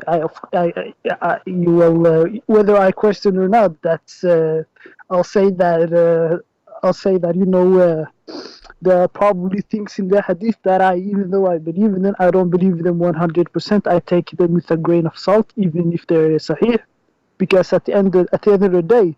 Okay. So what you just said, that I am a Muslim, when the logic of Islam is against the logic I like, I will put that logic under my shoes. This is your prophet statement. The Muslim scholars, they say this is Sahih, and this is Sahih al-Bukhari. This is the most authentic book. So because you don't like it, what do you do? I am not going to accept it. Very simple. If this is the case, my friend, if this is the case, anything I don't like, I will say I don't accept it. You can attack me now. You can say anything you want about Christianity. No, that's not what I'm doing. That's not what I'm doing. So do you accept the hadith or not? Do you accept that Muhammad saying I feel it's cutting my artery or not? Well, what I'm saying is that it's not a problem if I say that I disagree with these certain things that are very controversial that is written in the hadith, because at the end of the day, even though they might say sahih, they were written very long after the death of Muhammad. Well, the Quran written long after Muhammad too. You don't have a Quran. You don't have until now a single page of the Quran. I have heard the criticism that the Quran... No, not criticism. Even you, if you open your Quran now, I'm assuming you speak Arabic. You open your Quran, there's a page, it's called page A. Go there, it says this Quran is written according to Hafs, according to Ibn Asim, Ibn Jude, etc., according to Uthman, according to Muaz, according to Prophet Muhammad. So you have tons of according to what? According to recitation. Recitation, yeah, do. Exactly. So why it says recitation? Because you don't have a book. Well, that's true. It was passed on orally. You know, exactly, and this is the same as the hadith. So the excuse you gave me, my friend, a second ago, that the hadith is written long time after, well, the same for the Quran. It was recitation. The hadith is recitation. Somebody taught somebody, somebody taught somebody, somebody wrote, after somebody, we wrote it down. The Quran is the same. And therefore I can take it with a grain of salt when there are things in the hadith that shocks me and, you know, I cannot explain. It's not up to you, my friend. It's not up to you and not up to me. See, how come it's not up to me? It's not up to you because you see, you are the one saying you will not accept something written long after, then you should not accept the Quran too. Well, here's the thing. I'll take it with a grain of salt. That doesn't mean I refute everything. That doesn't mean I take everything. That means, you know, that I'll do what I can with what I'm, you know, with what I'm given, you know. So Yeah. what we learn from this now? What we What learn? I- What we learn is simply that, you know, with my respect to you, you answer with no answer. You are giving me like answers in the wind. Are you believer, or you are so believer? Here's the thing. I'll admit that a lot of things that I believe is very controversial for even a Muslim. But yeah, a lot of things that I believe is very controversial from even a Muslim point of view. But I'm like I call myself a modern Muslim. Somewhat a moderate Muslim. How you have a modern? Do you have a modern Quran? Well, a modern interpretation, you could say. Because, How you can have a modern interpretation if the guy he said that 1400 years ago? You know, me and you, we agreed that we have to go back in history in order to understand what happened, right? Well, yeah, why not? Okay, so Allah he gave Muhammad a Quran, and Muhammad he gave interpretation for his Quran in his time by the hadith, explaining what he said, mostly, not all of them.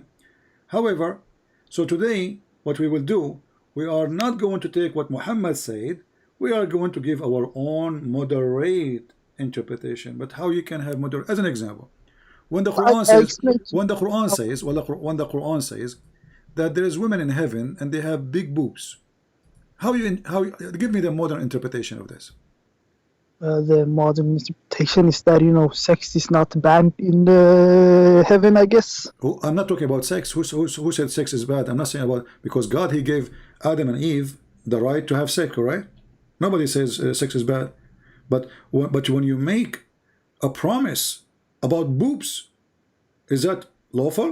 Is that right? So if I go to your house, my friend, and I knock at your door, and I give you a card, says believe in my God, and there's a picture of two big breasts, is that logical? Is that acceptable? Is that ethical? Is that smart? Well, that's not the same thing over here. You trying to make the point that Islam is trying to use sex to advertise to horny men. I'm guessing that's what you're trying to say. Well, you got what you got, and you tell me the answer now. I'm waiting for the answer. Why God presenting himself that if I believe in him, he will give me big boobs? He did not even say the word women. There's no women there. There are two understanding. One is that hey, God, he's trying to use sex to sell his religion, and one is that hey, sex is allowed in heaven, so that's maybe one thing that you will not miss in heaven. So yeah. So my friend, you are saying to me that because sex is allowed in heaven, I can be the devil who promise you sex, not for love, just sex, just a pure sex. I can tempt you to believe in me by telling you I will give you big boobs. So what is the difference between Satan and Allah? Whoa, relax now, relax, friend. No, why relax? Why relax? What I'm asking you a serious question. What is the difference between Satan and Allah? What kind of a question is that? What is the difference between Lucifer and Yahweh? There's a huge difference. Lucifer is evil, God is good. Your God is evil. You just told me that my God is the same as Lucifer. Isn't it Satan who tempt us to do bad things? So when you say if you go and do jihad, I will give you those things, isn't it this is a temptation of sex? What's the difference between Satan? I go to my neighbor now. I go to my neighbor and I will shoot him because I am being promised I will have endless penis, I will have big women ass, and I will have big boobs women, and I go kill. So what is the difference between Satan and your God? There's no difference. And let me ask you, to make it more simple, who is the one, what is the most ugly thing Satan he do in this earth? One more time, please. What is the most ugly thing Satan he does in this earth? Well, I guess it's I guess bring people, tempt people to do bad things. Like what? Like murder, rape, whatever. Okay, right? So if somebody taught people to do murder, he is Satan. if someone, well, by that logic, both Allah and Yahweh are Satan, because looking at the Old Testament and the Quran, you know. So, but I guess you don't agree with that. You run away to speak about Yahweh. Okay, you see, we said murder. We said murder. So murder is it's mean that you kill somebody, he did nothing. He's not even your enemy.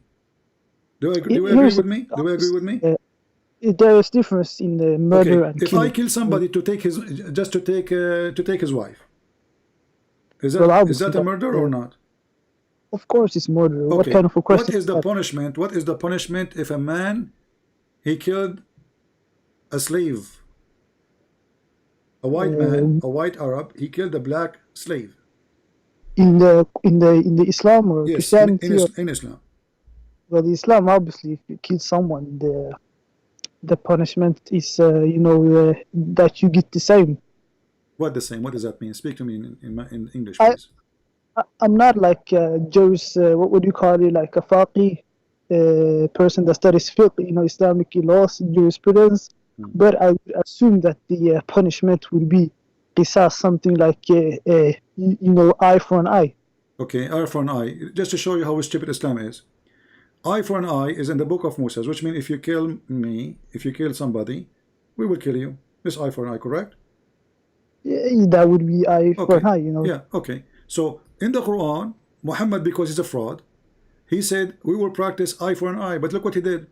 Chapter 2, verse 178 said, "O who you believe in retaliation for the murder, it's ordained upon you, free for the free, slave for the slave, female for the female." So if I am a free man, and I kill a free man, I will be killed for killing a free man. If I am a free man and I killed a black man, he's a slave, my black slave will be killed. If I am a man and kill the women, the other man, he will kill my women. What kind of justice is? I don't think the other people are responsible for your actions. So I don't think killing a slave, like if someone kills someone else's slave, first of all, I don't know slavery. That don't mean you should kill the other person's slave. Take that on the person that did that. The slave didn't do anything but sit there and be enslaved. So how come that doesn't sit well with me, to be honest? Okay, but this is what the Quran is saying. This is chapter 2, verse 178. So you kill my wife, I kill your wife. I don't kill you, I kill your wife. What kind of justice is? So now we have two victims. Your wife and my wife, they are dead. Wait, is that in the Quran? Yeah, this is Quran, chapter 2, verse 178. That's Surah Al-Baqarah 178. Right. Can you read it in Arabic if you have that? Sure, here we go. يا أيها الذين آمنوا. Let me move the so people can see. يا أيها الذين آمنوا كتب عليكم القصاص في القتلى الحر بالحر العبد بالعبد والأنثى بالأنثى. Oh yeah, I know that. Oh, okay. Yeah. What kind of God is God? This is Satan. So because now we have more victims. Relax with the Satan equivalation, but damn, yeah, again.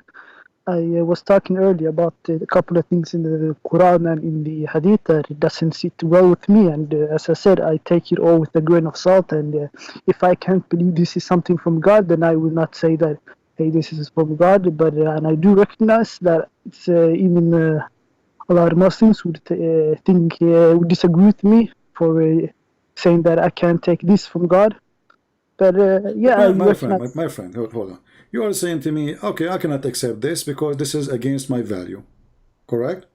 Of course. Okay, but you just said that the value of Allah is a satanic value. That's why I reject it. So if your Allah is the one who is teaching a satanic value, obviously he is Satan. When I say to you, what is the difference between Allah and Satan? You get upset. You said, hold on, don't go that far. But you just admitted now, but by your own words, you don't accept the value of Allah. This is a bad value. So the value of Allah is proven to be satanic value, because Satan, he don't want justice. Satan, he want us to kill more. So now we have a woman, she is murder. I go and kill another woman. She is not even have nothing to do with it, just because she is my wife. That is the most stupid thing. A slave was killed. I kill another slave. So now we have two poor black people being killed because this is what the slaves they have. the black slaves. So what kind of justice? You agreed that this is not justice, this cannot be from God. So if this cannot be from God, then we have to accept that the whole Quran cannot be from God. Well, we can accept that just like the Bible, the Christians, I have friends that are Christians, and they say that, hey, we never make the claim that the Bible is 100% the Word of God. No, my friend, hold on. You see, you get us wrong. I can say to you now that in the Bible there's a guy, his name is Abraham is talking, but not everything Abraham says God talking. When God talk, God talk. There's a God, his name is let us say the wife of Abraham said to Abraham, but the wife of Abraham is not God. So when we say not every single word is God talking, this is simple. This is what it is. There's people, even Satan he speak, even the Quran, Satan he said to Allah. So it is silly to say that every single word is the word of God. But here in the Quran, this is your God talking. You cannot say this is not God talking. You can't say this is Abraham talking. You can't say this is Moses talking. This is God himself talking.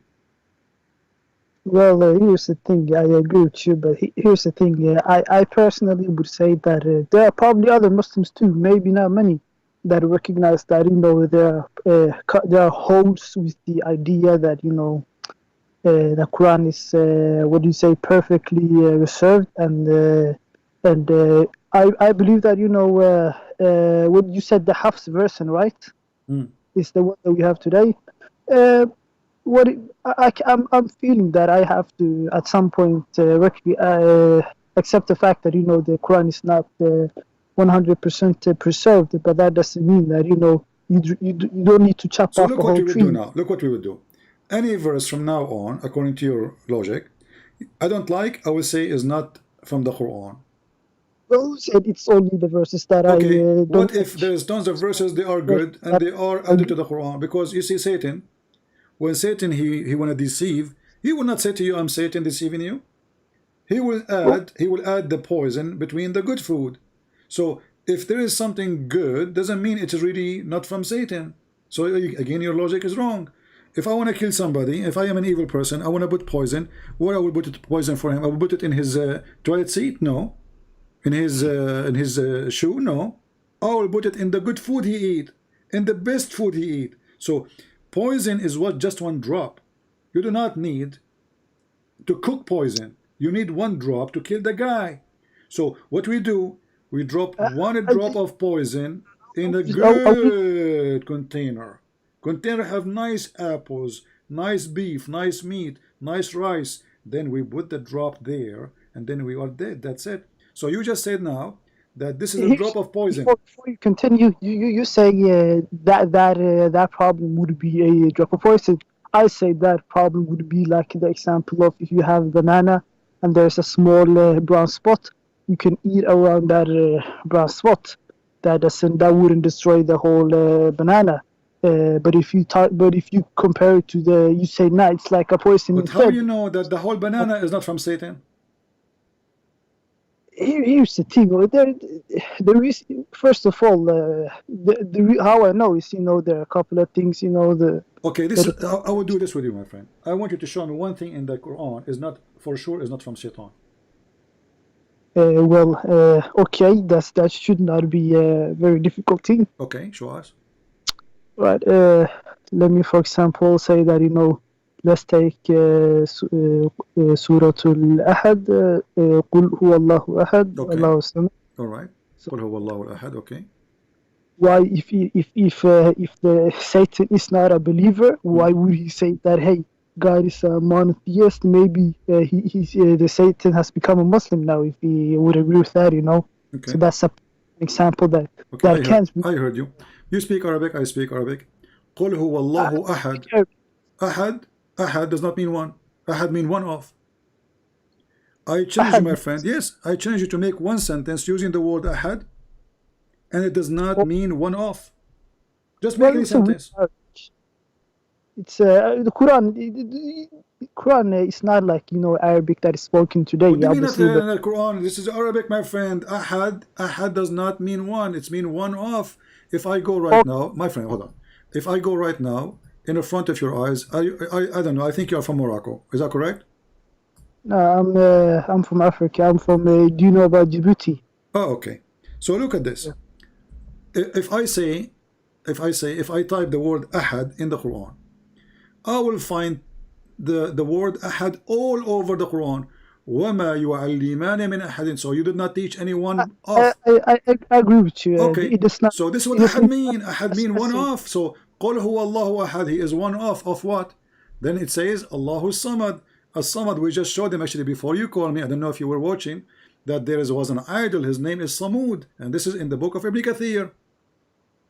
Okay. Well, you have a point there that ahad doesn't mean just one image. So it can mean one off. It can mean different things. But you're asking me whether or not I can find a verse in the Quran that would prove that. No, you see, you gave me a verse. It's very. You see, I don't want to be rude to you. You're a nice person, so I'm trying to be nice. But forgive me if I am, like somehow aggressive. You see, no, I ask you.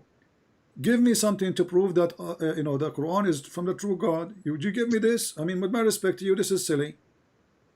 So Shaitan is one. Shaitan is one. Iblis is one. Okay. So say Iblis is one. Okay. And he is a Samad. He is Samud. Okay. And what? He don't have a children's. Okay. And what? And nobody is equal to him. Okay. There's nobody equal to Iblis. I agree. Are you equal to Iblis? If there's anyone equal to Iblis? So I ask you for a proof. You give me a verse. It's very silly. And the one who made is even, he's trying to copy the Jews, but because he is an idiot, he copied it right. He copied it wrong. So the Jews, they say, "Oh Israel, your God is Echad." But Echad is not one as a number. Echad is a unity. Well, you have a point there, but I can still find the verses that a verse that I would that obviously Satan wouldn't write. But like what? Here we go. I gave you a chance. You gave me something silly. I mean, Satan will not write what? I mean, name for me one chapter, my friend. Name me for one chapter. Yeah, is not silly. Is not stupid. There are verses that you condemn. So you are saying to me, there's verses are not stupid. The whole Quran is stupid, but there's some verses are not. I am saying that because did you hear what I said? I said, name for me a chapter. Is not stupid. What your answer was? No, there's some verses are not. That's what you said. Here's the thing. What I'm saying is that obviously by today's more standards, there are certainly, but that I also I also hold those standards. There are certain things in the Quran, but mostly Hadith, to be honest, that would be considered immoral, and obviously I can take that with a salt. My friend, forget about immoral now. We got it, the immoral thing. But when you were saying, Jesus said, "From their fruits you shall know them." What do you think about the sentence? From their fruits you shall know them, correct? I'm thinking it means action speaks louder than words. Exactly. Probably. Yeah. Exactly, because people, they can talk is cheap. I can speak to you about how good I am, how wonderful, feed the poor, but I never fed one. About taking care of somebody's homeless, but I never did to anyone. About being decent, not to cheat, not to lie, but I do all those things. So talk is cheap. The fruit is what decide where we belong. The fruit of Allah and the fruit of Muhammad is ugly. As an example, is it cheating is haram in Islam? Well, cheating could mean anything. Cheating when it comes to cheating in your wife. You mean like cheating in a relationship? All right. Well, obviously, cheating is wrong. Okay. So if a guy, I'm not trying to insult you. Please forgive me. If a person come to your house and he is your father, and he flirt with your wife. Well, that's a little bit. That's a little bit far-fetched of a question to ask. Why you're asking something that specific? You will see why I'm asking. Just tell me, what do you think? If a person claims to be your God, and he go to your house when you are not there, and then he flirt with your wife, says to her, "I like you." Is that a cheating? Is that a decency? Is that awful? Is that good? What do you think? You mean prophet? If someone is prophet, doesn't matter. Doesn't matter, my friend. So are you saying if he's a prophet that he can do it? It's okay?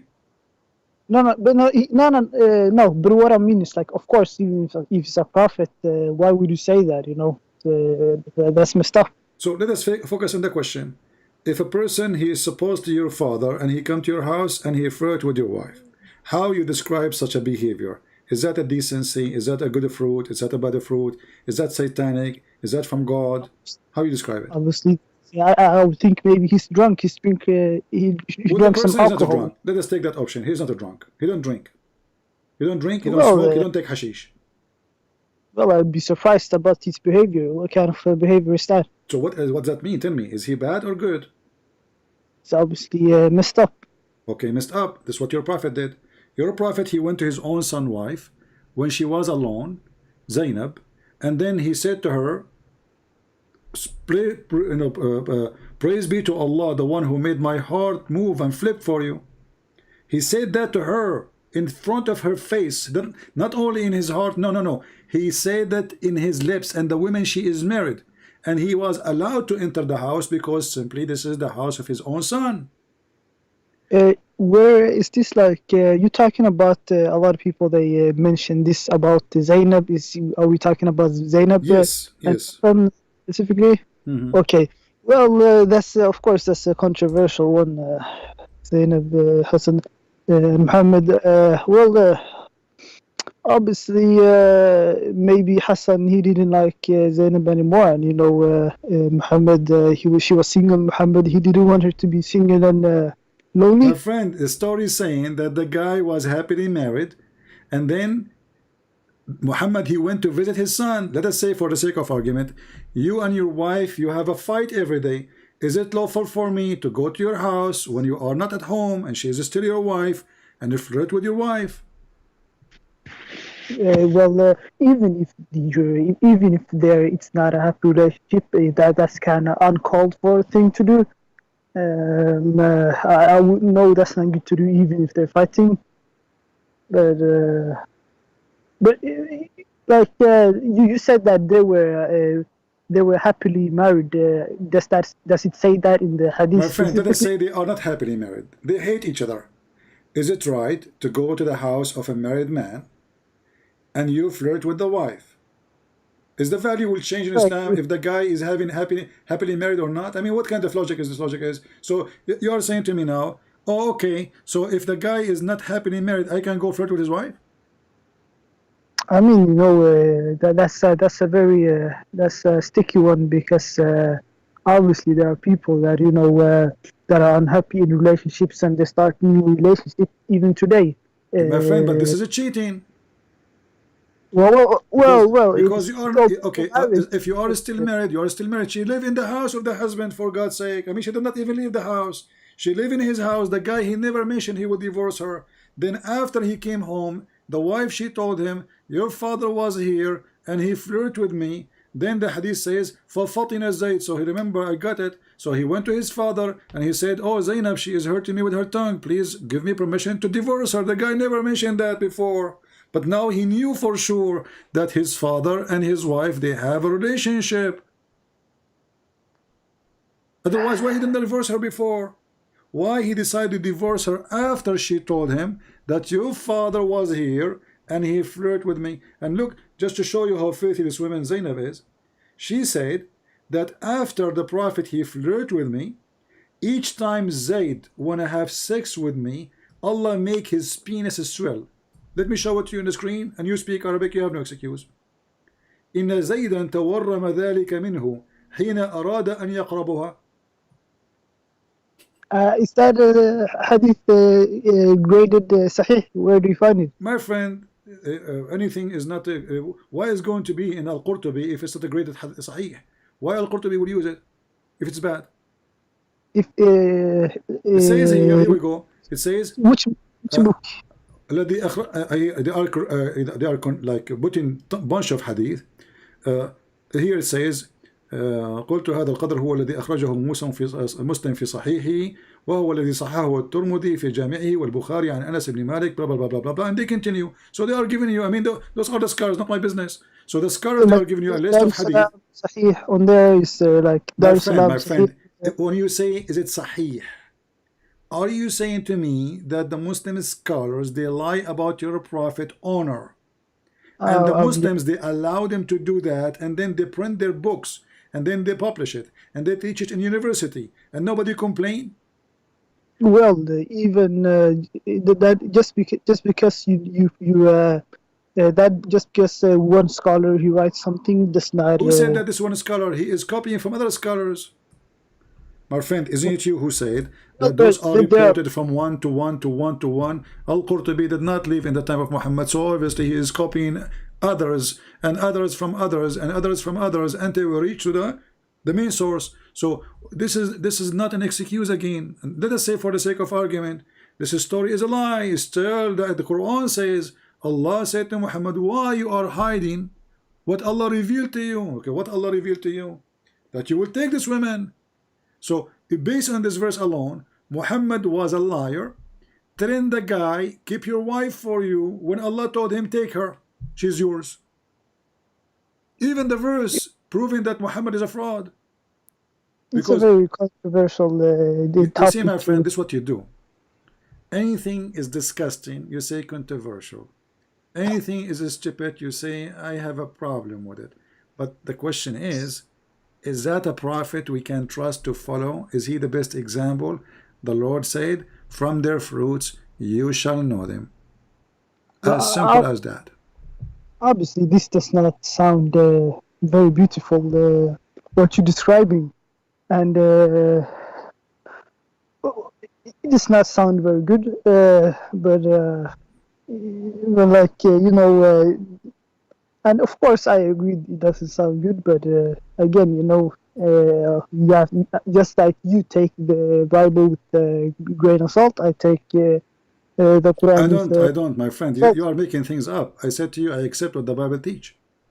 I didn't say I don't accept anything in the Bible. I never said that. It's you who keeps saying things I did not say. So it is you now trying to run away from what is written in your books. It says each time the man he tried to have sex with her, Allah make his penis swell. I mean, even the God of Muhammad, he don't want the man to have sex with his wife just because the prophet he want her. Okay, I got you. But here's the thing. I personally, I take this with a grain of salt, and I'm like, I can't believe this is from a prophet of God. So, and you didn't give me any, to be honest with you, you didn't exactly give me very accurate sources for that hadith. I gave you, this is Al-Qurtubi, go check it out. I mean, I give you the book name, I will give you the page number, I can give you the link, and then you say to me, you did not give me accurate. So if it's not accurate, my friend, if it's not accurate, why it is there? I'm going to check it out. I'm going to do research later. Okay, so don't tell me I did not give you accurate, because if it is not accurate, do you think the scholars, they will put it there, something not accurate? Be honest with yourself. Of course, there are many scholars that believe incorrect things. They're just humans, just like there are many Christian scholars. Your prophet is a human too. Your prophet is a human too. He's a human indeed. Okay, so if the excuse is that there is a scholars, they are a human, well, then we should not believe in any story, because all those stories written by a human, the good and the bad. Well, here's the thing. Just because if it goes from one human's mouth to another human's mouth, of course, a little bit would have changed. But that doesn't mean you have to throw the entire trash away. No, you have to throw the entire thing in the trash, because then we will have no stories to tell today. So, my friend, what you are doing now, wherever we go, you will find an escape for it, and you will say, well, this story is controversial. This story is questionable. This question, you did not give me authentic source. All what I'm reading is your Islamic books. So how you can follow Islam if you cannot trust your books? How yourself you can be a Muslim if you don't have a trustworthy books to follow? There are a couple of course, there are a few flaws here and there. It was passed on from human to human. That doesn't mean that the Quran itself. I showed you a verse from the Quran. You say this is wrong. Is that passed from a human to human wrong, or this is Quran? I'll give you my answer. Let's say I have a apple tree in my yard, and it makes a couple times it produces very bad apples. Few times, you asking me why I should throw away my whole tree, chop off the whole tree. I'm telling you, I can't do that. I will accept that it is not perfect, and I will keep it for the good apples. So you are saying that Allah have a bad apples. and there's a tree. There's some apples are good. There's some apples are bad. So in this case, that would mean that in the Quran there are verses that have not been perfectly preserved. That's all that means. okay, so now anything I will show you, I'm wasting my time with you, with my respect to you. Anything I will show you, you will say it's not preserved. Very simple. Okay, let me ask you directly. Just because there are things that, let's say, are immoral, because let's be honest, you used arguments based on morality about Muhammad, things that he did. Not disagreeing with you that a couple of those there are immoral, but just because there are a couple of immoral things here, does that specifically mean that the whole thing, God does not exist and Muhammad is not a prophet? Okay, or in your, okay. When a man, when a man, listen to me. When a man he go flirt with married women, and let us say, okay, all of us we are sinners. Okay, I commit sin too, and you commit sin too. Correct? Do you agree?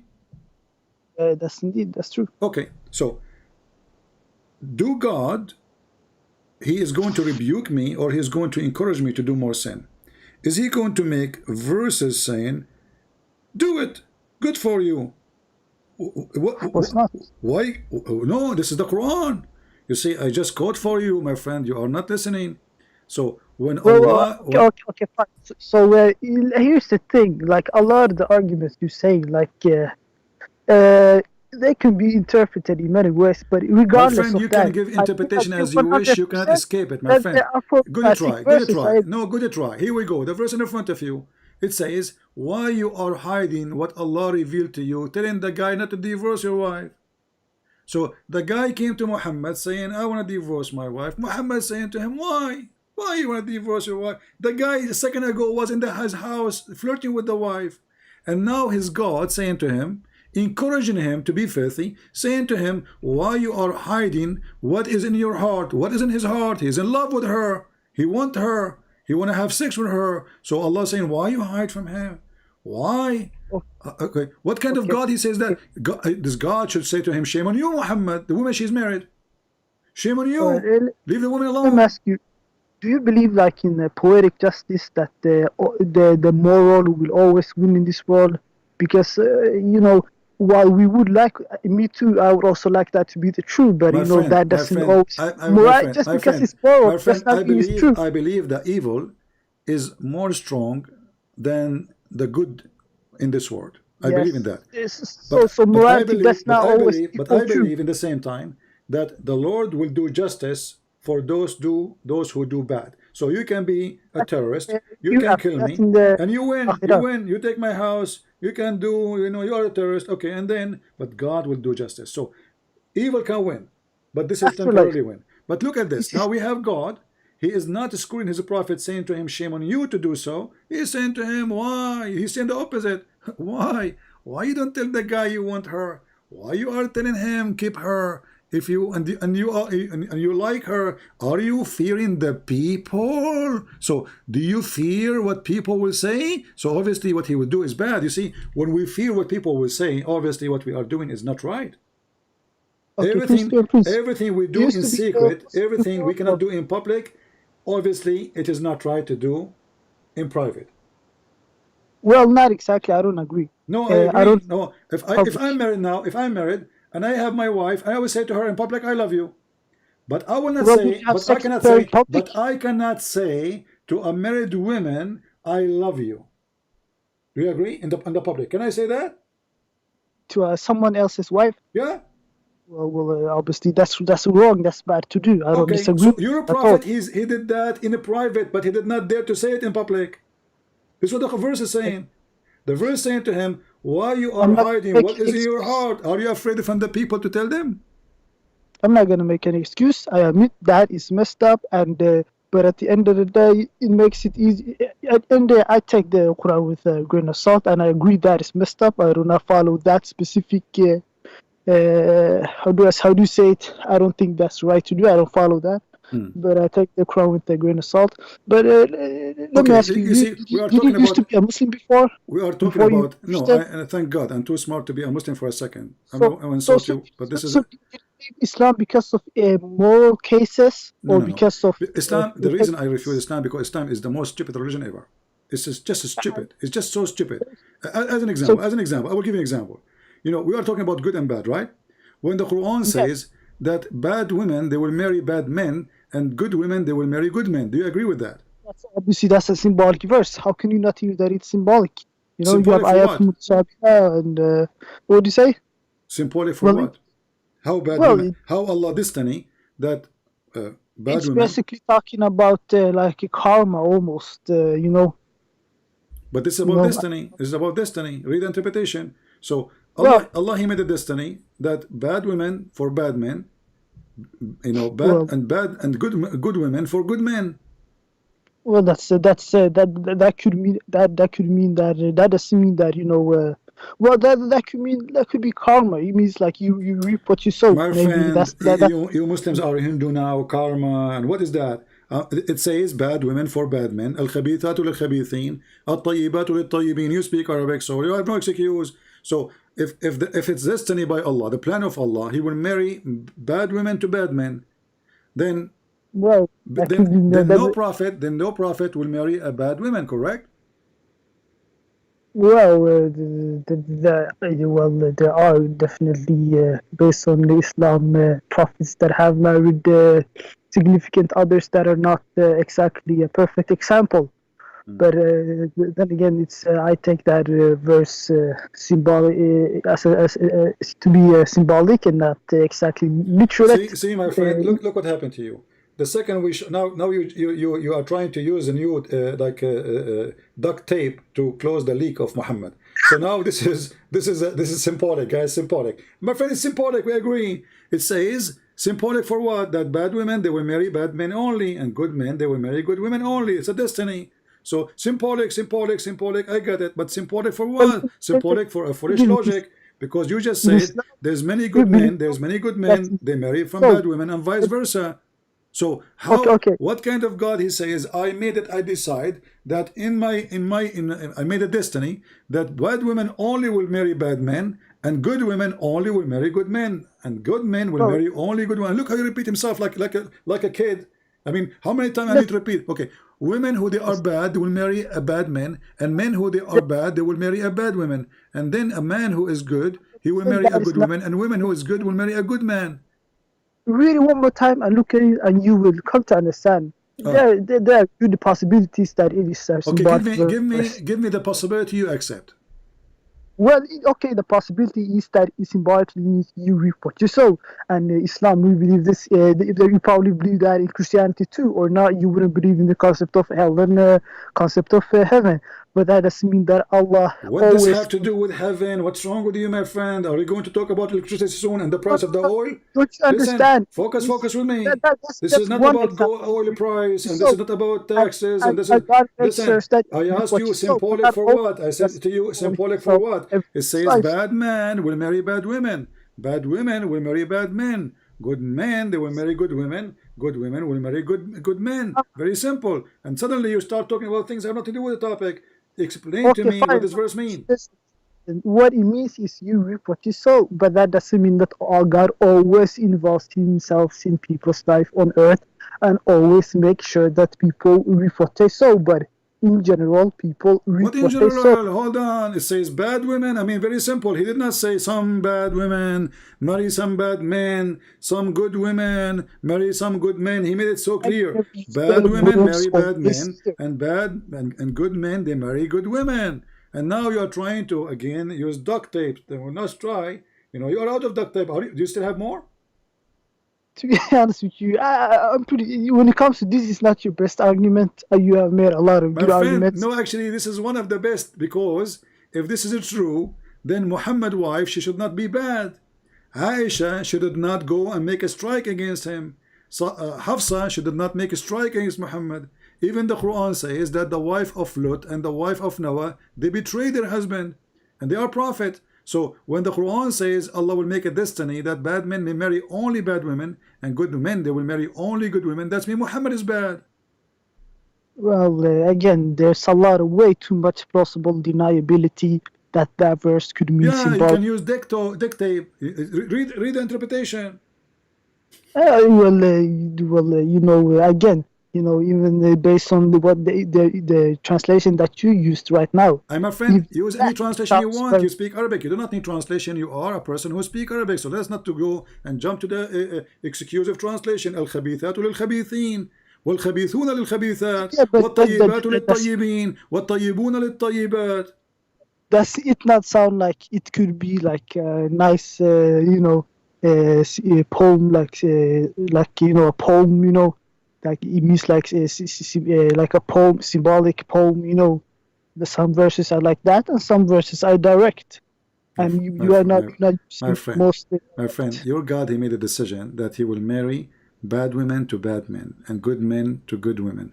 And then we find that this is absolutely false, because even the Quran speak about the wives of Muhammad going and doing strike against Muhammad, and even the Quran accused them to be kuffar. The Quran says وَقَدْ صَغَتْ أَيْمَانَهُمْ, which means their heart became a heart of kuffar, and Allah is asking them to repent in the verse. So if bad women, they will marry only bad men. That's mean Aisha, she married a bad man, his name is Muhammad. And you agree with me that the fruit of Muhammad, obviously it's bad, but what you do each time I show you something showing that Muhammad is a very bad man, you use a duct tape. Either you say, oh, this is controversial, and this is maybe it's a corruption, or maybe this is not authentic source.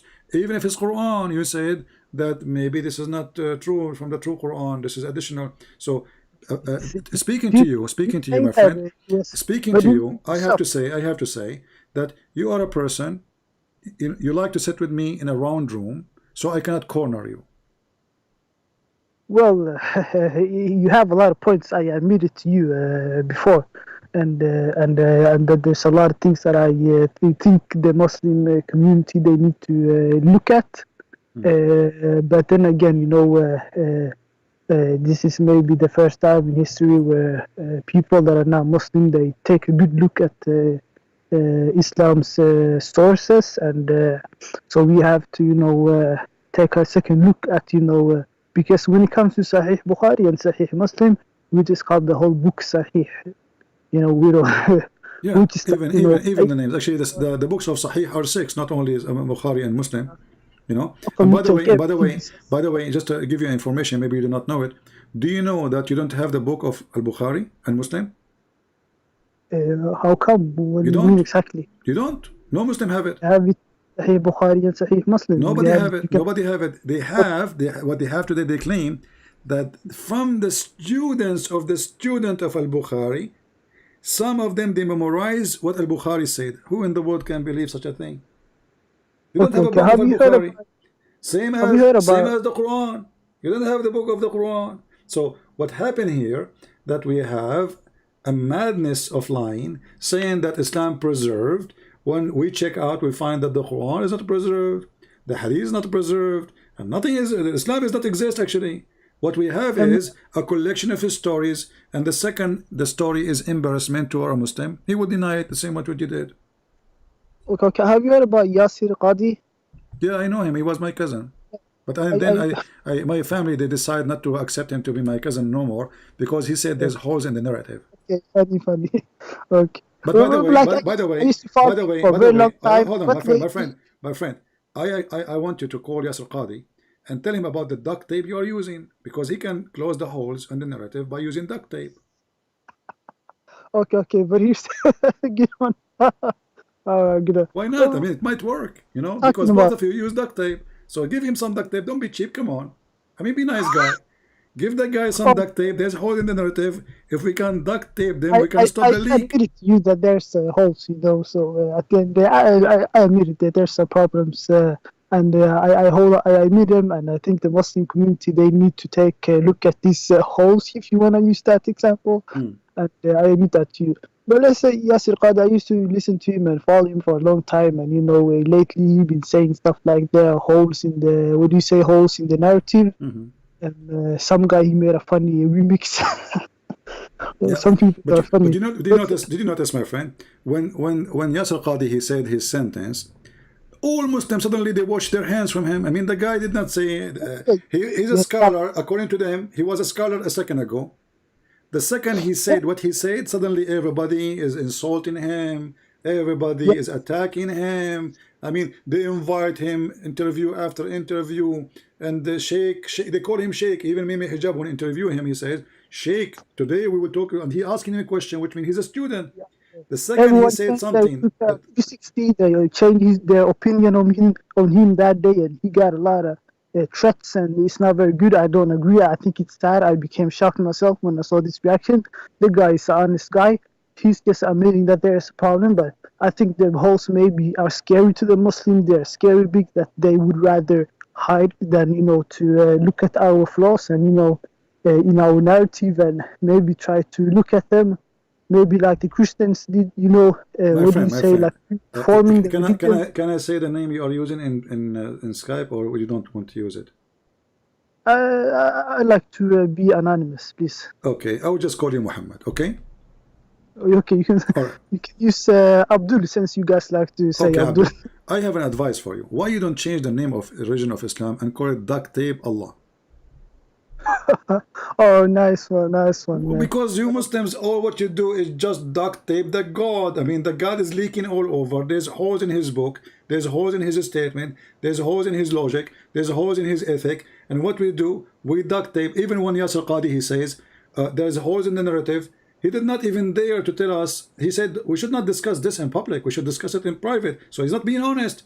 Is that a private religion, or this is a private religion, or this is a religion for all mankind, as Muslims they claim? So if it's for all mankind, then we should discuss the topic in public. So he was warning them, don't open the topic. So he was talking about it public, but he had to change because he got a lot of threats, and the Muslims, they're now ready to acknowledge this. So they gave him a lot of threats and so on. So that's why he said we can't talk about this in public, because first he thought we were ready to talk about this in public, but then he's like, no, we have to. The Muslims, they're not ready yet because. So after 1400 years, you Muslims are not ready. Well, this is the first time they're facing. No, this is not the first time. We make fun of Islam since the beginning, from the first day. The Arab Christians are the first people to love Muhammad. What happened? A lot of Muslims attack them, so they become scared. They can't talk, But that will not change the fact, my friend, that the duct tape, here we go, duct tape again. We attack them so we can duct tape Allah. So there's many solutions for the duct tape. If we cannot kill them, silence them. Like now we live in the West, so we can speak freely. But if I live in the Middle East, they would duct tape me, correct? And that's bad. They should listen to you, what you have to say, and give it a chance. But is it Islamic? Is it Islamic to listen to me?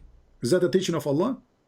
Let's be honest. Even back in the days, Christianity, you would get consequences for criticizing Christianity. No, my friend. You see, if there is a Christian ruler, listen. If there is a Christian ruler, he says, if you insult the Bible, I will kill you. This is his act. This is his job. He do what he think it's right for him. But Jesus, he was insulted himself. Jesus was crucified himself. Jesus was in the cross, and he says, forgive them, Father, they do not know what they are doing. He did not say, I will kill you. He did not say, hey Christians, after they finish killing me, kill them all. He did not say that. He said, forgive them, Father, they don't know what they are doing. So if Jesus himself was insulted, was killed, was humiliated, and yet Jesus in the cross says, forgive them, Father, they do not know what they are doing. That's mean the best example of us is Jesus, not a king. Unless the king is following Jesus. So, well, I'm sure Muhammad wouldn't attack people because they criticize Muslim. He doesn't seem like that type of a person. Okay. So why he says then kill those who don't believe in Allah and the last day from the Christian and the Jews until they pay jizya with humiliation? Are there examples in the hadith where he attacks people because they disagree? All the hadith about he said, I've been victorious by terror. He even scared the Christians from a distance of 1 month journey. I haven't heard that one before. You are talking to Christian Prince. You will hear Allah. Before that, there's Allah on the other side of it. This is a Sahih hadith. He said, I've been victorious by terror from the distance of 1 month journey. The terror hadith, something. What does it say exactly? It says in Arabic, نصرت بالرعب مسيرة شهر. So from a distance of 1 month journey, he was victorious by terror. People, they hear he's coming. Month journey is a month away. This is how you see how peaceful he is. If Jesus come into a town, people will be terrified or will be happy to go and meet him. Well, at the end of the day, he's not the only prophet that was, how do you say, a little bit political. Look at Solomon. My friend, what political now? Islam. You see, you are the one who said to me, if there's anywhere it says that Muhammad, he killed people, in case you don't agree with him. Isn't it your prophet, he says, the one who changed the religion, kill him? من بدل دينه فاقتلوه. Does he say that? Does he say that? Oh yeah, here we go. Well, they are true that Allah, there are countries. My friend, this is Al-Bukhari. Here we go. The prophet says the one who changes religion, i.e. apostate, kill him. And this is Sahih. Well, there are countries that, I'm not gonna lie, there's countries like Saudi Arabia and stuff where you can't be non-Muslim and get away freely. But here's the thing you don't understand. It's that it was like that in many Christian countries before, but they became more and more, let's say, civilized and my friend, more, you keep saying Christian countries. Jesus is our constitution, not a Christian country. As you see now in some Christian countries, they do everything against God. So can we follow them now? Can we say that Jesus what he said? So either we follow what Jesus said, or not.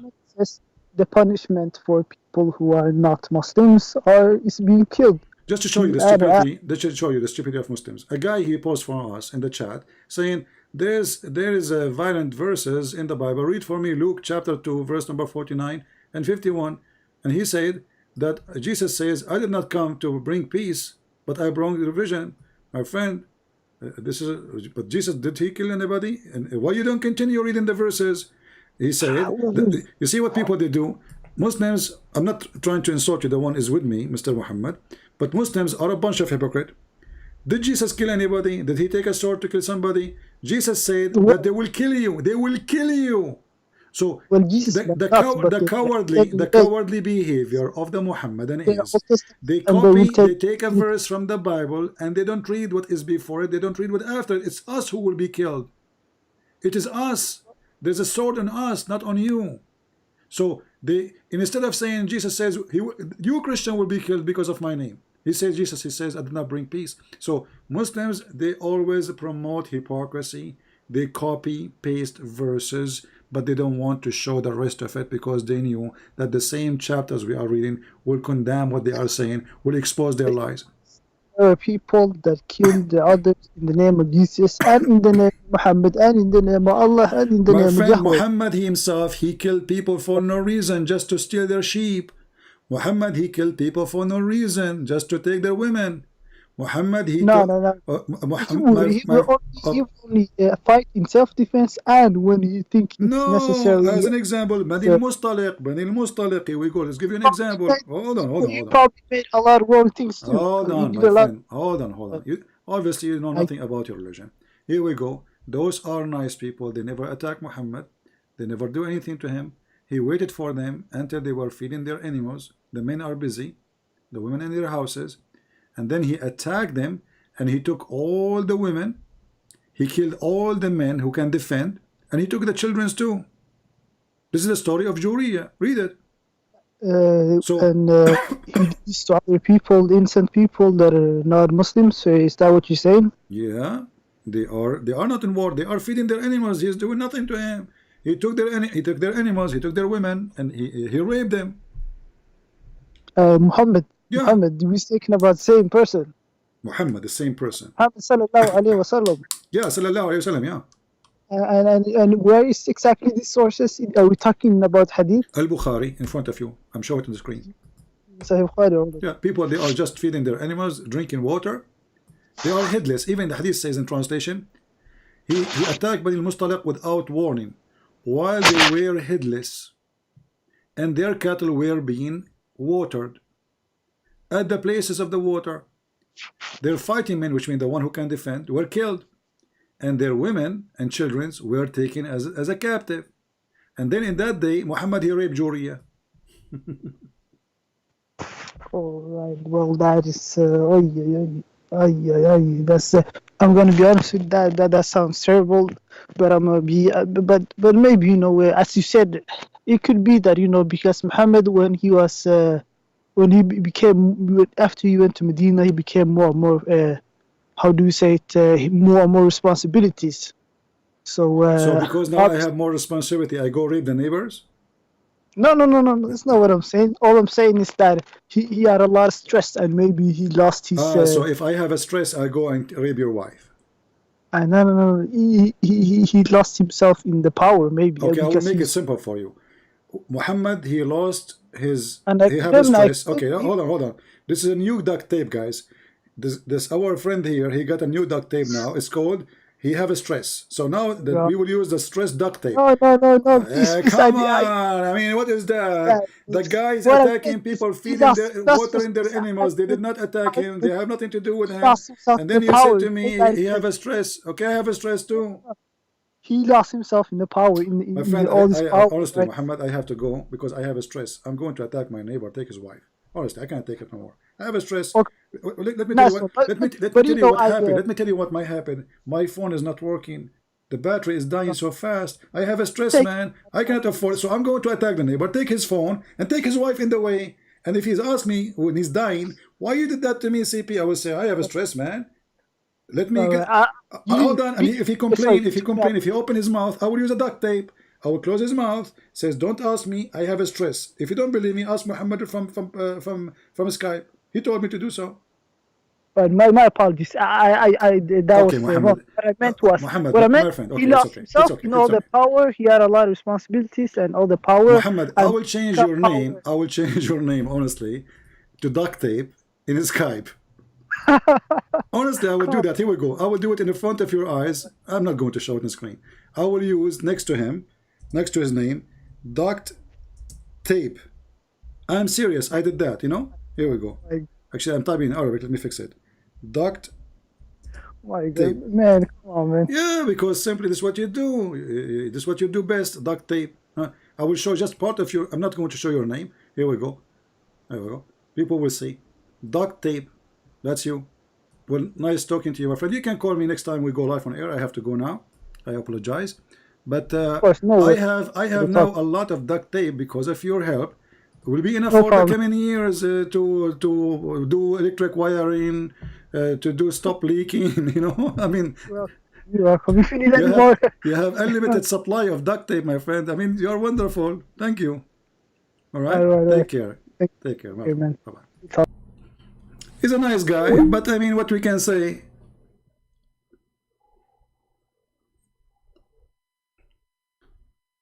He agreed that the Quran is full of garbage. But what his excuse is, maybe those verses are not from the preserved Quran. Or this is not a good ethic of the Prophet, but maybe this is a story is not right. Or the Prophet, he did this, he took the women and the children, etc. Maybe he have a stress. I will not be surprised if our friend Muhammad, he work in Home Depot. And each time he leave work, he takes some duct tape with him. He do not know what to do with them. So he said to himself, let me call his Christian Prince. And you know what? I will use some duct tape. Let us see what he can do now. And I have to admit, I am out of options. Your duct tape is all over the place. I can't even move. Actually, my hands is tied now. My feet, why I can't move my feet? Because duct tape is all over. But in the same time, it was a very useful conversation. At least he is honest.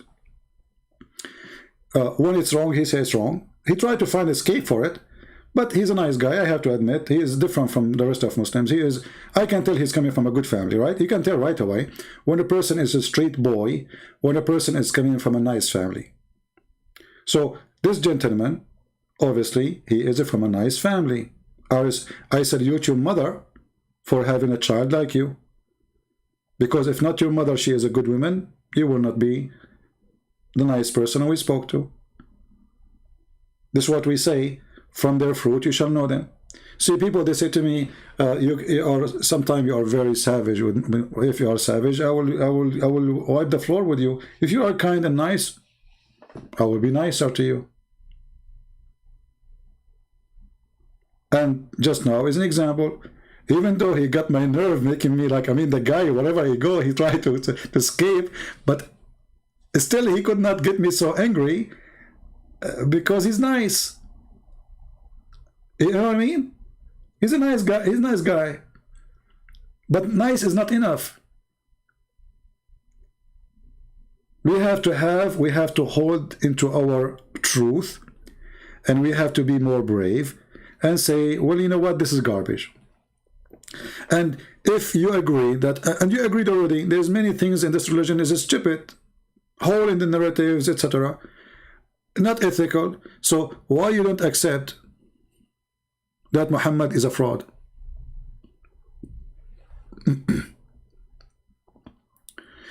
Somebody saying, if you want to talk to me, my friend, change your name so I can respond to you. Don't use respond Christian Prince. You cannot respond to me. So he said that Jesus changing water into wine is not scientific. That's stupid of you. This is miracle. I mean, even look at this logic. Jesus changing water into wine is not scientific. Who told you that when the Quran says that Jesus, he made the blind see, is that scientific? When Jesus made the guy who cannot walk, is that scientific? When Jesus tell you what you hide in your houses, is that scientific? Abdul? Genius, you're so cute. By the way, you won a duct tape for today. And it's not me who paid for it, our friend Muhammad. Just leave your address, we will send you a duct tape because you're an idiot. So this is the error in the Bible. It's not scientific, Jesus making the wine from water. The rest in the Quran is okay. Jesus, you know, he sent 7 sandwiches. Every sandwich have a whale. This is scientific. You have a chapter in the Quran. It's called the chapter of Al-Ma'idah. Why it's called Al-Ma'idah? Because Jesus, Isa, he asked Allah to send him 7 sandwiches, brother. And then when they open the sandwich, brother, they have inside them 7 whales. Brother, now based in your scientific, this is very scientific. Actually, me myself, I always do that. It is science. You look at the sky, you say, oh Allah, open your microwave and send me 7 sandwiches. And boom, boom, boom. And then 7 big sandwiches fell in my yard. Each one of them is full with big whale. And the Abdul is talking about this is changing water into oil is not scientific, okay? It's error. What an idiot. I mean, this is where I say to women, be careful when you get married. If you marry to a guy like this, you will hate yourself for the rest of your life. You see, I advise women, if you want to marry, no problem if the guy is not good looking. Don't ever fool yourself with even good looking. The person who have no brain is the last one to marry. He will make you hate yourself. Each time he opens his mouth, it's going to be like a fart. You can live with a person he don't look good because he will do good to you. He's smart. You will love him. But a person who is stupid, he will make you live in misery. Stupidity. There's no solution for it. You cannot fix it.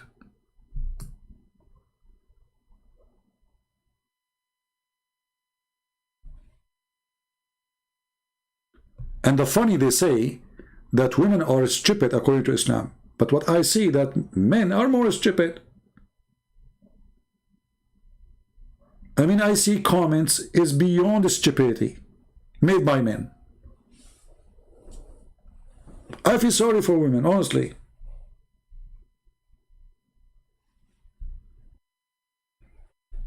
I mean, what's wrong with people?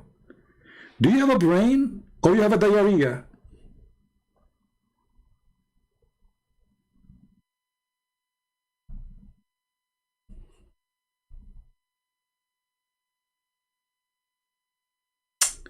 Oh boy. Sorry, this guy. I hope men are not upset from me. Hello. But honestly, I mean, you know, the problem is really big. You know, we all exist in a society where everybody around us make that the man, he is the smart, and the women, they are not really smart. But if you go and check in reality, you will find there's a lot of men, they are the most dummy idiot ever you can imagine, and they claim to be smart. Same time, there's women, they have no just in their life, they are smart, they deserve way better. But women, they have little opportunity to change their life because society control them, culture control them, rules put on them, everybody judge them. You see, in the Middle East, if a man, he goes sleep around, he sleep with 1,000 women, nobody say he's a bad person. If a woman, she sleep with one guy in her life, and people know about it, that's it, she's over. The most hypocrite culture ever in the world. The parents even will be proud about their son that he had many girlfriends. Imagine the parents, religious parents. But the parents, if they knew that their daughter, she did something, which means all the daughters are doing it at the same time, because how your son can have many girls to sleep with unless all the community is like that. So what they do all kind of garbage, and they bury the garbage if the girl is involved. But if the guy is involved, he is the rooster. He's the hero. He's the good guy. Our son is smart. He can get girls. If their daughter is doing that, oh boy. What a garbage culture. This is why I don't want to belong to it. I don't really associate with people who practice it, because this culture is ugly. There's no justice, there's no honesty, there's no truth, there's hypocrisy. However, with the Lord, my friend, we can fight all bad cultures. We can fight all bad teaching, for He is the best to follow. With Him, we can be victorious against our sin. All of us, we commit sin. Anyone says to you that he is a good person, he don't commit sin, he is a liar. The Bible says, for all commit sin. For all. Prophet, not a prophet, who care? All. But there's only one person. His name is the Messiah. So never make an example, a best example of you for you, except the Messiah. For no man deserves to be the best example. For all of us, we commit sin. And if you can find me better name than the name of Christ, let me know. You will never. When those foolish ones, they go in the Bible, they say, look, Jesus says here, Jesus said there's a sword. Foolish statement. Coming from a fool. And the foolish will never win. Because the first thing a foolish person do, he hurt himself. It's like giving a gun to a fool who do not know how to use it. He will shoot himself. And this is what happened exactly to Islam. The second you start studying it, the bullets is all over the place. So today, I hope we have a good time. We are here for many hours, even though I was planning to be here for 20 minutes. It is 5 hours and 18 minutes only. Again, remember, please, if you have friends, they are Russian or they are Chinese, we have a new books translated, and you can find them in the info, or you can find them in the Patreon. You can download them from there. Don't just share the link. Download the books and put them in your own drive, in your own Google. It's for free, Google Drive. And then you can share them with your friends. This way we can preserve those books, and they will be there forever. And again, they are a gift from me for free, as many other languages: Indonesian, Croatian, Albanian, Malaysian, you name it. I mean, all languages. So more and more languages will come soon, I hope so. And more books will be there to be gift as for people. And I hope that the Lord will give me time so I can write more books and we help more people, more nice people like this gentleman who called me, Muhammad, so he can see the truth and the truth will set him free. I pray that this person, him and his family, they will find the truth. He's trying to resist, but he is close. He is close to leave. So I hope next time he call me, I pray that the Lord will provide me with patience, because sometimes I lose my patience. Too much duct tape. But I will try to go to the pharmacies and buy some medicine specifically for duct tape issues, so I can stay talking to him longer. So until we see you again, may the Lord bless you all. Christ is Lord, Islam is false, and we prove it every day. Take care.